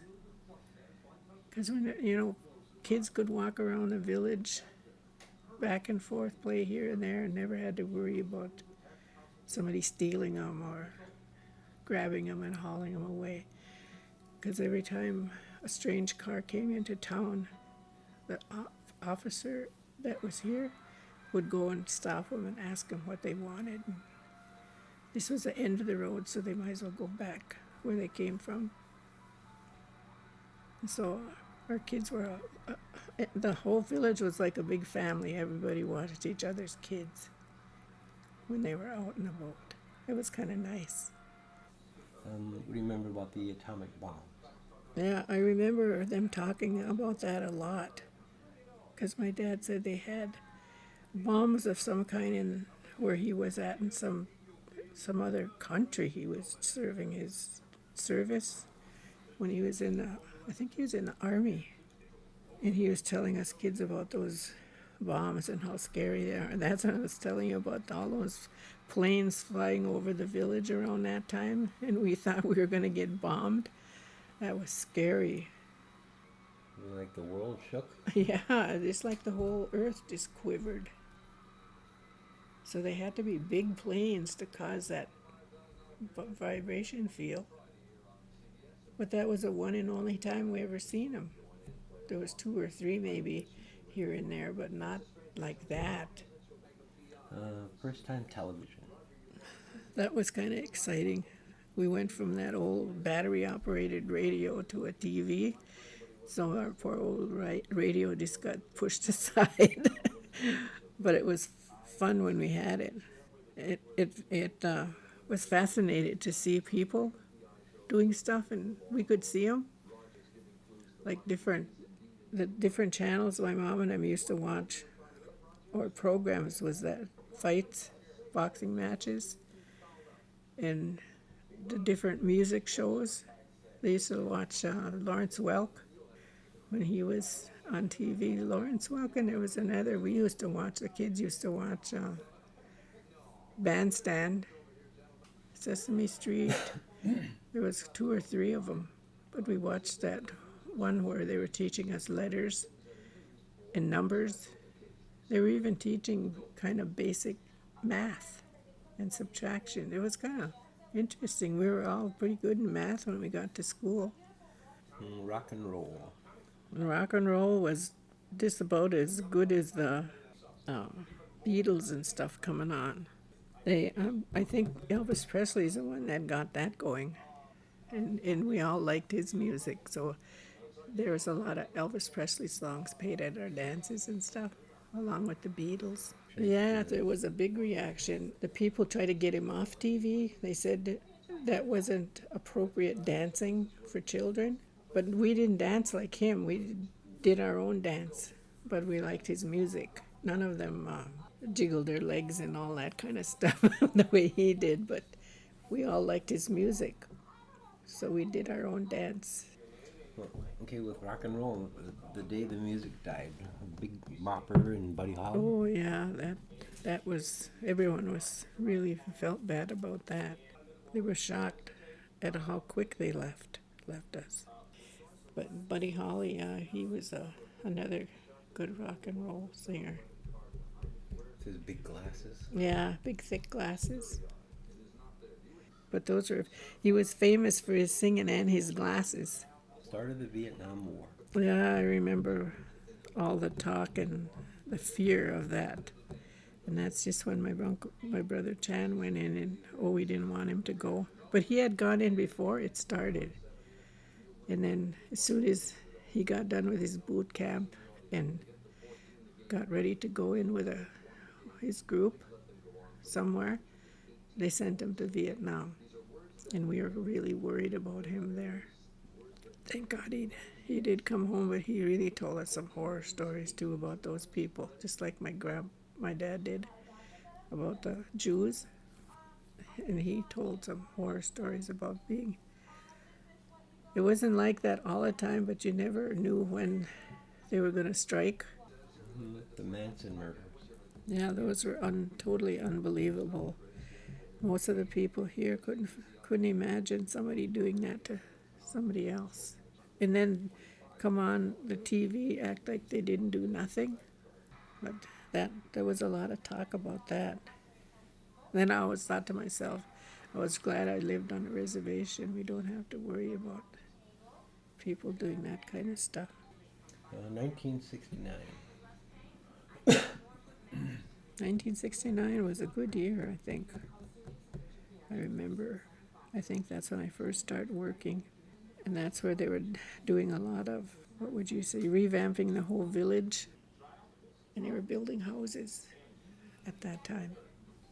Because Tiny was working on that housing, working on a housing program, Namakin, I think they called it. Okay.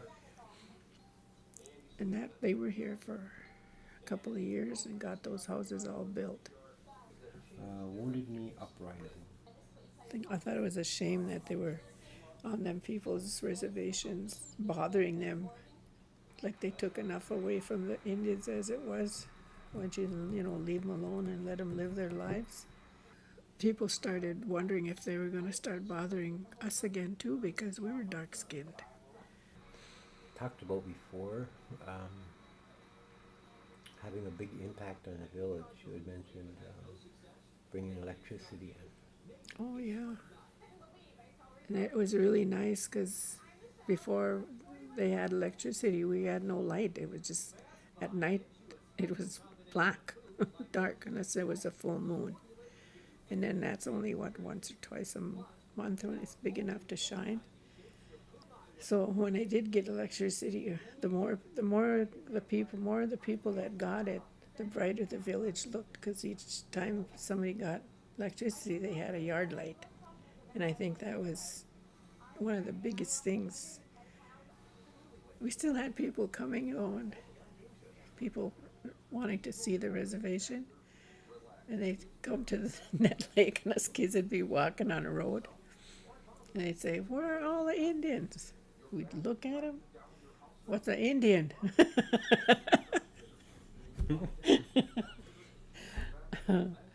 Historical Window is a production of KBFT and the Net Lake Radio Project. This program is made possible by the Minnesota Arts and Cultural Heritage Fund and the citizens.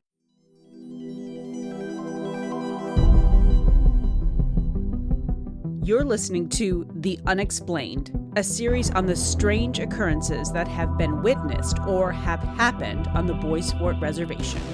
Brought to you by KBFT, 89.9 FM, and the Minnesota Arts and Cultural Heritage Fund. Heart Warrior Chosa is originally from the Boundary Waters canoe area. She recently moved to Nut Lake. Her story in the Unexplained series is about things she's seen and felt after moving to the village, and something that happened to her after crossing a notorious bridge. They'll get you the indigenous cause. Yeah, okay. What do they call you in English? Heart Warrior. You want to tell us where you're from? Boundary Waters Canoe Area, Basswood Lake. The unexplained is explainable. It's just that people they don't get taught about that. So, well, it did to my granddaughter when we first moved in. And she would see we were at Loretta's place, and she would see these dark balls toward the floor running around. I've seen those. Yeah.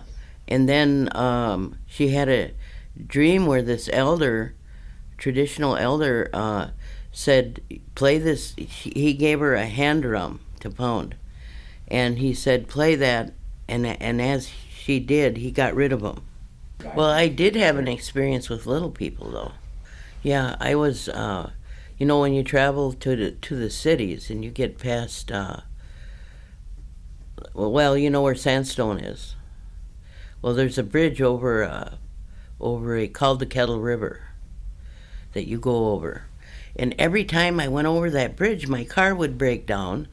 I'd have to go into Sandstone to get help, and I'd get helped right away.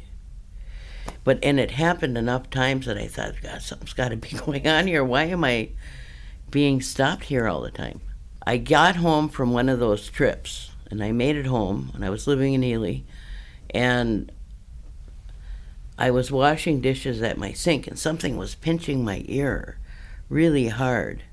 And I couldn't see anything, though, but I could feel it pinching my ear. And who did I talk to? Oh, Sunrise's father. He's had a lot of experience with that. my youngest son's father. I called him, told him about that, and he said, "Those are the little people. Those are the little people. Put a dish out." And then after that, I talked to an elder that's near the Hinckley turnoff there, those elders in there, and he said, "The little people own that river, and you have to put tobacco. Every time you go over that river, you have to put tobacco there." And so when Malcolm first told me, you know, those are the little people, put a dish out for them, so I did. Then they went away, but then the other elder told me, you know, every time you go over that bridge, always put tobacco there. And so, well, the Indians used to always be aware of other things, you know, where the dominant culture is not aware of that. You know, they're in their tunnel. I could always see what little people were doing, but I couldn't see them, you know. Just like that one that appeared to me when I was little. I could feel him, but I couldn't see him. And some people can see things. I can smell things, too. And so I can really smell and feel things with my tactile senses, my hands and stuff. And another one that I had was I was making my Peter Pan set. I made 11 sets and 52 dolls that went with that and other things. And I got to the part where I had to make the rainbow dragon.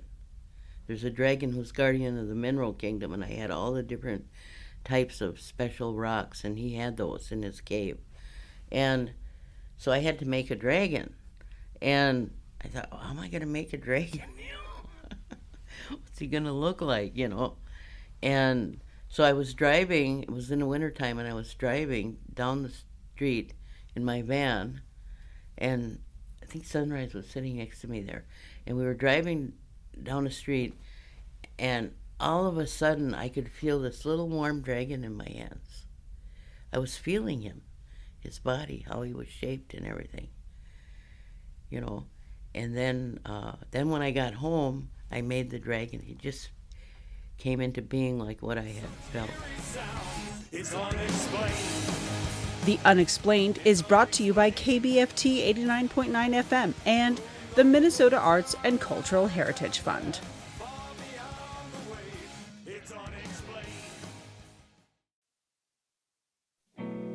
You're listening to Native Art Festival, a series produced by KBFT Radio and the Minnesota Arts and Cultural Heritage Fund.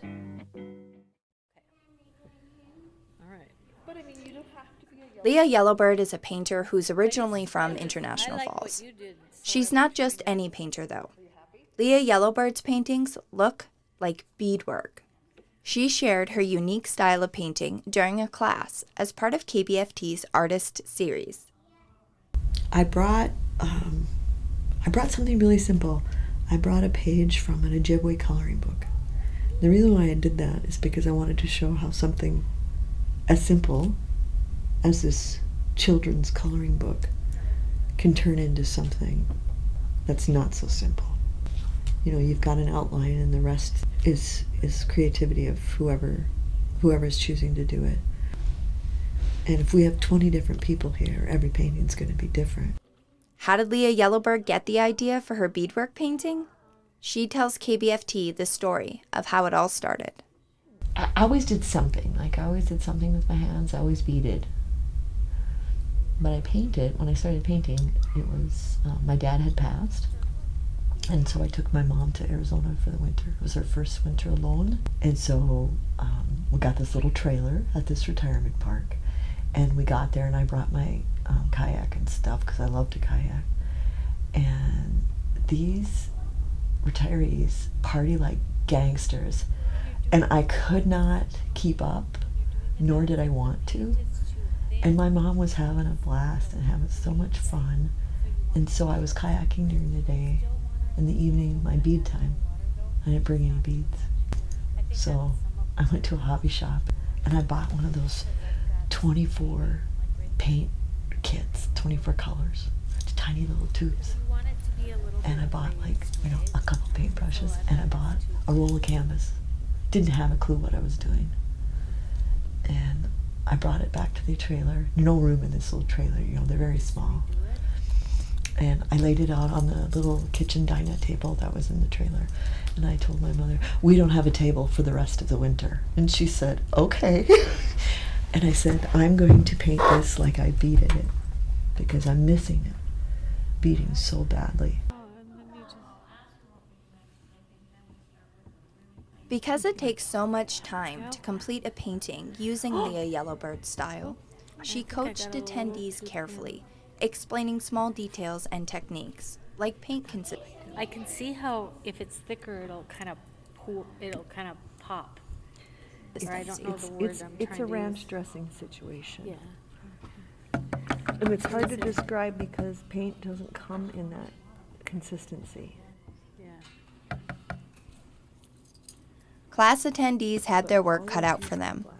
Even a simple design can take a very long time. Leah coached people by sharing that she makes mistakes on each painting and how to fix it. And I told Leah, there's not one painting that I've ever done that I haven't done that.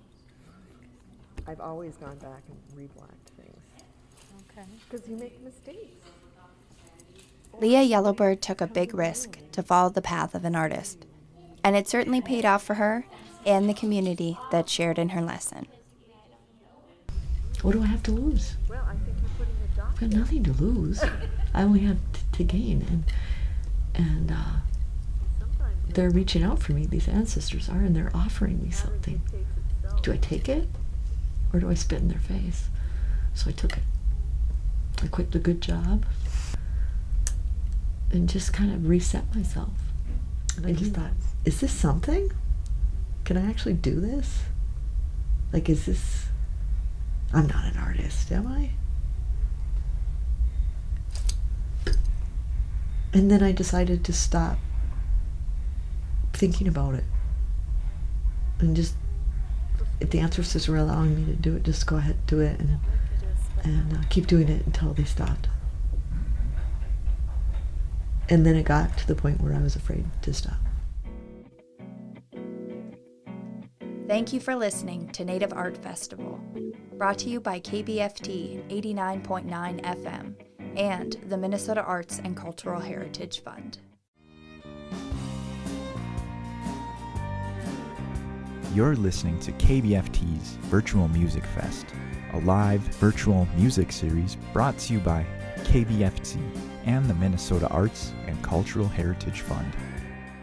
And we're here today with singer, guitarist Corey Medina.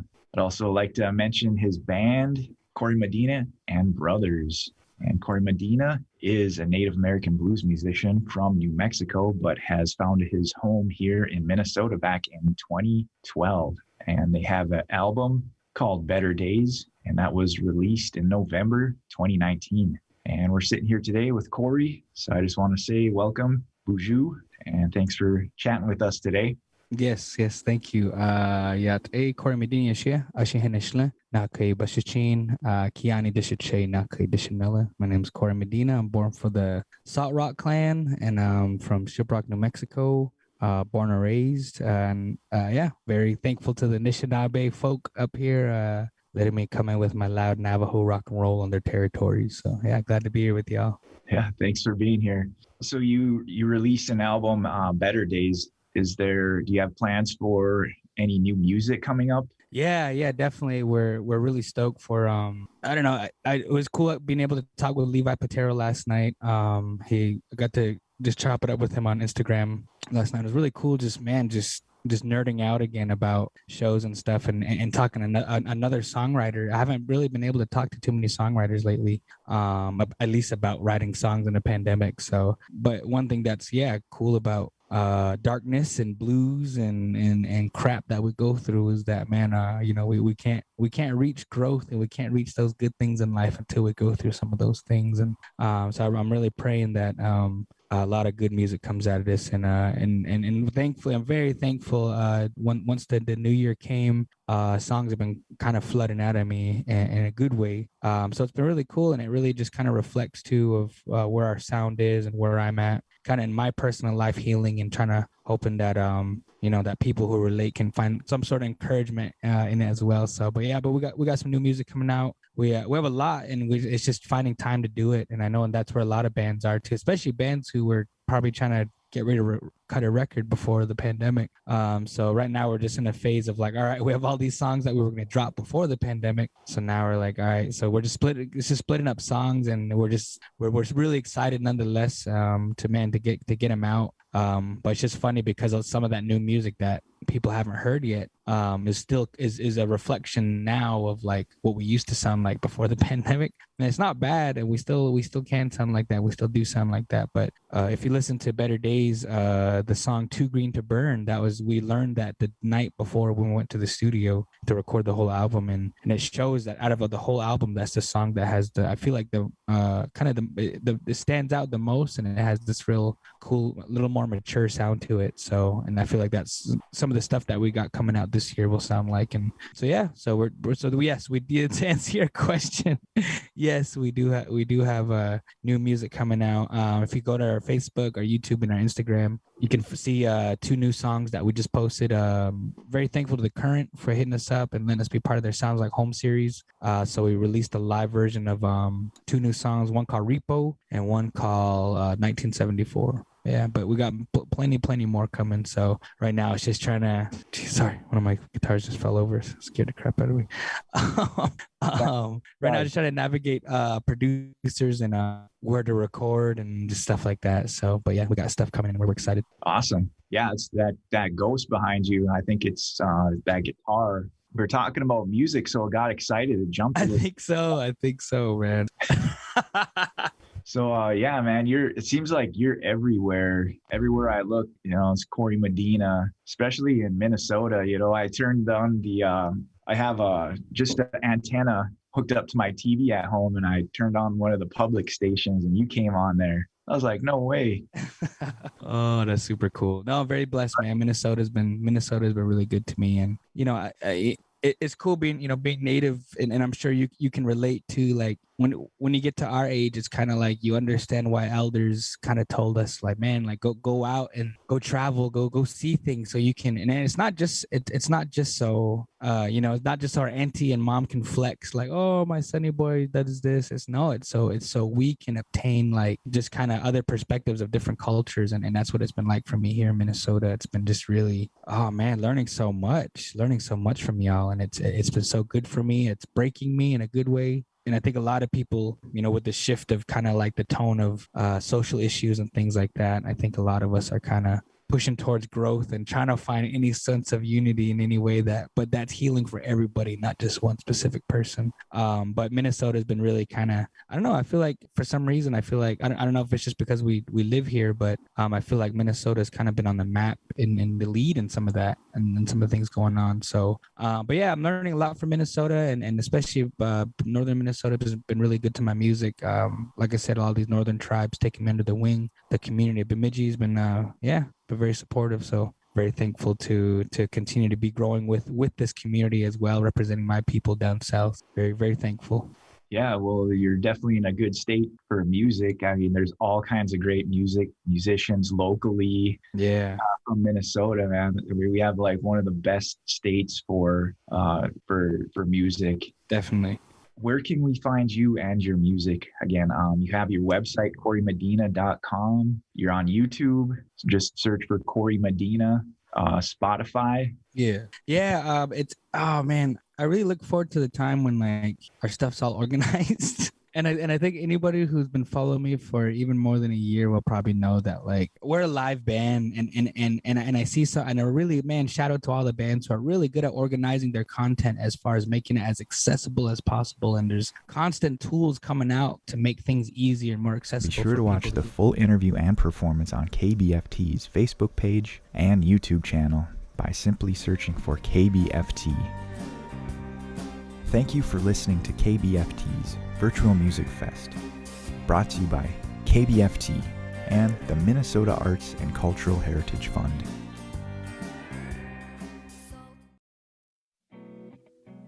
You're listening to Native Art Festival, a series produced by KBFT Radio and the Minnesota Arts and Cultural Heritage Fund. Bonjour, my name is Philip Savage.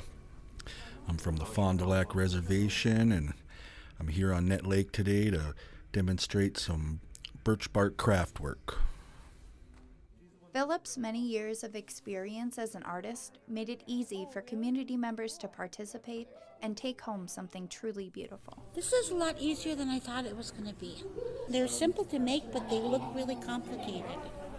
I've been doing birch bark art, 30 years, ever since I was a little kid, picking up little pieces, watching my dad. He was a sweetgrass basket maker, and he would use a lot of birch bark making his baskets. So watching him, I just kind of picked up along the way and kind of, developed my own style and my own niche. And I do a lot of spring bark etching.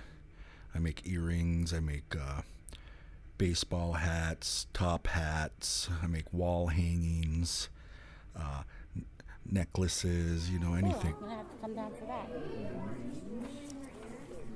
Yeah, those are really cool. You could sell those, I think. Somebody would buy those. I like how they turned out. Community members didn't just take home birch bark crafts. They also left with shared knowledge from artist Philip Savage on how and when to harvest birch bark so that it's ideal for the project they might have in mind.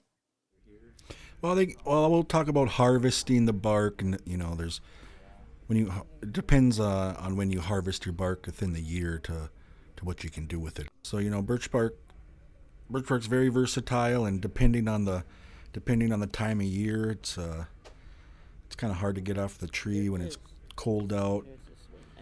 But if it's in summertime, it'll pop right off the tree when it's hot enough. I like to harvest winter bark and spring bark because it leaves a layer that you can etch into.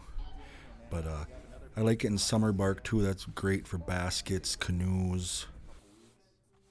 Even those familiar with birch bark crafts were surprised by Phil's unique style, which showcases the versatility and accessibility for community members to make things from a traditional medium. My favorite part was work and making designs out of birch bark, because I never did that. The only thing I ever did was make baskets, and I never tried. And this is interesting to see all the different designs, how many other stuff you can be making out of birch bark, how different ways you can use the birch bark. But that's the first time I ever did this, and I really enjoyed it. It's not just a craft that people learn with artist Philip Savage. He shares a little traditional knowledge about other things Anishinaabe people traditionally make from birch bark. Birch bark's a pretty versatile medium, and there's lots of projects you could do with it, from arts and crafts to making lodges to live in. Like about the class. I loved it. I've never seen this done before, so it's interesting that you can actually take a tree and do something like that with it. Yeah, you can make art without really having to go to the store and buy materials. Yeah, it's beautiful. It's beautiful. This event is the first in a series of upcoming events as restrictions due to the COVID-19 pandemic are gradually lifted. Attendees were glad to be out and about, talking, laughing, and sharing stories while learning a new skill. Yeah, because I wanted to do this last year, but then the whole COVID thing hit.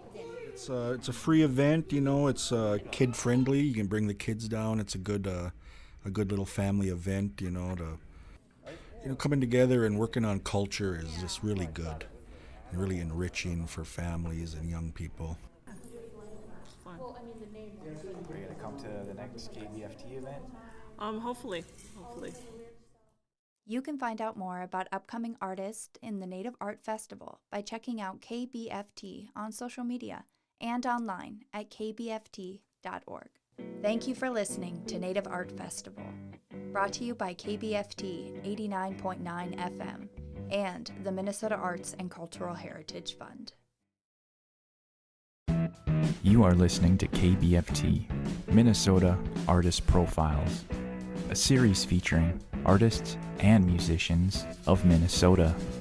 Brought to you by KBFT 89.9 FM and the Minnesota Arts and Cultural Heritage Fund.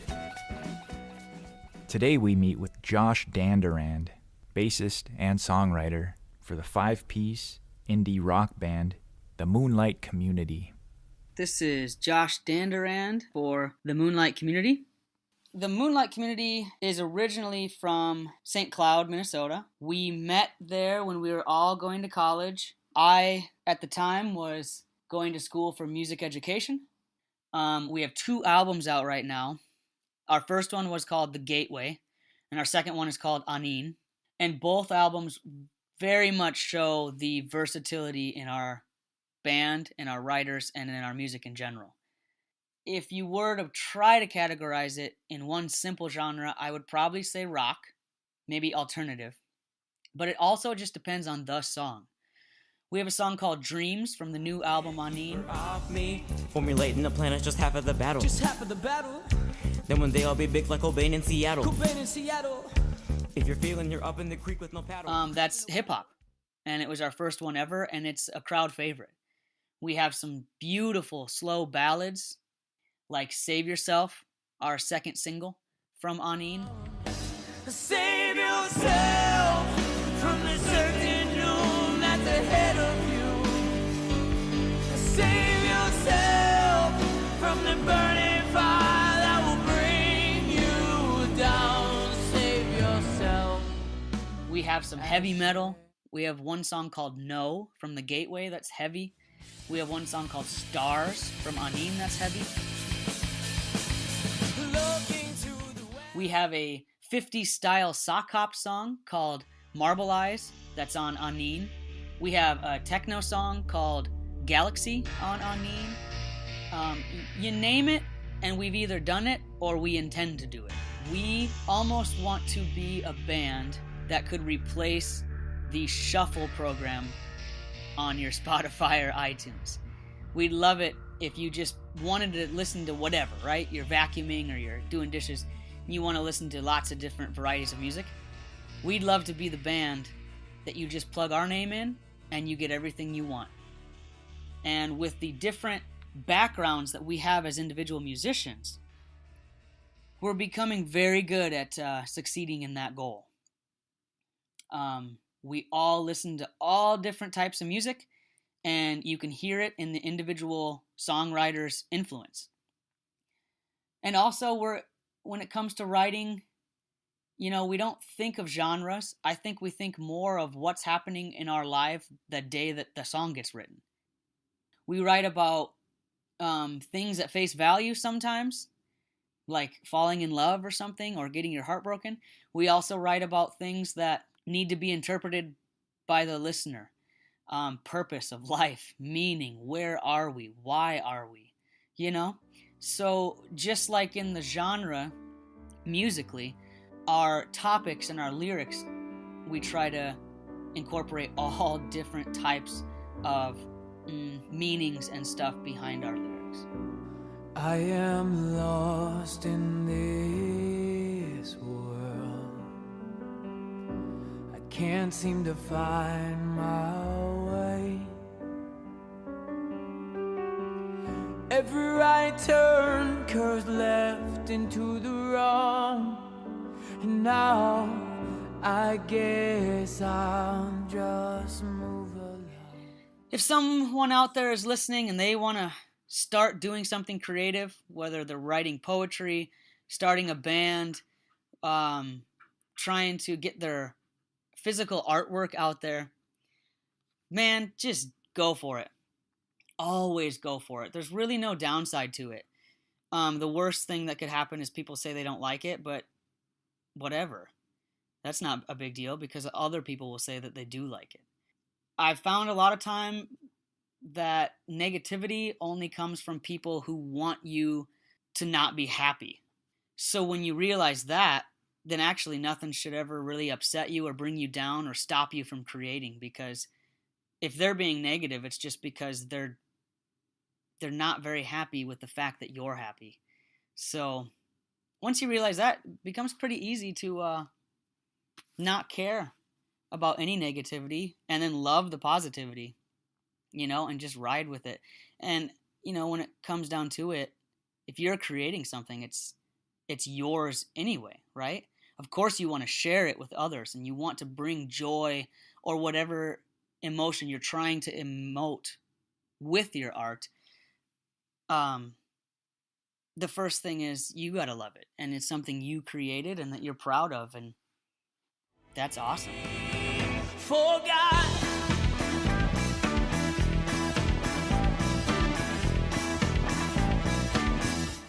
But I love playing with my bandmates, James, Matt, AJ, and Dante. When we're playing a live show and we're just nailing it and we're jumping all over the stage and swinging our guitars and just rocking out, there's just nothing better. Close your eyes, absorb all that sound and all those lights, just knowing that your best friends are right there on stage with you doing what you're doing and you're clicking. That's a great reward right there. Also, when you write a song and then you bring it to your band and it becomes a full band song and then you record it and then you get to listen to it, that's a pretty good reward too.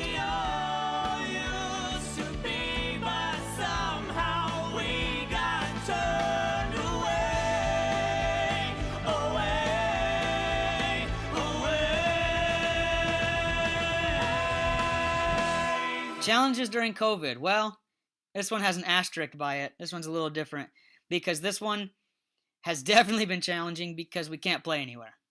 We were supposed to play 5 festivals this summer. We ended up playing 0, of course. And, we tried our best during the pandemic to give things to our fans and to potential fans. And, of course, it's all positive. And it's been tough because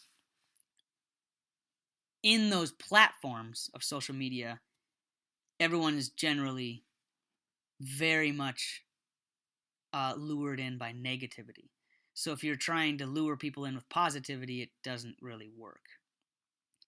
But having said that, if we happen to run across someone in face-to-face, which isn't often, they usually show extreme interest in us. So who knows? Maybe it's a challenge. Maybe it's an opportunity to go more grassroots. And when this whole thing's over, maybe we'll do more flyers and billboards. I don't think we'll do a billboard, but you know what I mean. Old school marketing, old school word of mouth, because that does seem to attract more positive outcomes than what social media has become. Where can we find your music? If you're looking for Moonlight Community, you can find us anywhere that you look for music. We're on Spotify, we're on iTunes, we're on Apple Music, we're on Google Play, we're on Amazon Music, YouTube Music, of course Facebook, and honestly, I think the best way to find us is our website because it's a one-stop shop, and that is just themoonlightcommunity.com. Pretty cool little website, and it has everything you'd ever need to know about us. The overall message of the Moonlight Community is to be yourself. I think when you take every song we've ever written, and if you put them into like a word generator, it would probably come out as community, which is, I guess we have an appropriate band name then. We have crazy background stories. We have a veteran in our band. We have a cancer survivor in our band. We have a diabetic in our band. We have people who have grieved with close personal deaths in our band. We're kind of a soap opera of sorts. And because of that, our biggest goal is to give whatever we can to whoever we can, whoever needs it. And because of all the crazy things that have happened to us as individuals, we have a really good door to go through that a lot of other people have gone through as well. We've lived lives that other people are living right now. We can relate, and we can be advice givers, or just good listeners, or just a band that makes music that makes people happy, you know? So we're gonna always be this way, and we love meeting people, we love working with people, and maybe one day you'll come see us at a show and we'll hang out, have some fun, dance. Thank you for listening to Minnesota Artist Profiles, brought to you by KBFT and the Minnesota Arts and Cultural Heritage Fund.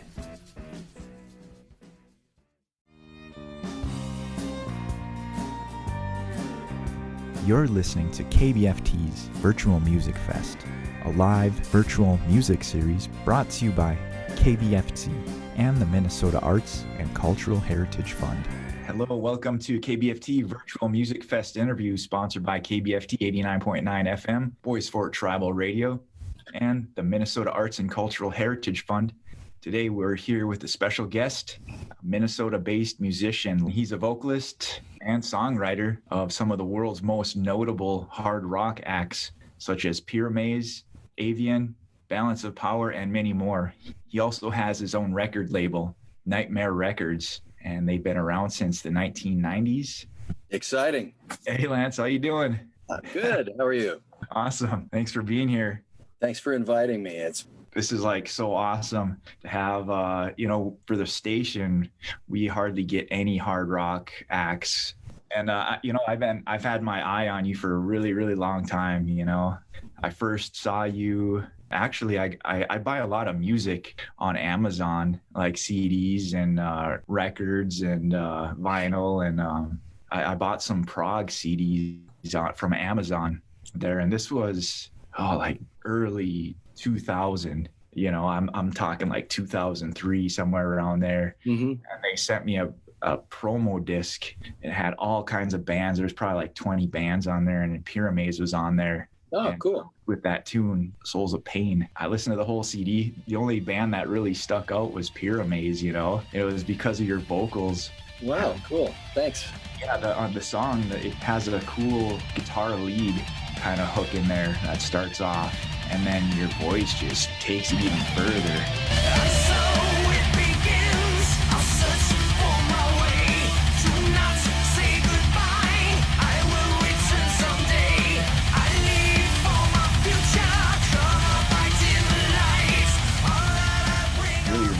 Of like something like Queensryche, Jeff Tate is really comparable, and I could really see like he's probably one of your influences, but he was one of my earlier influences. Yeah, you're like right up there with some of the best vocalists in the world, I think. Thank you, sir. Appreciate it. Yeah, I was inspired by the likes of Steve Walsh from Kansas and Steve Perry from Journey, and I love Brad Delp's voice from Boston. And I could go on and on and on, but the ones that stuck out to me were the guys that just could sing their butt off, and they had these high register, beautiful melodies, but they could reach the stratosphere, and that just was inspiring to me.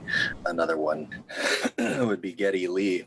Early Rush really was a big thing for me. I loved them, and then I started playing out right out of high school in the clubs, and at the time that was a long time ago, 1981, and so things like the Cars were big at that time. Not really what I was listening to. I mean, Styx and Journey and all that were definitely huge, but a little bit different than a lot of the stuff, I guess.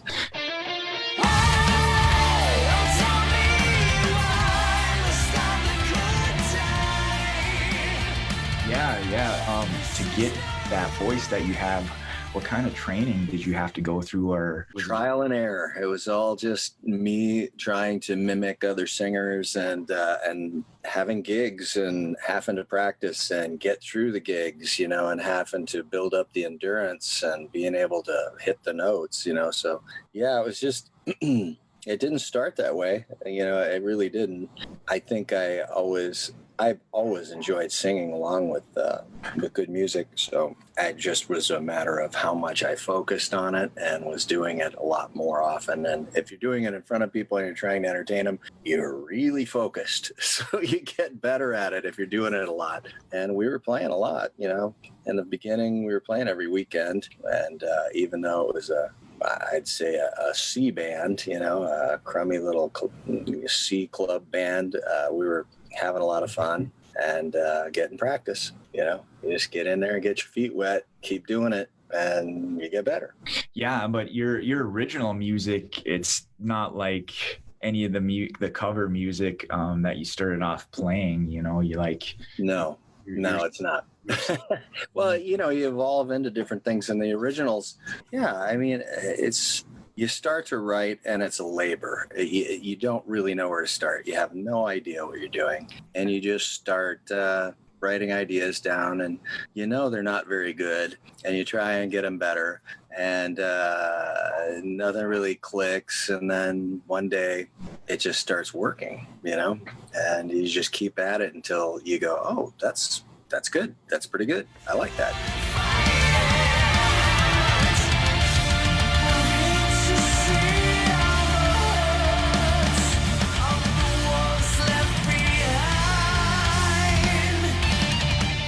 Be sure to watch the full interview and performance on KBFT's Facebook page and YouTube channel by simply searching for KBFT. Thank you for listening to KBFT's Virtual Music Fest, brought to you by KBFT and the Minnesota Arts and Cultural Heritage Fund. You are listening to KBFT, Minnesota Artist Profiles, a series featuring artists and musicians of Minnesota, brought to you by KBFT 89.9 FM and the Minnesota Arts and Cultural Heritage Fund. Nate Lutgers from Park Rapids, Minnesota, is a one-of-a-kind artist you might find at a local festival or pub, painting live bands performing on stage, a passion he developed for his love of music. Nate, what got you into doing these amazing band paintings? The thing I started out doing just for myself has been the live band paintings, the musicians. I started out going out to karaoke or open mics and just painting some of my friends just for fun, because it's something that I love. I love music. I love going out and experiencing that and just being part of it. I used to play in a band in high school, and ever since then I just want to be back on stage, and in this way I kind of feel like I can still be part of the music, and those are really cool too. When I'm painting there, it's all about the moment. I'm trying to capture that, like the whole performance, the feeling, everything, just into a single piece. And most of the time I'll just stop painting as soon as the show's over, and that's it. I don't go back, and I don't fix the little imperfections, or if they're missing a finger or a face here and there, it doesn't matter. I want people to be reminded that things don't have to be perfect to be beautiful. And in the digital age, it's nice to look at art and know it's been created by the human hand. Like I said, I absolutely love music, probably just as much as the visual arts. And painting live music puts me right there on stage, like in my head. There have been rare moments, as of the late, not early on, but more towards the late now, when I felt that I was inside the music. And I know that's really hard to explain, or actually, to get across to you guys, but it's different than feeling like the music inside of yourself. It's like I understand everything that's going on, and like how the music's working, how the band dynamics are going, the environment, the people. I can feel everything, and it all just makes sense. I feel completely at ease, and at the moment of being inside of it. I guess it's like being in the womb, per se, huh? How would you describe your art?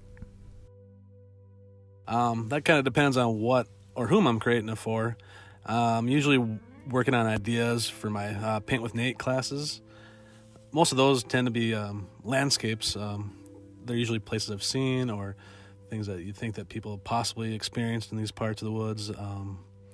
Sometimes it's from a photo, or maybe it's a combination of any of those things. If it's for me, then it might be some abstract expression of my inner weirdness. A lot of times I'll be slapping or scraping or gluing or even burning anything into a canvas or on a board, just trying to just whatever I feel like doing in the moment. Other times I'll get a commission, do a portrait, sometimes a caricature, landscapes, murals. I've done some murals, variety, just odds and ends, anything and everything that I can do as an artist, because you can't really pigeonhole yourself. You can't put all your eggs in one basket, and just do one thing nowadays. How long have you been creating your art? For a number of years. I used to work at restaurant jobs for 20 years, and then I decided that I was dying inside because I wasn't doing any artwork. So then I started, taking little caricature gigs, drawing the big heads and the little bodies, doing caricatures. And I'd also, I've been offering a lot of community ed art classes, especially to kindergarten through sixth grade and I call those classes Create with Nate. And, they don't offer an art program in the elementary school in Park Rapids here, so I figured they got to have something. Art is so important for kids and for adults too. But I'd say, I really started taking it seriously within the last 4 years or so. And then I started doing my Paint with Nate classes, which are, sip and paint classes. I used to call them paint and sips, but then someone came to class one time and thought that I was bringing some sips, thought I was bringing some beer or some wine with me. And so I changed it to Paint with Nate. It's got a nice ring to it, and it's not false advertising. You're painting with me.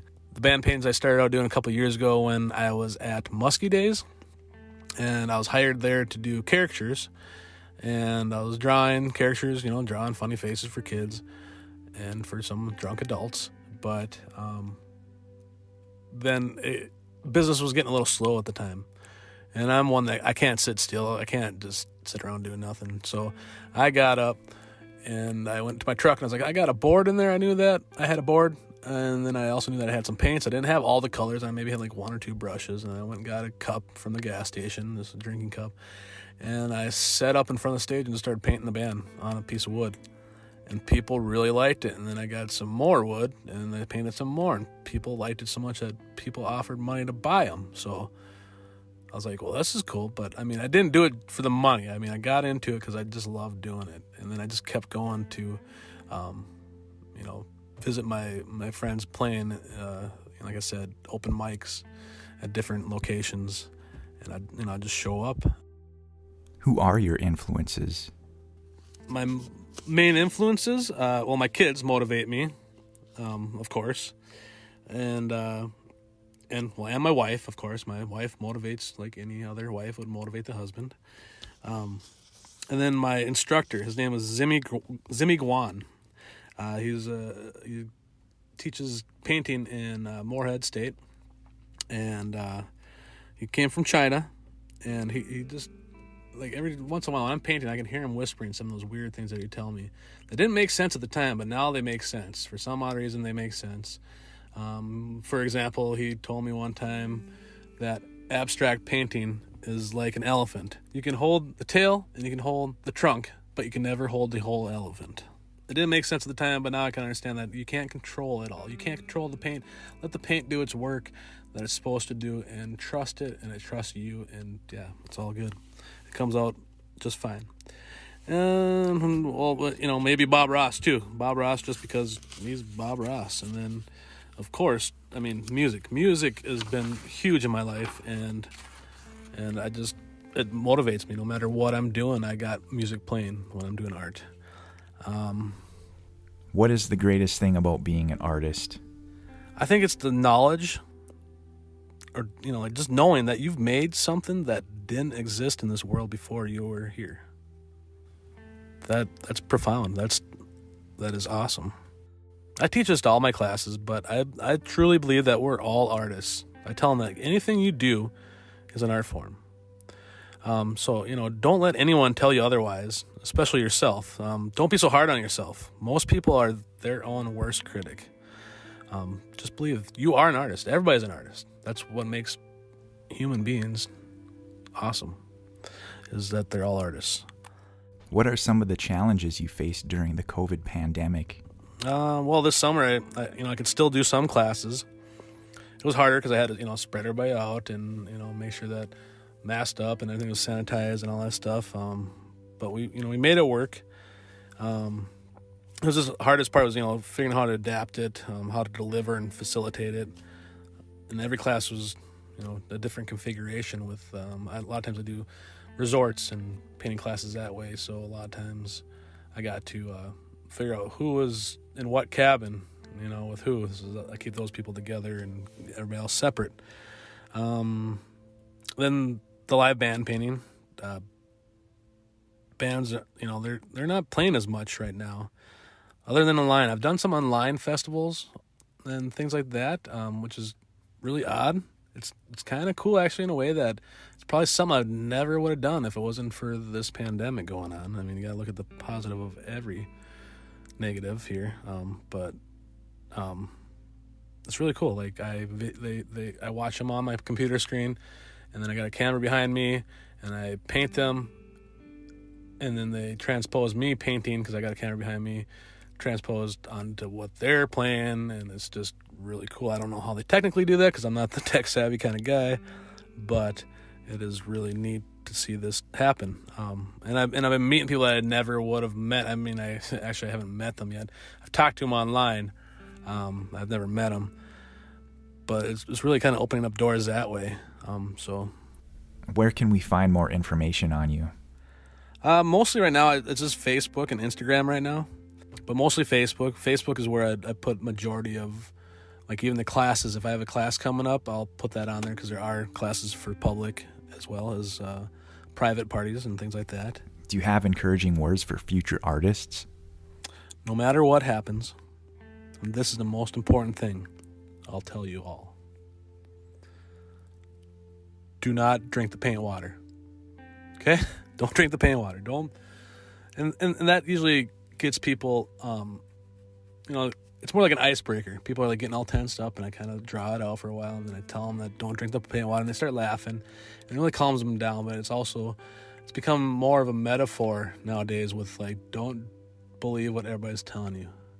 I mean, there's so much going on right now that you need to really not just fact check, but even sometimes the facts are not even true. So make sure that you guys are keeping your head straight on things, and it's okay to have some unknown too. That's the other thing I've come to terms with during this pandemic is it's okay to not know what's going to happen. It's okay, or everything will be okay, you guys. It'll be all right. I was going to say thank you guys, KBFT Radio, Chaz. You're awesome. You rock. Thank you for supporting local and regional artists in Minnesota. You guys rock. Thank you so much from the bottom of all of our hearts. Thank you for listening to Minnesota Artist Profiles, brought to you by KBFT and the Minnesota Arts and Cultural Heritage Fund.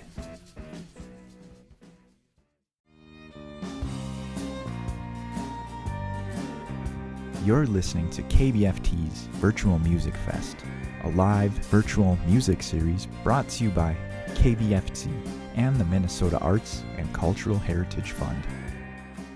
Welcome to KBFT Virtual Music Fest interview series, sponsored by KBFT 89.9 FM, Boys Fort Tribal Radio, and the Minnesota Arts and Cultural Heritage Fund. And we're here today with Midwest folk musician David Huckelfelt, founding member of The Pines. And David has just released a new album titled Room Enough, Time Enough, and this is his second solo release. And it could be a soundtrack to a Quentin Tarantino movie. It's high praise, man. Thank you so much, Chaz. Yeah, so you just want to talk about the album. What is the inspiration, and what are the inspiration for some of the songs? You know, in my band, The Pines, somewhere about 10 years ago, we found ourselves collaborating and in these shows and situations with a lot of indigenous artists that we admired. for a long time. People like John Trudell, Keith Secola, Annie Humphrey, Quiltman, and those seeds were planted even long before that of just a lot of my relationships and friendships with Native artists have helped me as a person and as a songwriter. And as I toured around, the country and the world for the last 15 years, I could see that in all these places, indigenous music was stereotyped and sidelined and pushed to the side, like so many other perspectives in the indigenous community when it comes to the greater culture. So fast forward to last year, and I'm thinking, if I'm going to make a record in this time of Spotify and in this difficult climate in the world, I want it to be a common ground record, like a real, truly collaborative record where no one person has taken all the spotlight. And and so I started to think about this cowboys and Indians mythology, and we've had such a divisive year in this country, and I think to a certain degree, corporate America and politicians, they do well when we're divided. They can kind of control us. So I wanted to find a place where we could blow up the cowboy and Indian myth and show how we can get along, we can collaborate, we can lift each other up, we can listen and learn from each other, especially in music. Maybe in music first, and then everywhere else as it follows. And that was the inspiration for some of the Native songs mixed with some of the Western songs, mixed with some of my own. Was just like, let's create something that sounds a little different, and we'll tell you what it is later. Maybe you hear it and you're like, well, why is there traditional singing behind this kind of folk song? It's like, well, because we all love each other and get along and we like music. So that was the start of it, and it kind of grew and grew and grew with collaborators. That's the long answer. Sorry. No, that's awesome. We like long answers.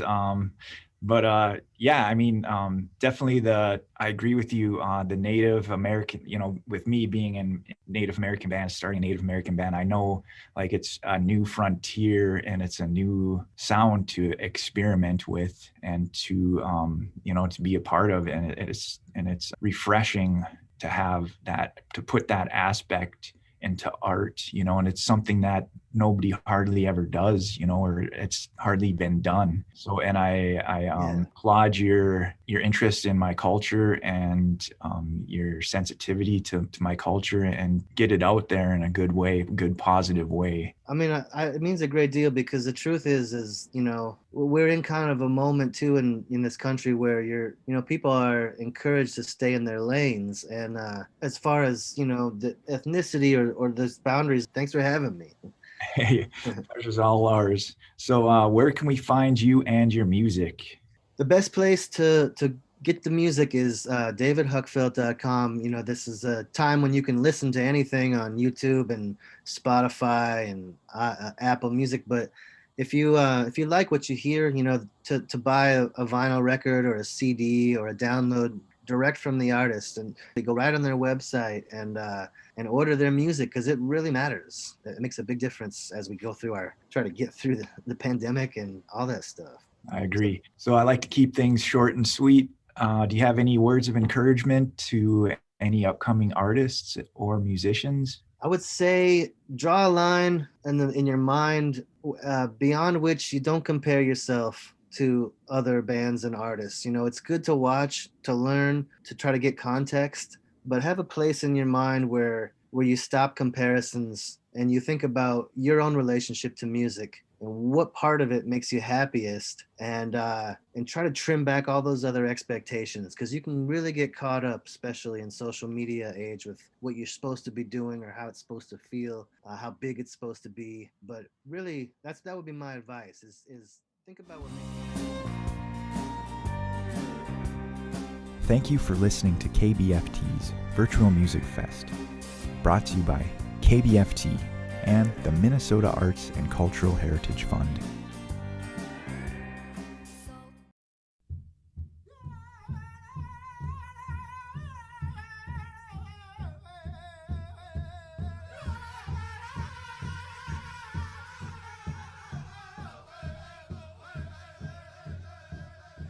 Welcome to Historical Window, a program that lets you experience the past and treasure the history of the Bois Forte Band of Ojibwe through the voices of our elders.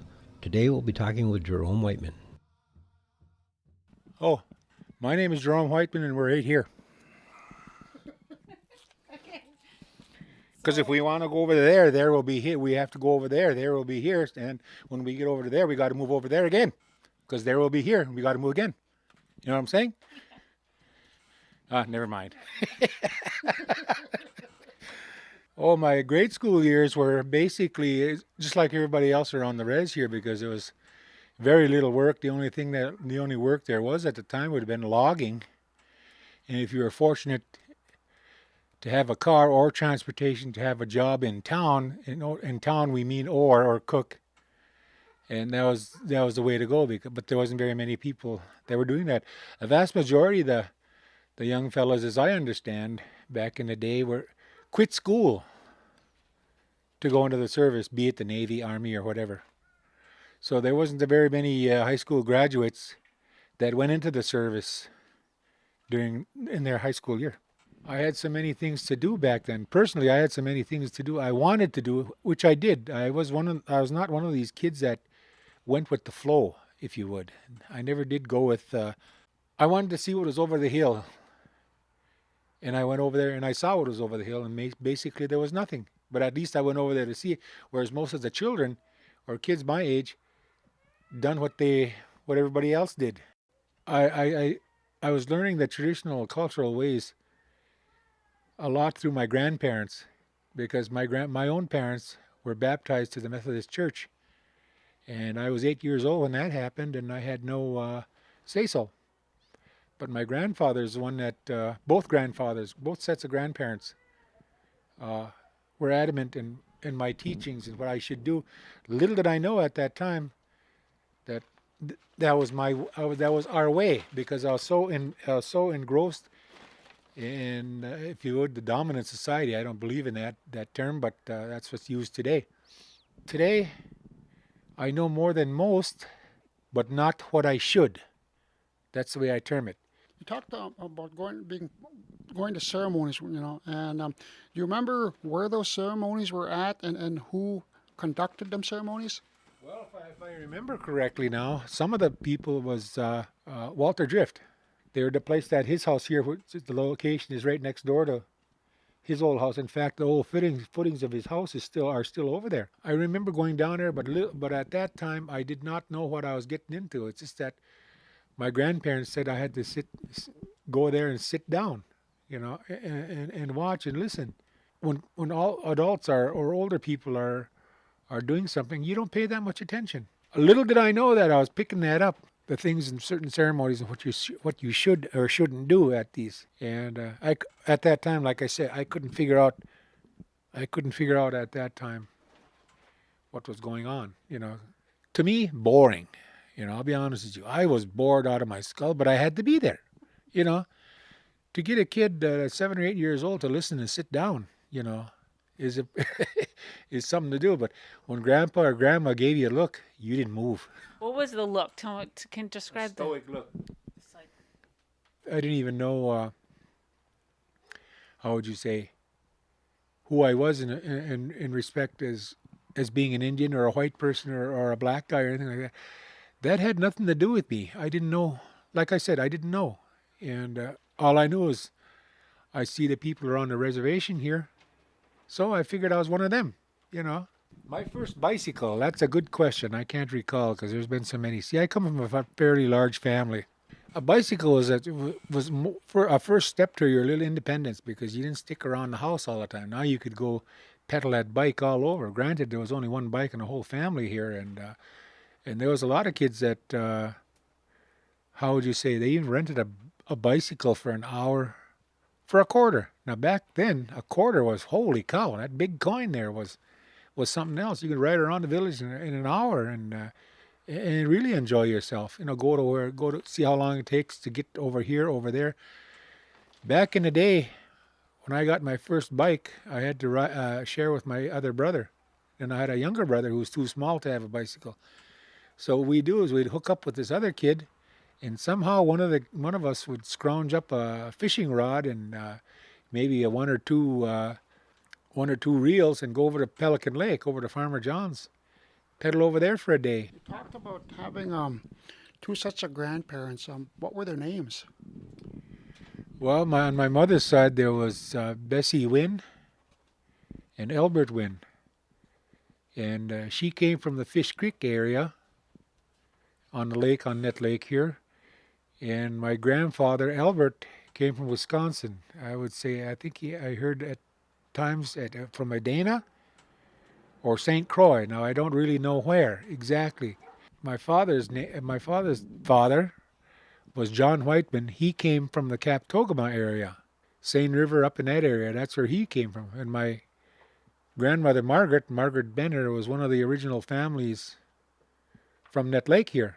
I still remember where I was when JFK was assassinated in Dallas. I was sitting in what we call study hall. They had something going on at the high school there, and one of the teachers came in and said the president has just been shot. And that was one of the first times that I have spent a great amount of time on the radio, listening to the radio or watching the television. And I'm sure there was a lot of people that did that at that time. And I remember that when I watched his parade, that funeral parade. Wow, that's still with me, and I still go back in time. What was it like being in the service? I mean, why did you said you were drafted, but do you have any feelings of feeling patriotic or feeling like this was like something that you wanted to do or had to do? Well, at the time, I didn't know what the hell was going on back in '68. I didn't have any patriotic duties or anything like that, but once you get in there, they play with your mind. It's almost like like you were indoctrinated, like almost like what we were fighting the Viet Cong for. They were indoctrinated at such an early age. When they were ripe, they were rather naive, and we believed a lot of that stuff for a certain amount of time. When I got over there, I missed the Tet Offensive. That was already all done. They already raised hell. Many times it was boring. There was nothing happening. And the stuff that you hear on the news happens in a matter of minutes. All this destruction. When I got in country, it must have been, I would say about 7 in the evening. And they mustered us off that plane and went into the terminal at Fubai. And we were all standing in formation there, ready to get orders to move on or what was going on or some information that was going to be passed on. And I'm standing with this kid from New York. And we didn't know what the hell was going on because at that time we were in the Army yet. And it's hurry up and wait and stand around and wait and blah, blah, blah. Anyway, we were standing there and there was a big curtain there, like a big canvas curtain. We were underneath a big sign that said body registration. But we were underneath that sign, so we couldn't look up and see what the hell that sign said. But the curtain opened a little bit. And we parted the curtain to look in there. And that's when we saw all these aluminum caskets ready for shipment. And they were full. They were ready for shipment to come home. And the plane that brought us there was going to reconfigure the inside of the airplane, take the seats out or whatever they did. And that's where they're going to put those bodies back in. That's where my attitude about everything happened, because it almost appeared to me like guys didn't give a damn about nothing. When I got back to Net Lake, there was one happy camper. Well, first of all, when I landed in Hibbing, I saw my little wife Clara and my little girl Adrian. I mean, I was home. Thought I was safe, but little did I know I was damaged. I've had issues about me that people saw that I didn't know, nor would I admit. Little did I know I changed. Today, I'm more, guilty of many things without hurting anybody, but hurting myself, my outlook on life in general. Today, I'm a hell of a lot more different. I almost did a 180 because I'm no more appreciative in the things that I've seen, done, the way I am, and what I see of others. Historical Window is a production of KBFT and the Net Lake Radio Project. This program is made possible by the Minnesota Arts and Cultural Heritage Fund and the citizens of Minnesota.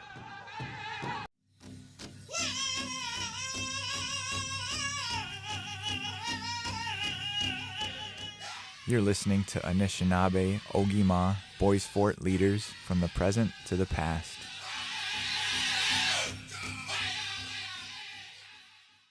Buju, Ginu Gijik, Indigenous Cause, jijak indu de gawa bobby ganekog indu njaba inda ma gama squawa kokog. My name is Ginu Gijik, Golden Eagle Day, and I'm from the White Earth Reservation. I live in Cass Lake. Gnu Gijik holds a doctorate degree in public policy and administration. His research focused on Ojibwe chiefs in traditional leadership roles.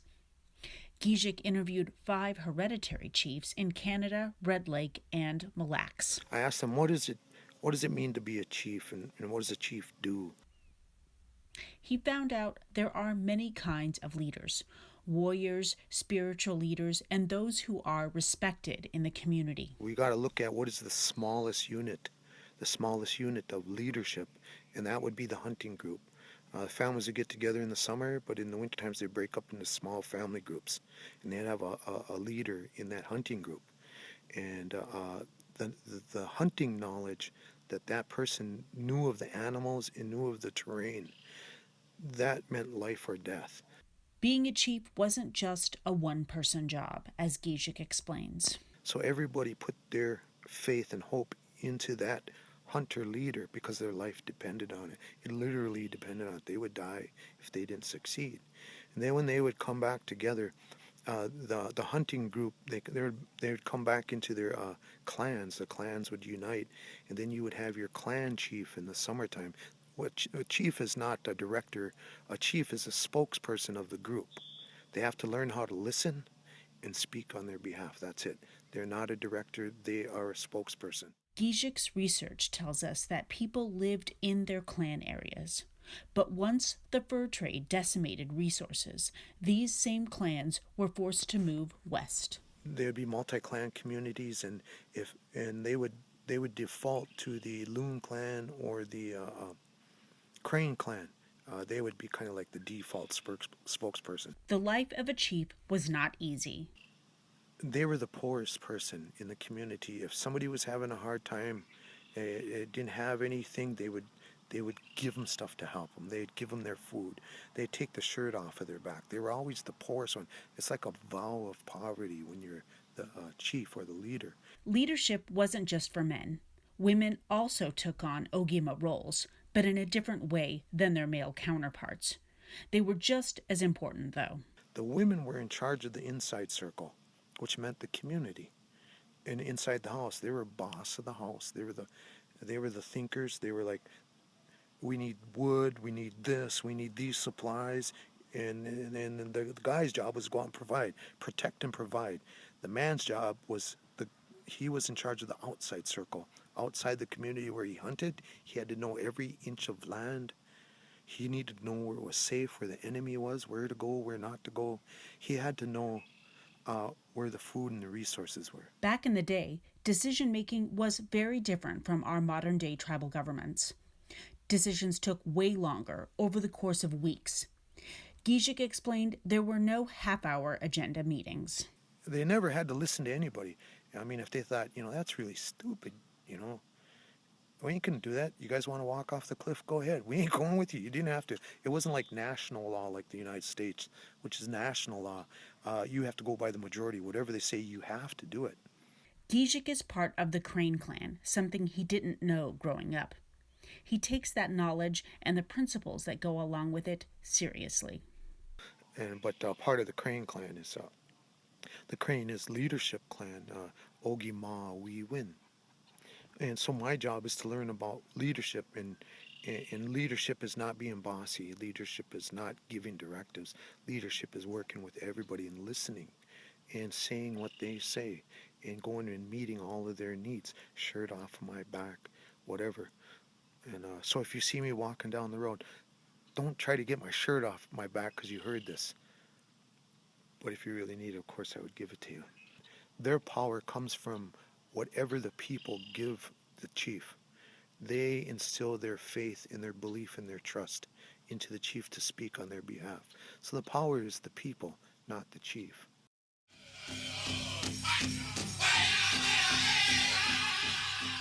Anishinaabe Ogima was brought to you by the Net Lake Radio Project and by the Minnesota Arts and Cultural Heritage Fund.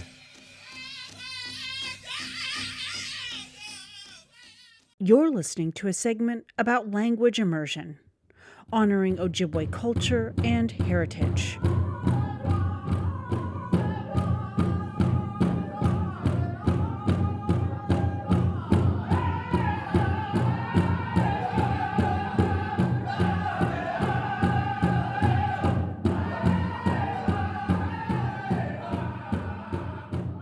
In January, Bois Forte hosted a free Ojibwe language immersion event at the Tribal Government Center in Nett Lake. It featured singing, hand drumming, storytelling, outdoor winter games, language classes, and a traditional dinner. The 3-day event exposed people to culture and tradition while creating a sense of community. Billy Blackwell was one of the storytellers at the event. He told the crowd about his Ojibwe upbringing. Anishtana, bonjour, Nishana Bedok, Asabigane, Sagai Ganing, Ishkunigaming Oma, Nochko Gego, Ishinikani Guyan, Kichunagaming, Dunchiba, Wing Ego Ninimenwendan, Bishain Oma, Chimiquena Nawa. Kay Kidawat, Mewajak, Kieranzi Bananak, Minamuya Bananak, Oma, Sabigane Sagaiganing, Iwiwikwa Chitun, Tabajam Watakozian, Windamuawa, Gegi Nawin, Aninga Shawebak, Mewajak, Kawanda Shanishana, Kamiga Sanun, Uu, Zichigang Nungo. I said, I am from Gitche Unagaming Grand Portage, Waban, early in the morning, Akwed, early morning cloud is one of my many, many, many Indian names. And of course, when Mr. Blackwell talks, you're going to hear some very, very valuable stories. Why?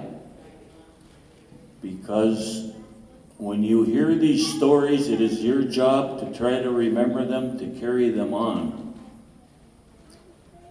Now, did I grow up with the language in a traditional way? No. But when I reached 17, I started having visions and dreams. I lived in the woods with no electricity, running water for a while with the old people. And they wouldn't talk English to me. I was so frustrated, so mad, crying. And then about 5 years later, I was so glad, because it caught on finally to my mind. As a kid, I only knew 6, 7 Indian words that my mother taught me. But she didn't speak it either, our grandmother did. But I learned.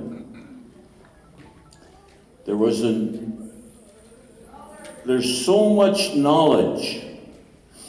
You cannot believe. The elders told me knowledge never ends.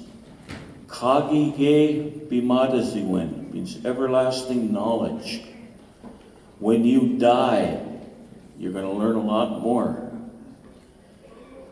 My computer mind, when I hear things, I think of different things. When I say that word kagi-ge, everlasting, right away I thought, gee, where did I used to stay in Nett Lake with Nasi Benner?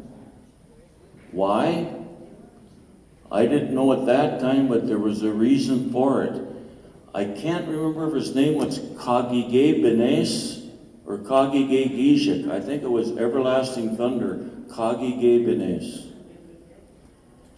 And he would talk to me all night. Nishnabemon. I could get about half of it. And he could speak English, not a heck of a lot. And I said, I think I know what you're telling me. He said, there's a dream I had. He said, I am to pass this on through you to the people of Nett Lake. He told me that in the language. So I went down to Albert Strong's, which was right down where you saw them on the film where the boats go. And he was married, his second marriage, to Ruth Boji Strong. And she was Nitanishnabemo. She spoke the language very fluently. And I said, Ruth, Nasi's telling me something about something that everybody is supposed to know about Ned Lake. Could you go talk to him? I gave her tobacco. She said, sure. That was about 1972 or 3 or somewhere in there. I was like 22, 23 years old. So she said, he had a dream. He is to tell the story of Ned Lake that you heard Jesse Drift talking about, that you heard her talking about. And so she went over and she did it all. Now, when you hear Mr. Billy Blackwell, you never know what's going to happen. Not very many people here tonight. Well, maybe there's a reason for that, the weather, everything. So, all of a sudden in a place called Cass Lake, there was a program.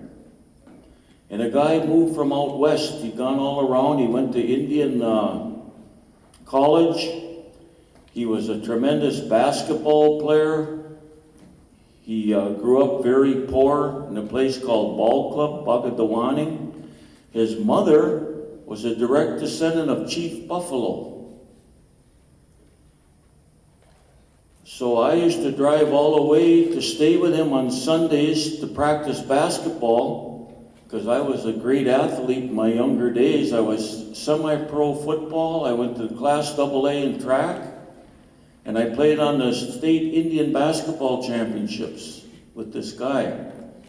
So I went and told him through his program, and I said, you know, Ned Lake is an unbelievable place. There's less problems there than almost anywhere back at those times. I said, an old man talked about the story of Ned Lake, and this lady interpreted it. And he said, we'll fund it. Gabe DeRogie, who is from Lake of the Woods, and Daryl Kingbird both taught language classes. So I'm from Lake of the Woods area. What's your name? Elaine Ross.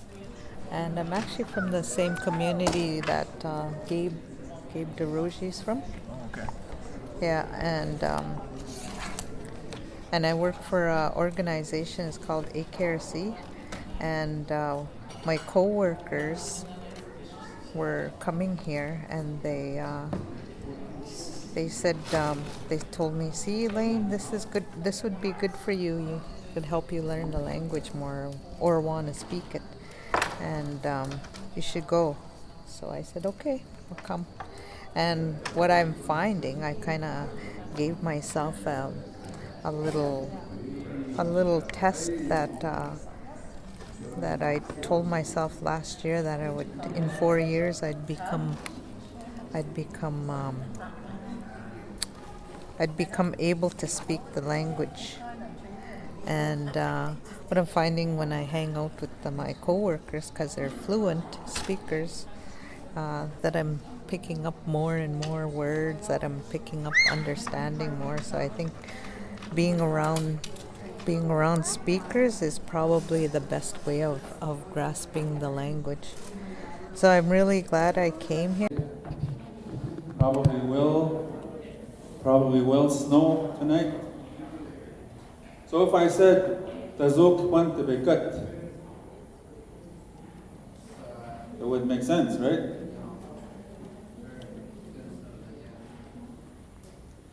Because there's a vowel change there that takes place, right? The Tazok Pantabekat. The bekat means it is night. The bekat is when it's going to be night. The bekak. Make sense? Tazok pan the bekak. It will snow tonight. We need mit yoga na which ma the cook. What did I say? We is what? A future tense marker, right? We ni mi it yog. Nime is to dance. Wog is the pluralization of dancing, right? We nim it yog. So they are going to dance. Kana budge. Kana budge is, I think, I'm guessing, I'm not certain. Kana budge. Kana budge. You guys know that word, right? We nim it yo kana budge. Oma tibikuk. Oma is here to be cooked tonight. We need make you gonna watch Oma to be cooked. I think so, right? How would you say 8 p.m. in Anishinaabe? 8 p.m. Nishwasa to buy again. Nishwasa to buy again. Wapi, agamachinim. That's when I'll start to dance, she said. I'll start dancing right here. Nishwasa to buy again, agamachinim min. Plural, right? Min. If you say min at the end of your sentence, that means it's plural and you're including yourself, right? Gamachinim and min. We are all going to start dancing.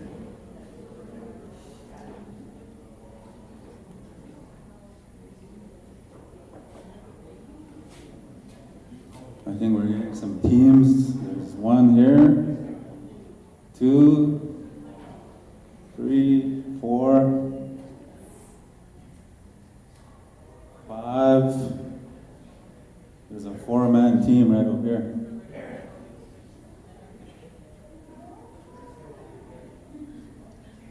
And a 1-man team right here.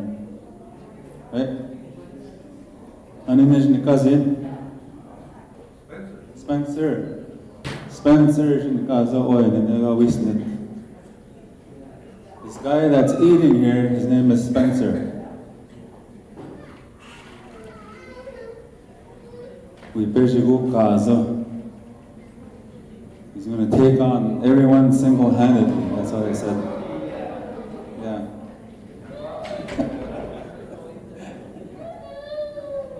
He wants that Yeti cup real bad.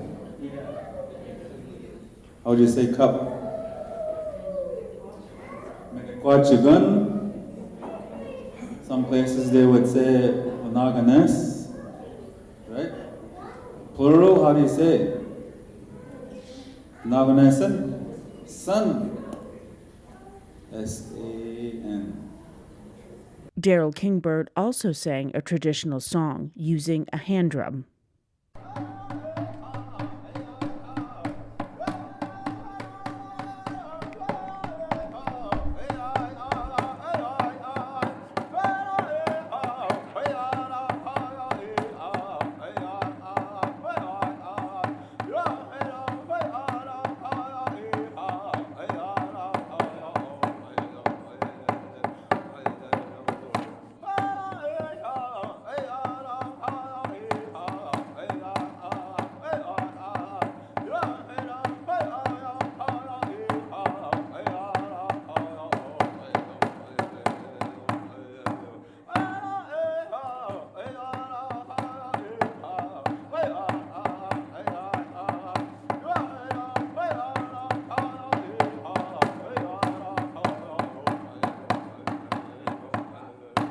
Participants learned and played moccasin games. My name is Gary Proudchief. I'm from the Boys Fort Reservation. I'm up here today to teach moccasin games. My name is Jonathan Johnson. I'm here to teach the moccasin game. Oh, well, I got asked to come up and teach moccasin games. We do that pretty frequently in the Red Lake Reservation. That's where my kids are half from, and I got a lot of friends that are from there, and I live pretty close by there, so that's where I learned the game. It was from Red Lake. And pretty much, yeah, I just came up here and taught a family member, and taught a little guy. He's maybe about 13, 14, and it's pretty much like a warrior's game, a man's game. And I was taught that like it brings healing to like those who struggle, and those to like, I don't know how you put it, like abusing drugs or alcohol. So that kind of helps with the game, kind of helps and steer them into the right path. And so pretty much what I got for that. So how did the boxing game go today? It went pretty well. As today, we taught a couple of people, showed a couple of people a couple of things, and it went pretty well. How long have you been playing? I've been playing for about 5 years, probably going on to 7. About the same, 6 years. Cool. Who taught you guys how to play? It was me, my friend Mike Barrett, Jack Johnson, Deion Peer. We all kind of got bored like one day, and my friend Mike Barrett, well, he's been playing long before us, and he learned from Todd Smith up in Red Lake, and so he kind of taught us the game. And then as we were just going along, we were kind of getting teachings from the older guys who've been playing way before we started when they were kids. And then so that when we started playing almost every day, they kind of seen that we were taking it serious, and they kind of you know what I mean, came out of the light and taught us the old ways and the old rules of the game. And ever since then, with about maybe 3 to 4 years, we got about pretty much about 50 people up there that play now, when it was just us 6 playing up there every day up on the reservation in Red Lake.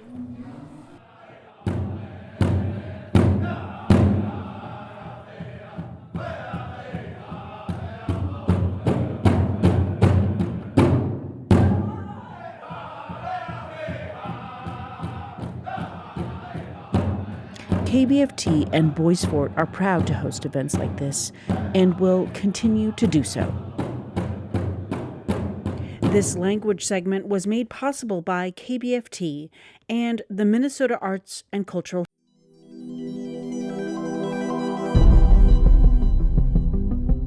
You're listening to The Unexplained, a series on the strange occurrences that have been witnessed or have happened on the Boys Fort Reservation. Brought to you by KBFT, 89.9 FM, and the Minnesota Arts and Cultural Heritage Fund. On this episode of The Unexplained, Jane Villebrun tells KBFT's Chaz Wagner about a time she was driving near Four Corners trying to get home. It was late. She was sleepy and driving fast. When she turned the corner, hauling through the dark woods with sleepy passengers in tow, she saw something that made her stop. And I woke up because there was a person standing in the middle of the road, and he had a real pretty blue shirt.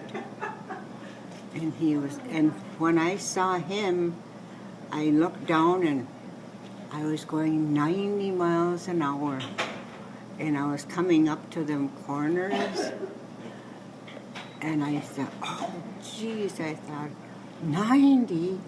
Oh, I didn't want to get home that bad. But, you know, then, I was so tired. Well, that was it then, and it was later that I was talking to Uncle Bill and his wife Twyla at the time. I was telling him about that I saw that man standing in the road. And that man happened to have the same color shirt as they call him Swish. when he burned up in that house, that was the color shirt that he was wearing. And I'm thinking that, you know, he showed up there to make me slow down. And I did slow down then. Grandpa, my hair was standing up in the back of my head like that. And I thought I gotta wake up, so I stopped and I pulled over and I stood outside for a little while. That was enough to make me, you know, get me home without falling asleep. So that was one of the ghost stories that I had. I got scared at that time, and because I thought, well, you know, who was that man standing in the road? What happened to him? When I got up to where he was standing, he was no longer there.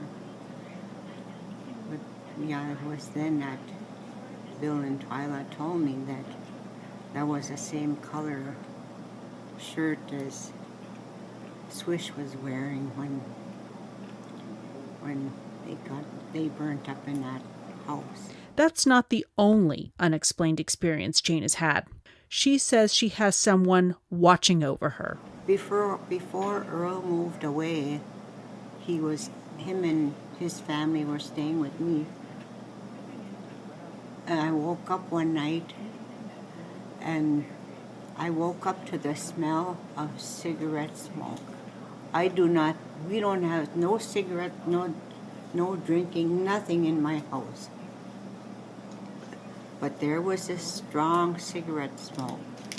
And Buster used to smoke a big, long, brown cigarette, which was called Moore. He's the father of my children. And everybody knew him as Buster. I got up, went throughout the whole house. There was no smoke in the hallway, in the kitchen, but I went to my bedroom, and there it was just strong. It gets strong that you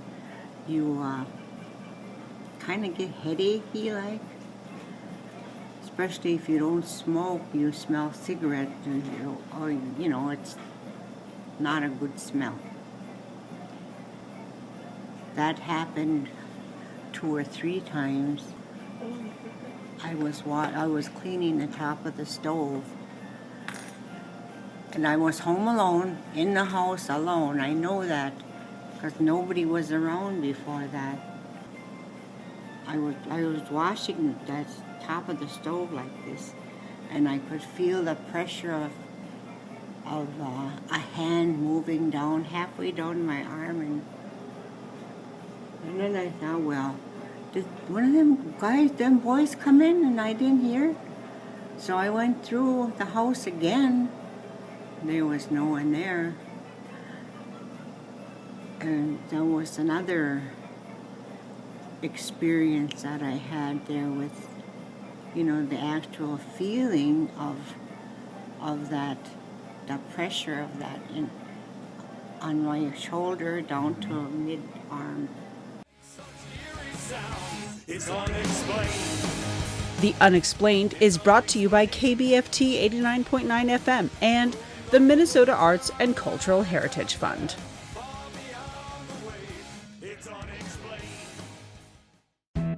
You are listening to KBFT, Minnesota Artist Profiles, a series featuring artists and musicians of Minnesota, brought to you by KBFT 89.9 FM and the Minnesota Arts and Cultural Heritage Fund. Today we meet with Jonathan Thunder, a painter and digital media artist from the Red Lake Band of Ojibwe in Minnesota. Bonjour, my name is Jonathan Thunder. I'm originally from the Red Lake Nation, and I grew up in the Twin Cities, and I now currently live and work in Duluth, Minnesota.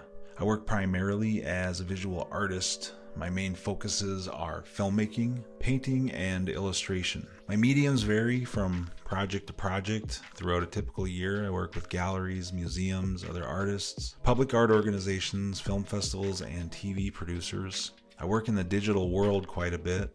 An example of that would be my most recent project was to design 4 digital billboards that are displaying along Hennepin Avenue in Minneapolis. The billboards were commissioned by the Hennepin Theater Trust and Native American Community Development Institute. Both of those organizations commonly initiate and oversee public art installations amongst many other awesome things. I themed the billboards to represent the indigenous community as it is currently in the Twin Cities region and all over, really. The billboards are part of a 2-year project that will carry the message of we are still here. We being indigenous tribal communities. I'm also showing bodies of paintings at the Muskegon Museum of Art, at the Grand Valley State University Art Gallery, the Kruk Gallery in Superior, Wisconsin, and the Joseph Neese Gallery in downtown Duluth. I also work with an organization in Central Hillside called ACO, where you can find some prints of my work. Recently, in the last few years, I got into installations. The installations are a mix of animated imagery and sound design displayed in a gallery space with physical objects that support the concept or story that I'm sharing with the viewer. An example would be my installation at the Tweed Museum in Duluth, where I animated and projected 3 Ojibwe legends onto a large glass display case, which created sort of an aquarium effect with the animated world living inside the aquarium. This type of animated imagery that was featured in this exhibit is something I developed while jumping back and forth from canvas painting to making short films. I thought it would be interesting to make sort of a digital canvas that acted somewhat like a story or short film, or a glimpse of a story, or like a peek inside of a vignette or a happening. Overall, if you look at my paintings, if you look at my animations and digital illustrations, I like to keep the common thread of storytelling. And the story I like to tell ultimately is my own story, as I see the world and I see indigenous events happening and unfolding in real time and in modern times.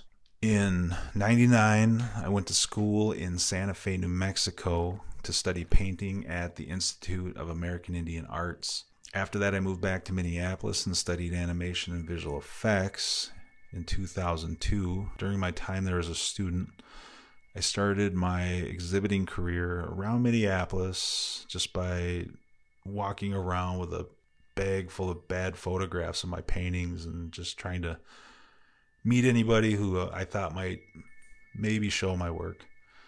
And during that time, I also got one of my first mural gigs, which was in St. Paul at the American Indian Magnet School. And I graduated in 2005 and went to work for a video production house on 15th and Nicollet. While I was there, I worked as the lead animation artist, making commercials for television and streaming the web. After work, I would go home and work on my own projects and enter those into exhibits and film screenings and just try to promote my own business and my own work. It was like working 2 jobs as an artist. One was for them and one was for me. And in 2011, I parted ways with the company and began my independent career as an artist and filmmaker. And I have been doing that ever since. Recently, I was given an international award for visual artists from the Pollock Krasner Foundation in New York, New York. That award came at the beginning of 2020, right before the pandemic started. And I felt pretty blessed to get that. It helped me out in a lot of ways. My main influences come from life as I see it. I see life as being pretty surreal at times, so that irony and dark comedy tend to come through in my imagery and stories. One of the things I would have to say to any artist just starting out or someone who is interested in the arts as a career would be to stay true to your voice, but find what that voice is through education and take some training or mentorship in the art form that you want to pursue, and find your community, whether that's writers or filmmakers, painters, sculptors, musicians. One of the greatest challenges of being an artist for me was putting myself out there. My first exhibit was very intimidating, and so was the second.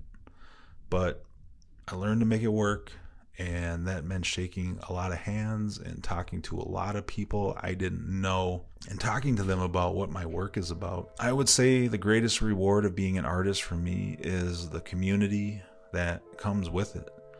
Through my art, I'm able to tell my story, and my stories that people from my community can relate to. I use my art to frame tribal perspective, language, and concepts that make me an active member of my tribe. And it's quite the gift. During this year of the pandemic, I've had probably the same challenges that most others have had. Although I did find quite a bit of time to spend in the studio, the exhibit and film festival scene changed. So, like other artists, I was adapting to an all virtual or online format. I had to buy a couple things like a mic and a ring light. My studio's private, so there was no trouble staying home and staying safe, as they say. My parents are both in their late 60s, so I spent a lot of time worrying about them. Then in November, they both caught the coronavirus, and it was pretty scary, but they pulled through, and that was probably one of the hardest times of this year for me. I think it was pretty great to see through all of this how creative anybody and everybody can be by finding ways to continue to showcase films, exhibits, and support the arts, including all the artists I watch step up their online game and meet the pandemic challenges in the best way possible. A good place to check out what I'm up to is on my website at thunderfineart.com. I keep it pretty up to speed, although right now I'm having some kind of trouble with the menu on mobile formats. I'm not sure why, but I'll figure it out. From there, I have links to my Instagram, Etsy, and galleries you can find me at. Yeah, I hope all the listeners keep your heads up, and I know this year has been tough for everyone, but you're not doing it alone. Miigwech for inviting me on for this interview on KBFT. I always appreciate your support of Indigenous artists from all over Indian country. So Miigwech, Gigawabamin, Minawa. Thank you for listening to Minnesota Artist Profiles, brought to you by KBFT and the Minnesota Arts and Cultural Heritage Fund. You're listening to Native Writers Fest, a series that features Native literary talent from Minnesota and beyond. Native comedy is full of irony, jabs at stereotypes, and it's meant to make fun of sometimes painful subjects. Like the time famed comedian Charlie Hill took the stage at a comedy club in the 1980s, talking about sports teams using mascots in a derogatory way. Remember, this was way before the recent name controversy with the Washington team. And then they'll make you mascots at ball games, and then you'll feel, all right? I mean, I watched the Super Bowl. I was for the Washington team, but the Redskins, you know? I mean, the team is great. I like Riggins and all, but the Redskins? Right, where's mascots? Redskins, Braves, Bucks, the Chiefs. You know, I'd like to see the Kansas City Caucasians. That would be kind of, you know, white guy out there wearing a leisure suit. The thing is, he made people laugh about a subject that today is cause for protest. Dene comedian Mark Yaffe and Red Lake Ojibwe comedian John Roberts are following in Hill's footsteps with their brand of sharp comedy that sometimes pokes fun at painful truths while making you laugh out loud. KBFT brought both Yaffe and Roberts to Net Lake for a recent Native comedy night. Natives in the house, we are going to party like it's 1491. Let's go, people.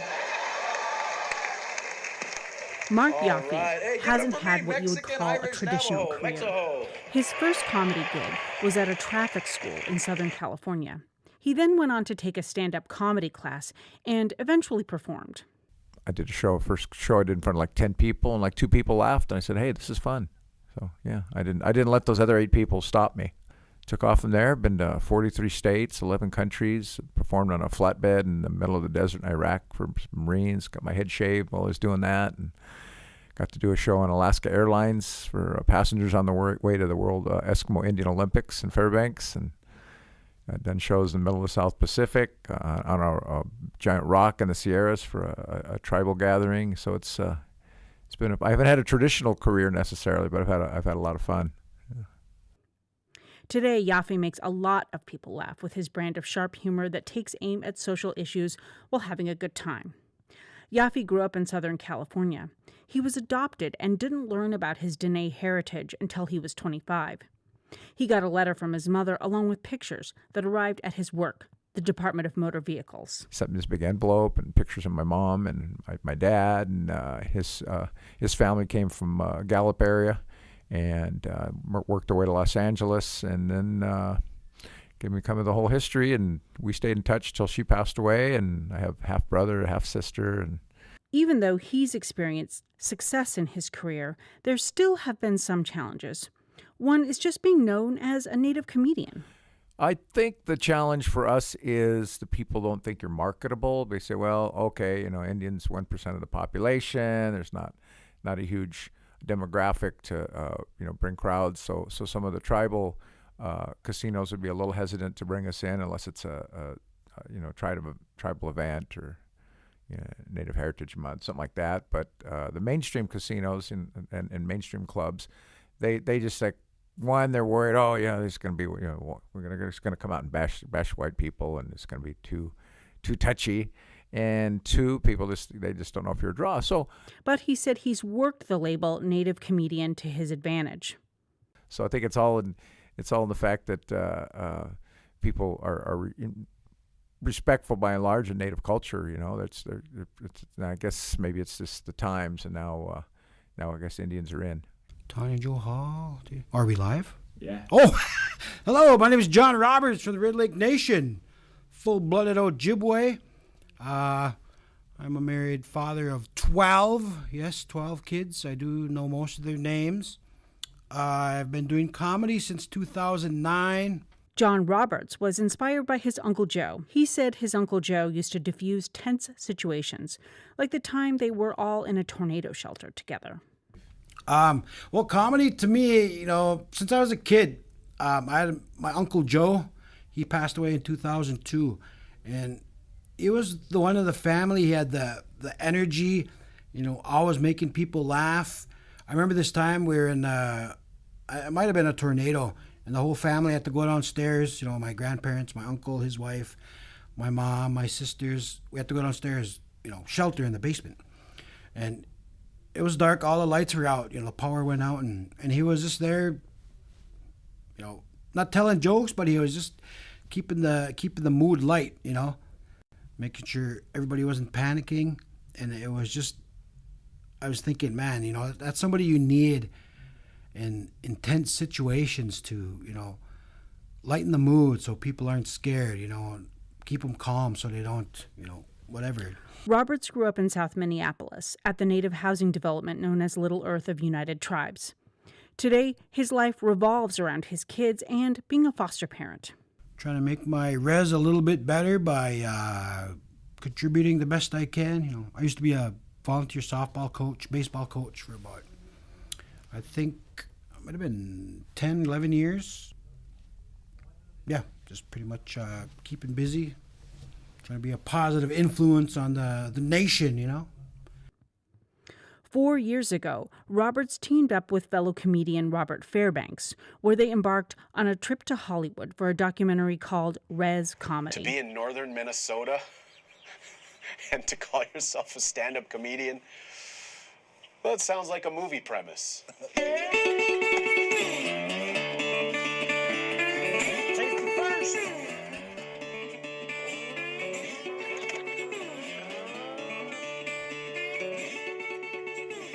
He and Fairbanks traveled to Hollywood to make people aware of Native comedy.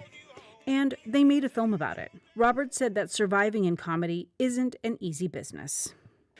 But to get where I am right now, it took a lot of energy. It took a lot of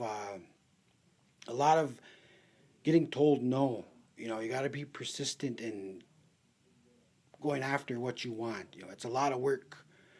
You know, I've gone down to Minneapolis so many times for 3 to 5 minutes of stage time, come back home and I'm done. And a lot of people telling me that don't understand it. They say, "Why are you doing that? You know, it's not even worth it." And the way I see it is, you know, I got to get my foot in the door. You know, people are going to notice the work I'm putting in, and it's getting to that point now where people that are in comedy, they realize that it's a lot of work to get to, you know, where the big names are. Still, he said, it's paid off. His movie Res Comedy is coming out on Amazon soon. For both comedians, their words of encouragement are to keep at it and never lose sight of yourself. For KBFT, I'm Allison Herrera.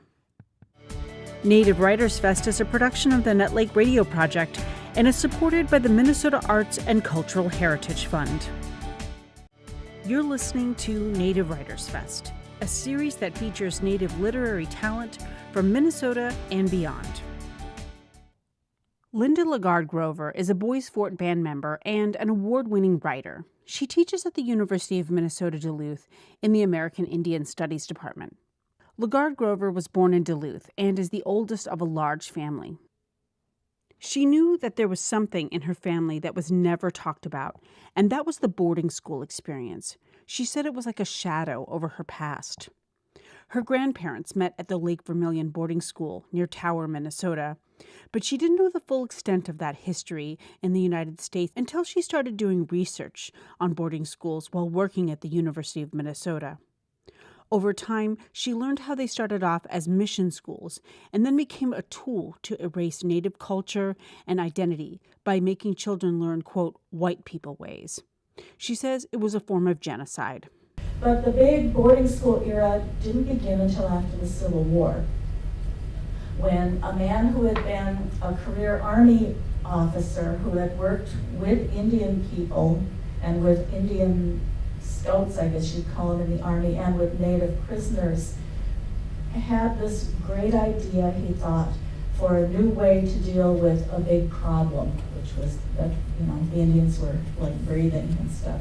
And so he thought that instead of warfare and genocide, wouldn't it be a kinder, more gentler, and more positive way to do things if Native people could be schooled? And he had some success working with young male prisoners. His wife and her friends had, in doing good deeds, had taught some of these young fellas to read and to write, and had really involved them in community service things, and they thought it was a very positive thing. And so Richard Pratt then, when he was finished working with Indian prisoners, petitioned Washington to allow him to have a big school for Native children, that he could solve the problem by assimilating American Indian children into larger American society. And he was considered to be, you know, quite the progressive for his time, because he thought this is not warfare. And it wasn't, you know, but it was a different type of warfare, in my opinion. He honestly felt that by assimilating American Indian children, go for the youth because they're easier and faster to teach, assimilate them into larger society by removing them from their families, the way his prisoners had been removed, teaching them to read and write and do little arithmetic and stuff like that, and keep them in what we would call an immersion program while they were having their schooling, that they would probably then just blend into larger American society. They would assimilate, and then all kinds of problems would be solved. Lagarde Grover said the boarding school at Lake Vermilion closed in the early 1950s, and by that time it was just a day school. You know, it was one of these things where we're touching a little part of history. You know, thinking about him as a young guy, and then thinking about the years past, and thinking about my grandparents who met there. My grandmother was a good 10 years older than my grandfather. We're not exactly sure of the year of her birth, and she actually was one of the older girls who was helping out at school, and he was a little boy when they first met, and it was many years later that they met again. Years ago, she started looking closer at Lake Vermilion School when she got a call from her aunt. And I thought, well, I thought, wow, really? I didn't know that. And she said, yeah, she said, so it wasn't for that school. You can think of it this way, you wouldn't be here. I thought, yeah. So the experience at the school was a really difficult one, as it was at Indian boarding schools for many, many, many children and young people for a long period of time. LaGarde Grover explained that General Pratt was good at fundraising and networking and got a lot of money and support for Indian boarding schools. She went on to do more research at the National Archives and read superintendent reports that basically spelled out their policies of isolation for Indian children.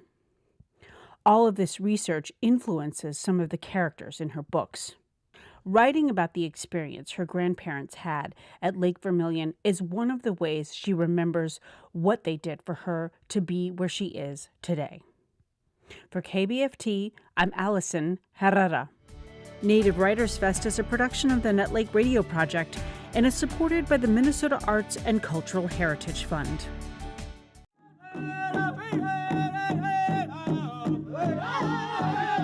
This is Native Fashion, a KBFT series about the tradition of regalia making and the people who do it.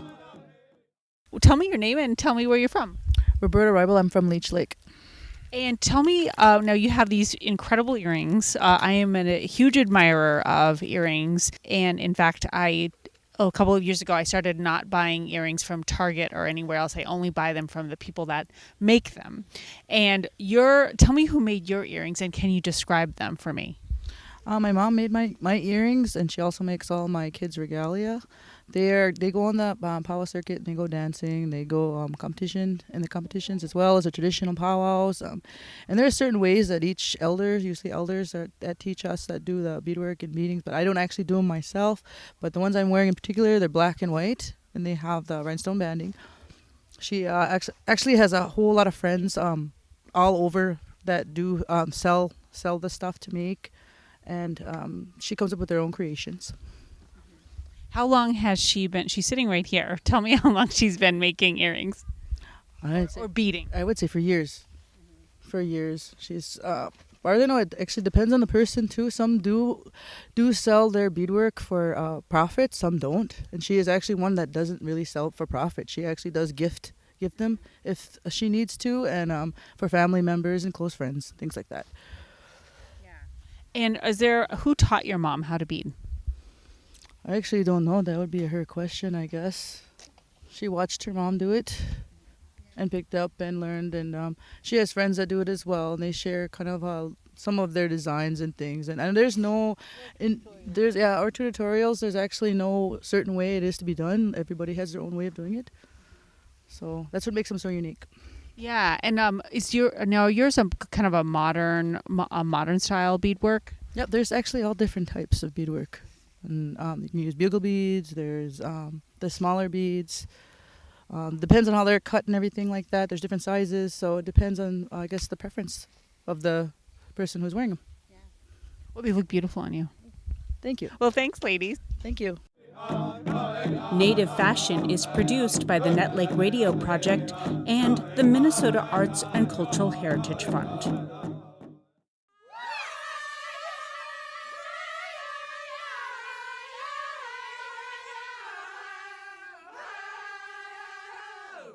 Welcome to Historical Window, a program that lets you experience the past and treasure the history of the Boys Fort Band of Ojibwe through the voices and experiences of our elders.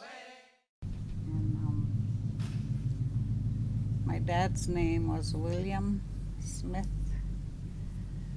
I remember him in 1954. He was a woodsman for Shooty. He used to go to work at Shooty's. I was the oldest of 6 kids. My mom, she was from Tower. And I remember we used to have to stay home, and my grandpa and grandma would take care of us. Those were hard days. growing up here, but we made it. I mean, we survived that kind of stuff. I remember about JFK and then. The assassination? Yeah. What do you remember about that? I was in the Biwabic High School, and they'd come over that intercom thing, and we were in gym class, and everybody was crying out in the halls, and I was wondering what was going on, and they said the president was shot. I liked him because of what he was doing for us and stuff. What do you remember about the Beatles arriving? I don't remember when they arrived either, but I liked their music and stuff because at that time I was in a foster home and we couldn't do this rock and roll stuff because we grew up in a church. They didn't like it. Said it was bad, and I don't know, them foster homes, they didn't let us do nothing but make us work. I actually grew up on a farm, on the farms. And I wishing that my dad didn't die that time. We all sent away in the foster homes after he passed. He drowned in that little lake over there by Pat Doyle. I was only 10 and I still remember that. All alcohol related stuff. Well, before us kids left that lake, I remember watching. My first television was at Bronson Vice, because I used to go play with Patsy. She'd say, let's go watch cartoons. On what? Or they had a black and white television. And we'd get stuck to that TV and Bronk would chase us out. Go play! But that was something. Because we never had that down here. We had kerosene lamps and no radio.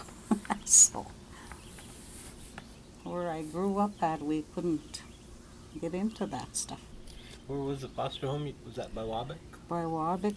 It was called that Christian home there. Storybook Lodge. I was there for, about 8 years. Me and my sister Lucille. And then March Day and Irene Day. Religious stuff. I never forgot my Indian, what I learned here. It's my grandpa and grandma would always talk Indian to us. I still remember to understand, but I can't talk it. What about the start of the Vietnam War? What do you remember about that? I just remember stuff like from in school.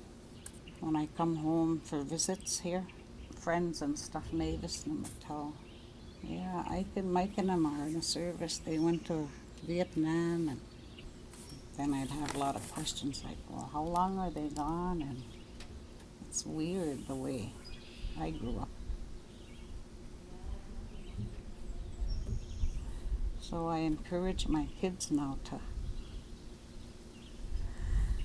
try to learn about their culture and stuff.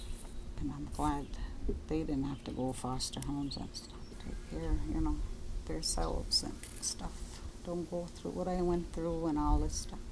I was scared when we went on that trip. First time I went on a plane, I was so scared. But it turned out.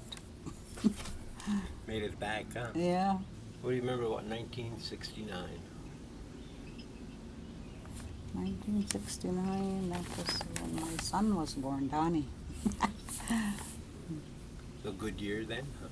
Oh yeah, my second son. Were you in the village here then? Yeah, we lived over in where Bronson Vi used to live. What was it like around then? It was different from when I used to live here. Somebody had mentioned them bringing in electricity and water. Was that around that time or was that before? Well, when I was growing up, we never had water and stuff, or television and all that stuff.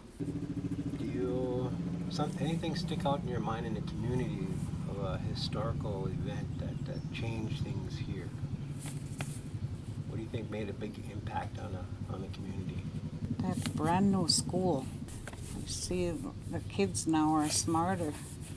The ones that went into ore and then now they're more educated and stuff.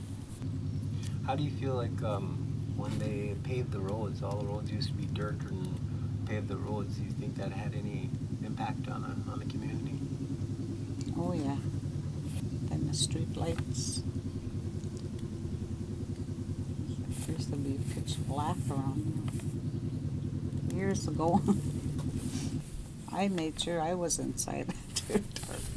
Because one time I was going to, so they had an old outhouse, and there was Callie, the one they called Callie. She was standing right there by the toilet. Oh, scared me. I went screaming inside, and I think I scared that horse, and he went the other way back home. That would be a treat when my dad would come home from work on a weekend. Go down here and shop. Get some pies. A weekend treat? Mm-hmm. That's good. What kind of pie was your favorite? Apple. Historical Window is a production of KBFT and the Net Lake Radio Project. This program is made possible by the Minnesota Arts and Cultural Heritage Fund and the citizens of Minnesota.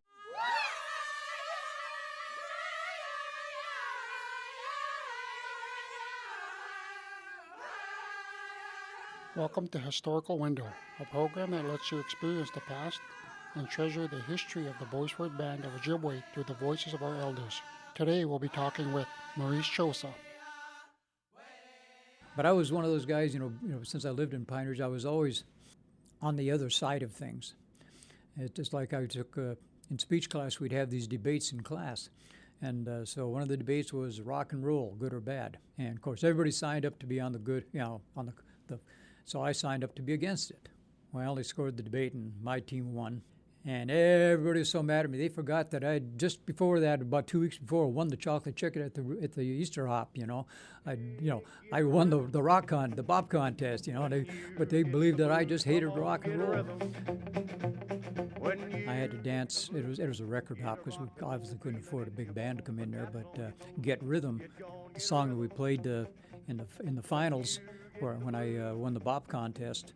And that was a song that's got a fast beat to it. And the way I danced, I didn't cut the beat in half like most of the guys did. They couldn't keep up with it. But I went full bore with it. My feet were moving right with the beat, no half-stepping with it. So I was in pretty good shape. I was sweating like a pig when we got done. And they got done. They said, okay, you're the winner. Now you got to go out and do it again to show everybody, solo out there with my partner. And of course, I'm still huffing and puffing, but we got out there to get rhythm. And I'm just whipping it around out there, and I thought I was going to collapse before it got done. But It's the blues.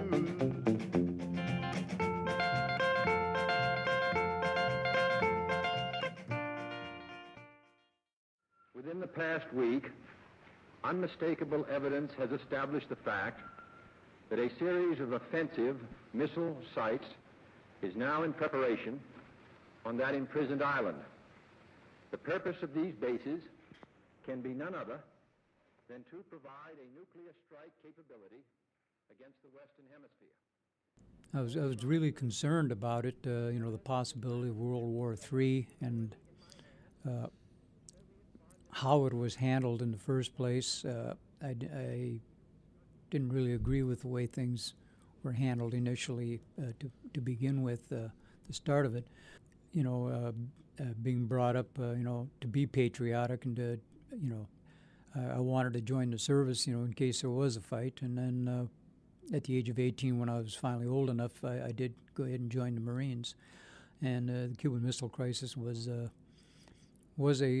strong impetus for me to go ahead and make that move. From Dallas, Texas, the flash, apparently official, President Kennedy died at 1 p.m. Central Standard Time, 2 o'clock Eastern Standard Time, some 38 minutes ago. Yeah, it was quite a shock although JFK made some mistakes, you know, he was only human, I guess. You know, we haven't had a perfect president ever, in my book. Still, he was my commander-in-chief at the time, you know, and he was the leader of our country, and he was able to come back from his mistakes and basically rectify things that he had done wrong, and get us back on the right track. Mm-hmm. He thundered across the West upon a silver-white stallion, appearing out of nowhere to strike down injustice or outlawry, and then vanishing as mysteriously as he came. His sign was a silver bullet. His name was the Lone Ranger. My first TV that I saw, I believe, was about a 12-inch screen. Of course, it's black and white. And I think it was the Lone Ranger that I saw. Very few people in my neighborhood had a TV, you know, and so we'd wind up with, what the heck was it? I thought I'd never forget his name. Dennis. His family had one. His dad worked in a factory, so he had a house and a yard, and he had this little black and white TV. But most of it, we just listened to the radio. We'd gather around the radio and listen to the Green Hornet and the Thin Man and the Shadow and all these radio programs, and listen to the news. And if the president would speak, you know, we'd listen to that. But when the TV first came on, it was really kind of hard to see. It was such a little dinky screen. But the initial days, it was more of a curiosity than anything, and nobody really thought much about it, going to be that big a deal. And now it kind of drives people's lives. You know, it's like, say, the icebox, in the refrigerator. Not many people in the early 50s, mid 50s had a refrigerator. I remember in Minneapolis, a guy would come by, and this is in 52. He had a horse-drawn cart with a bunch of blocks of ice on the back, and as he came into a neighborhood, all the neighborhood kids would get up on the back of the wagon. And then our job then, as he came to each house, somebody would run up and knock on the door and tell them the iceman is coming so they could move stuff around and then come back and say, well, how much ice do you need? 50 pounds, 25 pounds. And he'd take his ice pick and he'd chop out a little block, and he'd throw his tongs on it and he'd carry it on in there.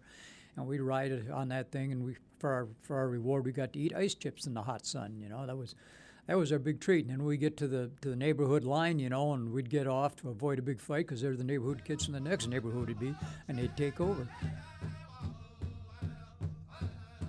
So Woodstock wasn't a big deal, but now the civil rights part of it, that was because I'd had issues growing up when I lived in Minneapolis. For instance, when I was in the third grade, my third grade class beat me up because they thought I was Japanese.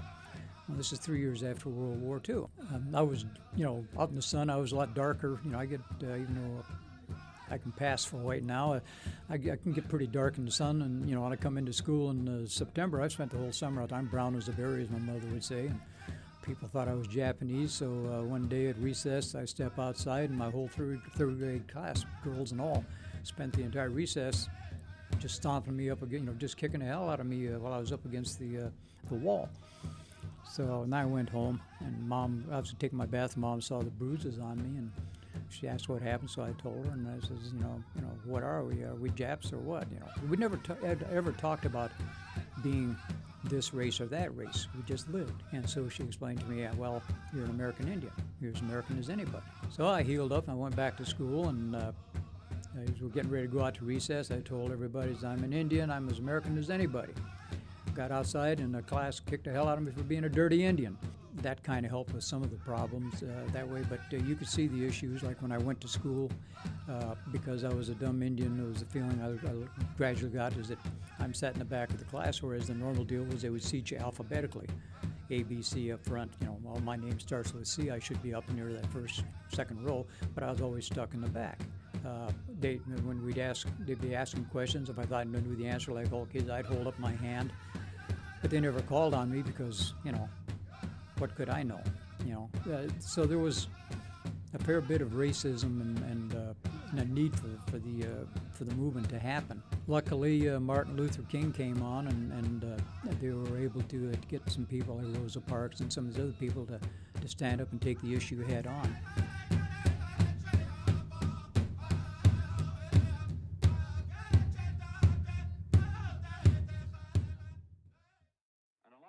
of more than 8,000 men today tightened its hold on the Batangan Peninsula on South Vietnam's central coast, trapping an I've got my undetermined share number of of North comments from Vietnamese and Viet civilians Cong calling me troops baby in killer and stuff of that nature when I was the getting Allies out. killed 23 But of the I didn't really get on, 136. since I really wasn't In the Mekong Delta, paying a the whole lot of Saigon attention Delta, the during Viet Cong this time continued period their of what was struggle for happening the in the world. allegiance Like I of say, I people. was in my Here is a woods report wandering on that phase, and struggle, so some I'd of it be shown in captured dropping. I was doing my own film. dropping out of NBC News society, so to correspondent speak, Bob you know, Young. and smoking some stuff that is semi-legal. And there's some places it's legal today, and other places it isn't, you know, and is my way of dealing with the nightmares and issues and things. And so, for most of us that were in, didn't know what the truth lie. What are the truth lie? What is the truth? It's got to be somewhere in the middle, but what is it?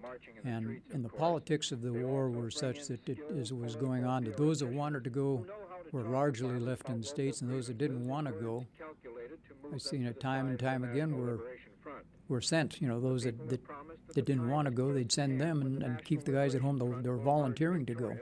And that was kind of became the final issue when I got out. I mean, I was wanting to go back, and nope, you know, we're going to send you over here, and we're going to send you, and then you get to go. And the politics was driving me nuts, and I can't handle this anymore. So that's what basically drove me out. It happened, you know, to all Indians. You know, we all had our problems that way. We just had to kind of deal with it.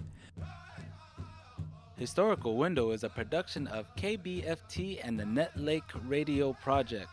This program is made possible by the Minnesota Arts and Cultural Heritage Fund and the citizens of Minnesota.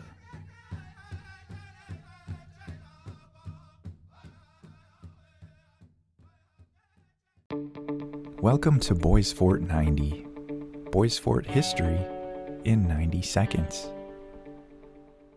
The Lake Vermilion boarding school on the Boys Fort Reservation started in the late 1890s. The school started as a missionary school for the church, but soon became a tool to erase Native culture and identity. Many Native American children were taken from their families to be assimilated into European culture and never heard from again. Parents who resisted sending their children off were severely punished. Schools were, quote, a way to conquer the Indians.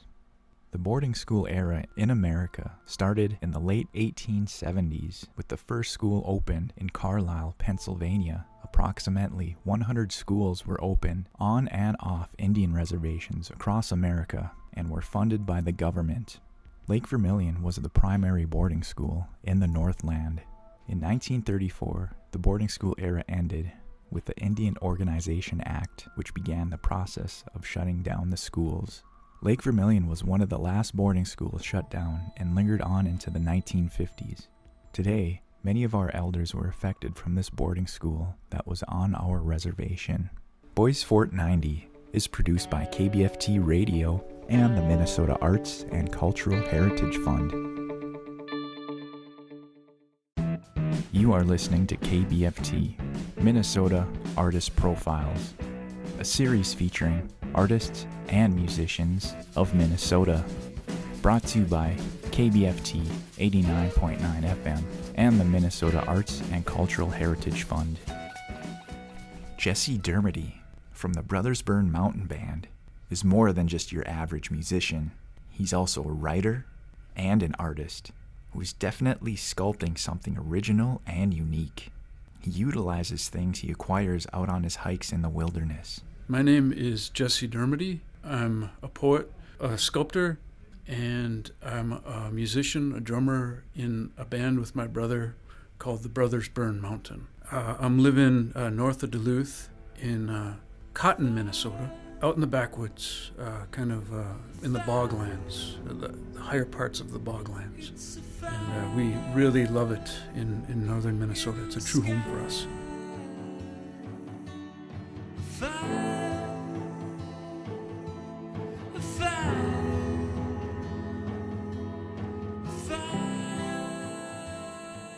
I have my solitary rapscallionness, where I like to go on walks alone. I call them my walkie no talkies, and I get especially in nature and woods or cities, wherever, you know, there's bounty to be found anywhere.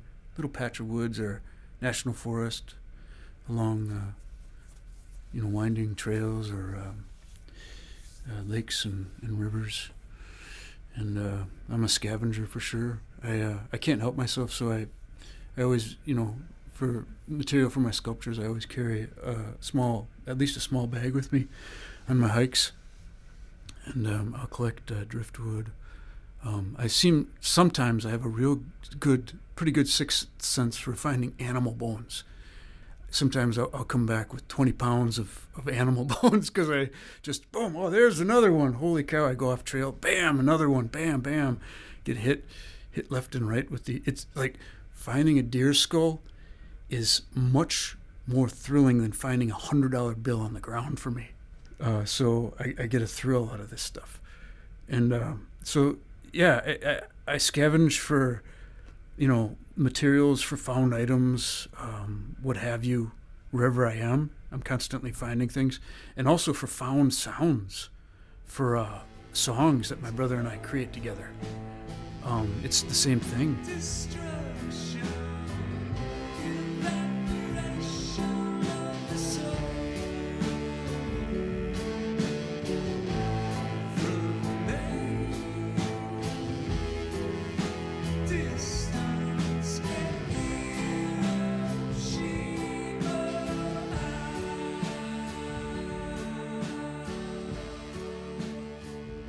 I've known that I'm an artist since I was 17 or 18 years old. I'm 45 years old now.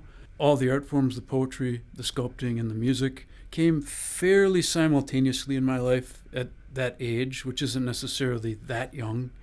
I was definitely not a prodigy, and I wasn't any good at any of the art forms when I first began. But it didn't matter because I loved it so much, and it felt so good to do.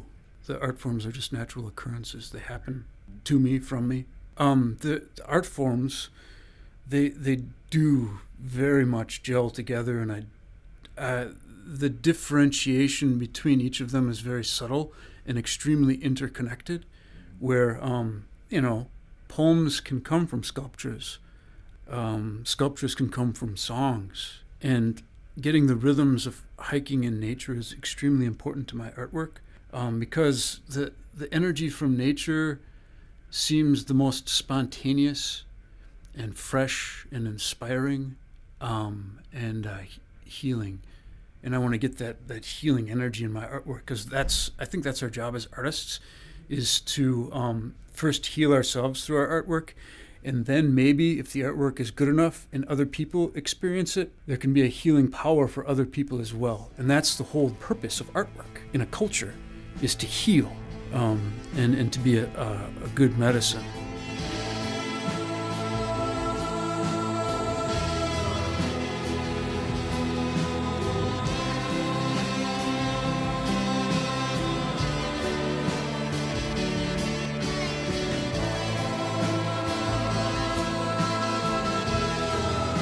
I write poems every day. The Road of Sorrow. I'm taking the road of sorrow into the town of bliss. The fiery wind seals my lips with the burning kiss.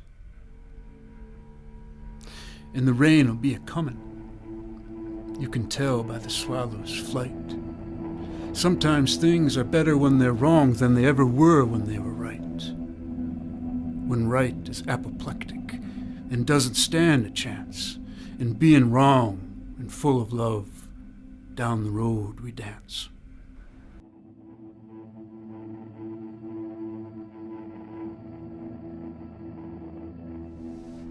Where can we find you and your art? You can go to the McRostyArtCenters.com or whatever it is, their website, and they have it up. They have it archived. You can see the pictures, and they did a short video too. Yeah, I just I wanted to imbue that room, their space there, which is really beautiful room for artwork, with as much healing energy as possible. I wanted it to kind of subtly take over the room, so when you walk in, you have to take a quick breath in, and then breathe a little easier after that than you normally do, and then kind of get taken out of, like, for me, I get taken out of my own self-absorption and have to concentrate on something outside of myself for a little while. And that's all I wanted. You know, they're wall pieces, wall hanging pieces of sculpture that are rather three-dimensional, and then the freestanding sculpture that's extremely, you know, 3 and 4 dimensional. Yeah, you know, they're my little creations, my creatures that are also friends. I call them my monsters, you know, benevolent monsters. For the music, thebrothersburnmountain.com, and that has a lot of our music, our schedules, updates, mindful meanderings, music videos. Who are your influences? Sculpturally, Umberto Boccioni. He's Italian. He died almost a century ago, I think in World War I, but he's a great sculptor and a great painter, and off the wall, ecstatic, phenomenal forms. Michelangelo, especially his last series that he never finished of sculptures called Prisoners or Slaves. Phenomenal work. And a Minnesotan sculptor named Aaron Spangler. Last few months I've gotten into his work. I've not met him in person yet, or I've only seen pictures of his work, but he does phenomenal work. He's from Park Rapids area. It's a fire in the sky.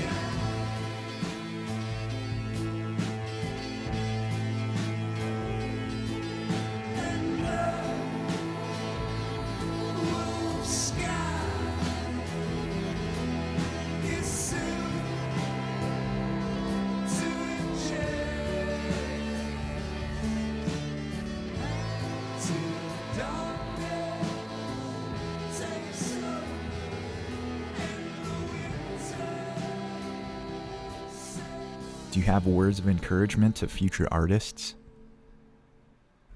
If you have a natural inclination to do something, to pick up a guitar or play the desktop as a drum, or you hear a rhythm, play it. And if you have a dream and you feel like writing it down, write it down. If some inclination to write anything at all comes to you, write it. Pick up a pen, even carry a pen around with paper.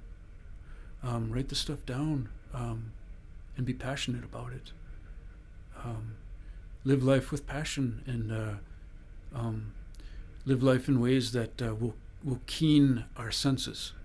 And, you know, so you actually, whatever is physically present within your realm of senses, vision, audio, all the senses, smell, taste, touch, the wind on your flesh, other people's words, the intonation of their voices, what they're wearing, the color of their eyes, the color of the sky, the clouds, the trees or the lack thereof, the buildings, the grain of the brick in the buildings, what kind of mortar is used between the brick. Pay attention to these things. A good friend of mine, Timothy Young, the poet, he came up with the term called scatter vision because he's a hunter. And hunters need to have scatter vision while they're hunting. The opposite of scatter vision is tunnel vision, where you only see a very limited range of vision. But scatter vision is from your widest, farthest most periphery all the way around. And then even having eyes behind your head because your other senses are filling in the space. Use scatter vision, use scatter ears everywhere you go. Develop them. It's really hard work. Do it. And don't expect to be good at this or your artwork when you begin. If you do it every day with passion and live your life for it for 10 years, you'll begin to get good at about 10 years. And then from there, it's a matter of how good do I want to get? How much better do I want to get? And there's no possibility of getting too good. You know, we can only get better. Thank you for listening to Minnesota Artist Profiles, brought to you by KBFT and the Minnesota Arts and Cultural Heritage Fund.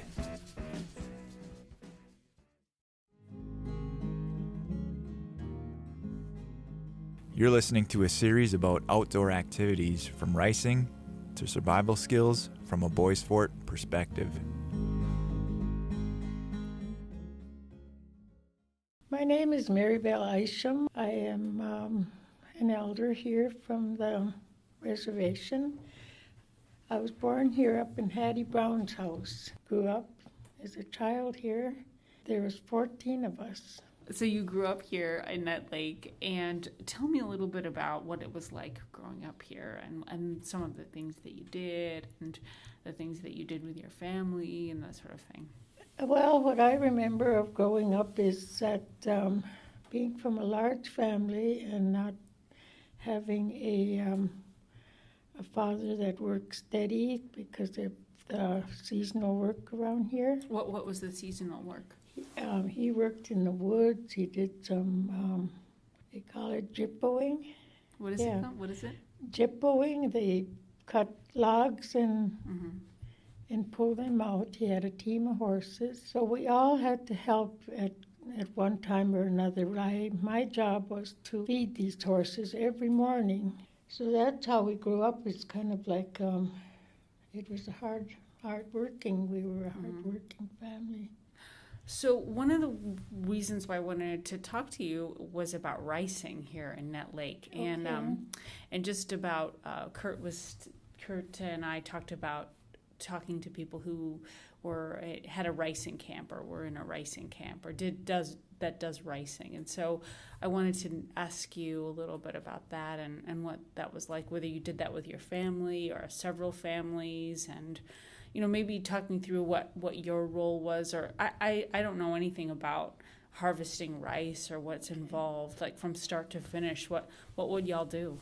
Well, my ricing experience started when I was 10 or 11, and my brother was a year older, and my dad said it's time for us to propel the boat while he knocked the rice. And I was sitting in the front, my brother was in the back to steer the boat and to push from the back, and I was to paddle from the front. So that started us pretty young, and he kept us out there mostly all day. I used to cry while I was paddling. How come? Why? It's hard work. Yeah, hard on your arms. Oh, it's hard on everything, and the bugs and the heat. But that was the beginning of my ricing. As I grew older, I got had my own partner. I decided I'm going to try to knock the rice, and I found that I was real good at it. I got a lot of rice. Well, you have to have some rhythm.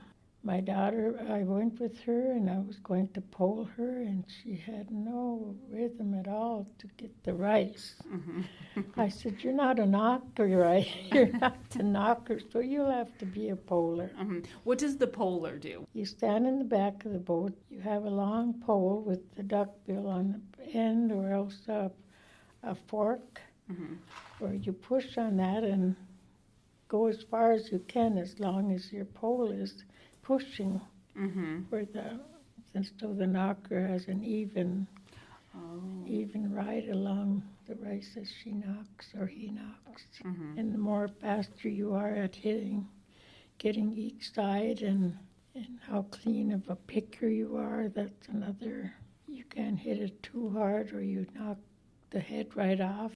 Not there to ripen anymore. And so what would happen when the boat would be full?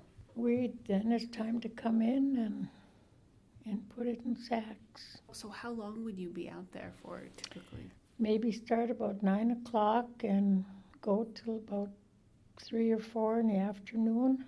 We would take the finished product. At that time, we only got a few dollars a pound, but we would get so much off this lake.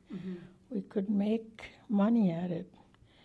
And it would be, we'd be eating plentiful during the rice harvest time, and we could be taken to town, and our parents would bring us, get us school clothes. We never had school, nice new clothes like that, during the year. And so it was a happy time. When harvest was done, we'd have the money to go and do things. What's it like now, ricing? Do you go out now, or? I don't go anymore because of arthritis. It's still in my blood to be with anything to do with harvesting. The biggest part of this for me right now is I am a prayer person, and I do a lot of praying for the lake, for the well-being of a good harvest. So they have the hand-parched rice being done up out here. Mm-hmm. And I was a firekeeper out there to help keep fire as they parch the rice. But that got to be too much. It's just a lot of work. So now I just kind of go around testing the rice.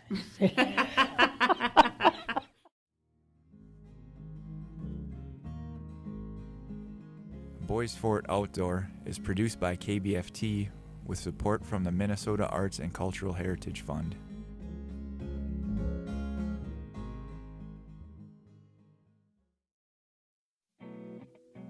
You're listening to Native Art Festival, a series produced by KBFT Radio and the Minnesota Arts and Cultural Heritage Fund. Bonjour, my name is Philip Savage. I'm from the Fond du Lac Reservation, and I'm here on Net Lake today to demonstrate some birch bark craft work. Philip's many years of experience as an artist made it easy for community members to participate and take home something truly beautiful. This is a lot easier than I thought it was going to be.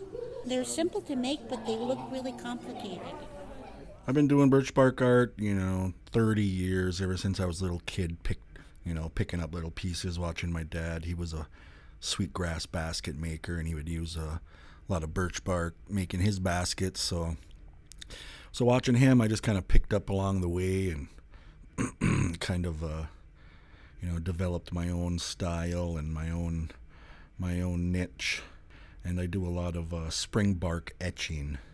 I make earrings, I make baseball hats, top hats, I make wall hangings, necklaces, anything. I'm going to have to come down for that.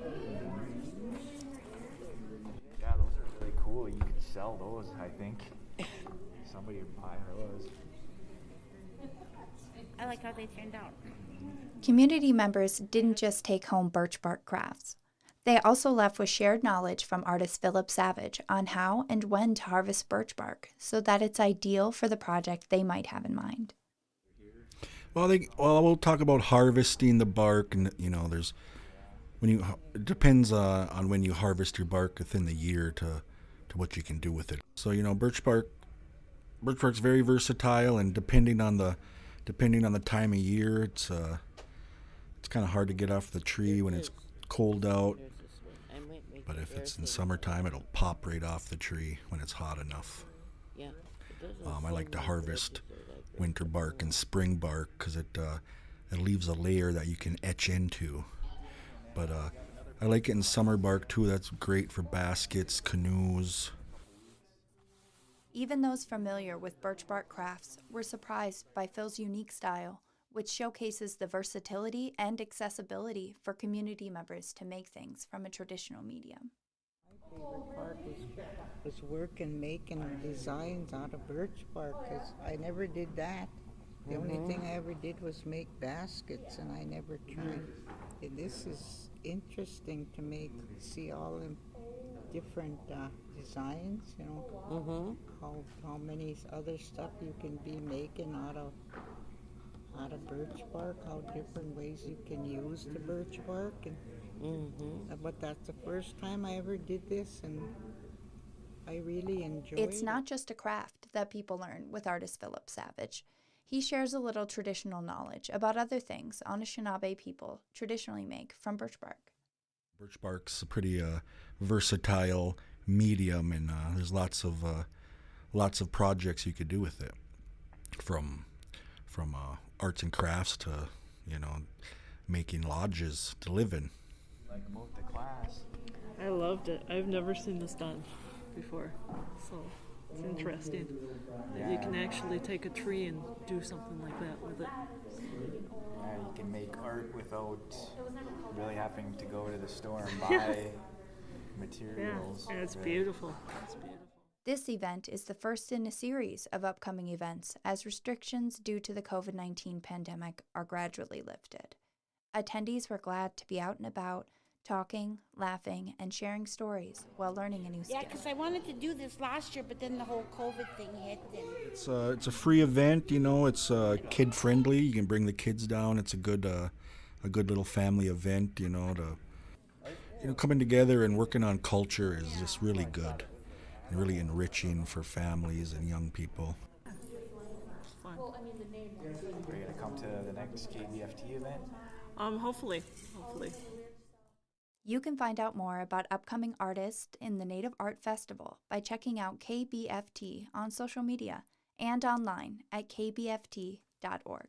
Thank you for listening to Native Art Festival, brought to you by KBFT 89.9 FM and the Minnesota Arts and Cultural Heritage Fund.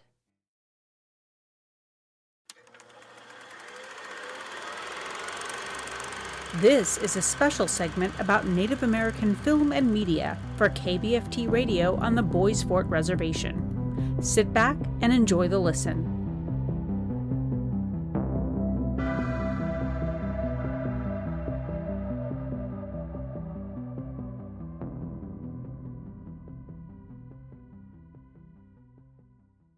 Charles Holmes, Ned Lake, Minnesota. Can you tell me a little bit about the films that you saw? Yeah, it was very good last night. I enjoyed them all. My kids said they were kind of scary, but overall they were really good shows, films. Is there anything in particular that you noticed about the films? Well, there's one part in there, like workers going to an elder's house, brought back memories, tears, and one of the workers were helping her singing to the elder, and that just brought tears to my eyes because flashbacks from my daughter doing that to her grandpa. So that was very moving for me. And all the other ones were good, I liked, but they had different language, words for the animals, what we have here, so it was different. If you were to create a film or make a film, what would it be about? Have you ever thought about that? No one ever thought about making films, but then that one of them they used Superman. That one, the theme for him. But then I was thinking, if we did make something like that, we should use the natives, the chiefs, or somebody, so it's right in our culture. But then this program, it does everybody, so maybe that's why they did it that way. It's just not natives only. What is your favorite movie of all time? Well, favorite movies, I like the action, tear-jerkers. I can't think of, right offhand, I don't know what they are. I just know what the scenes, a couple of them are. Oh. Walk in a Cloud might be one. And Power Highway, Smoke Signals, I like those ones. And Dances with Wolves? No, just kidding. Well, that's on there, yeah. We watched that a few times. I like it. And is there anything else you want to add about the film festival, about movies in general? No, I wish I would have came more frequent if we didn't have different appointments to miss them, because we heard the other ones were really good, and we were just dreaded missing it. And I'm glad we got this one in, the last one there, and it was really moving. Thanks for tuning in to our special series about Native American film. This story was brought to you by the Net Lake Radio Project and the Arts and Cultural Heritage Fund of Minnesota.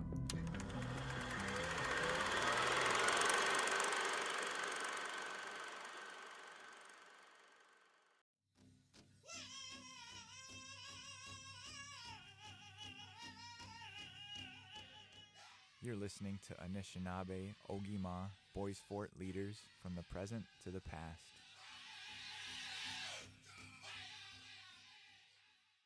My name is Jackie Wilson. I was Jackie King, part of the King family in Net Lake. I was raised there. My dad loved to hunt and fish, so we grew up on a lot of wild game and stuff like that. And so I learned how to pluck ducks and clean fish and I hated skinning rabbits. One funny story is my dad went hunting ducks, and he was gone for a really long time. And he came back with these army duffel bags full of ducks because we had big chest freezers, right? Because literally lived on this food, right? So my mom and I was like in 7th or 8th grade. So my mom and I stayed up all night plucking and singeing and cleaning ducks. And once we got a whole bunch, I said, "Hey, should we count the ducks?" She's like, "Okay." So we started counting the ducks, and we had 99 ducks. And we got done just in time for me to shower and go jump on the school bus. And she said, "You don't have to go to school," because we literally did it all night long. And when we were done counting the ducks, I said, "There's 99 of them." I said, "Do you think he thought he got 100 ducks?" And she said, "Don't tell him." Tell me what one of the reasons why you wanted to be on the tribal council in the first place. Because people asked me to, and I think I'm, I kind of what I've learned through the years is I have the ability to take an issue or a problem like a pieces of a puzzle and see the whole puzzle as well as the pieces. And so I think people may have seen something like that in me early on. Previously, I had run the tribe's employment and training program for quite a while. The economic development wasn't that good on the reservation. It's such an isolated area, and so I could get people jobs, and I could get people to apply for the jobs and accept the jobs, but I had a hard time with them staying on the job, and it was a lot of services that they needed around it. There were so many pieces, that go into that, so much history, the historical trauma, the welfare dependent, and that's not a put down to people. It was a way of life. They didn't consider anything else possibly, and so it was hard to help them change that culture, and so I guess that was part of it. Was I wanted to help make that change for the community. When the welfare system changed from an entitlement to a work first philosophy, I was really involved in projects like that. In fact, we kind of thought they stole our idea. Because we had gotten small funding to assist families. We did post-placement counseling and things like that. That's when I was working for another agency. We were doing things like that. We got funding to do that, to help people stay on the job and help them feel comfortable and feel like they could accomplish. I respect people that stay home with their kids. But sometimes economics doesn't allow for that, and so and they have to go out and work, and so when that happens, then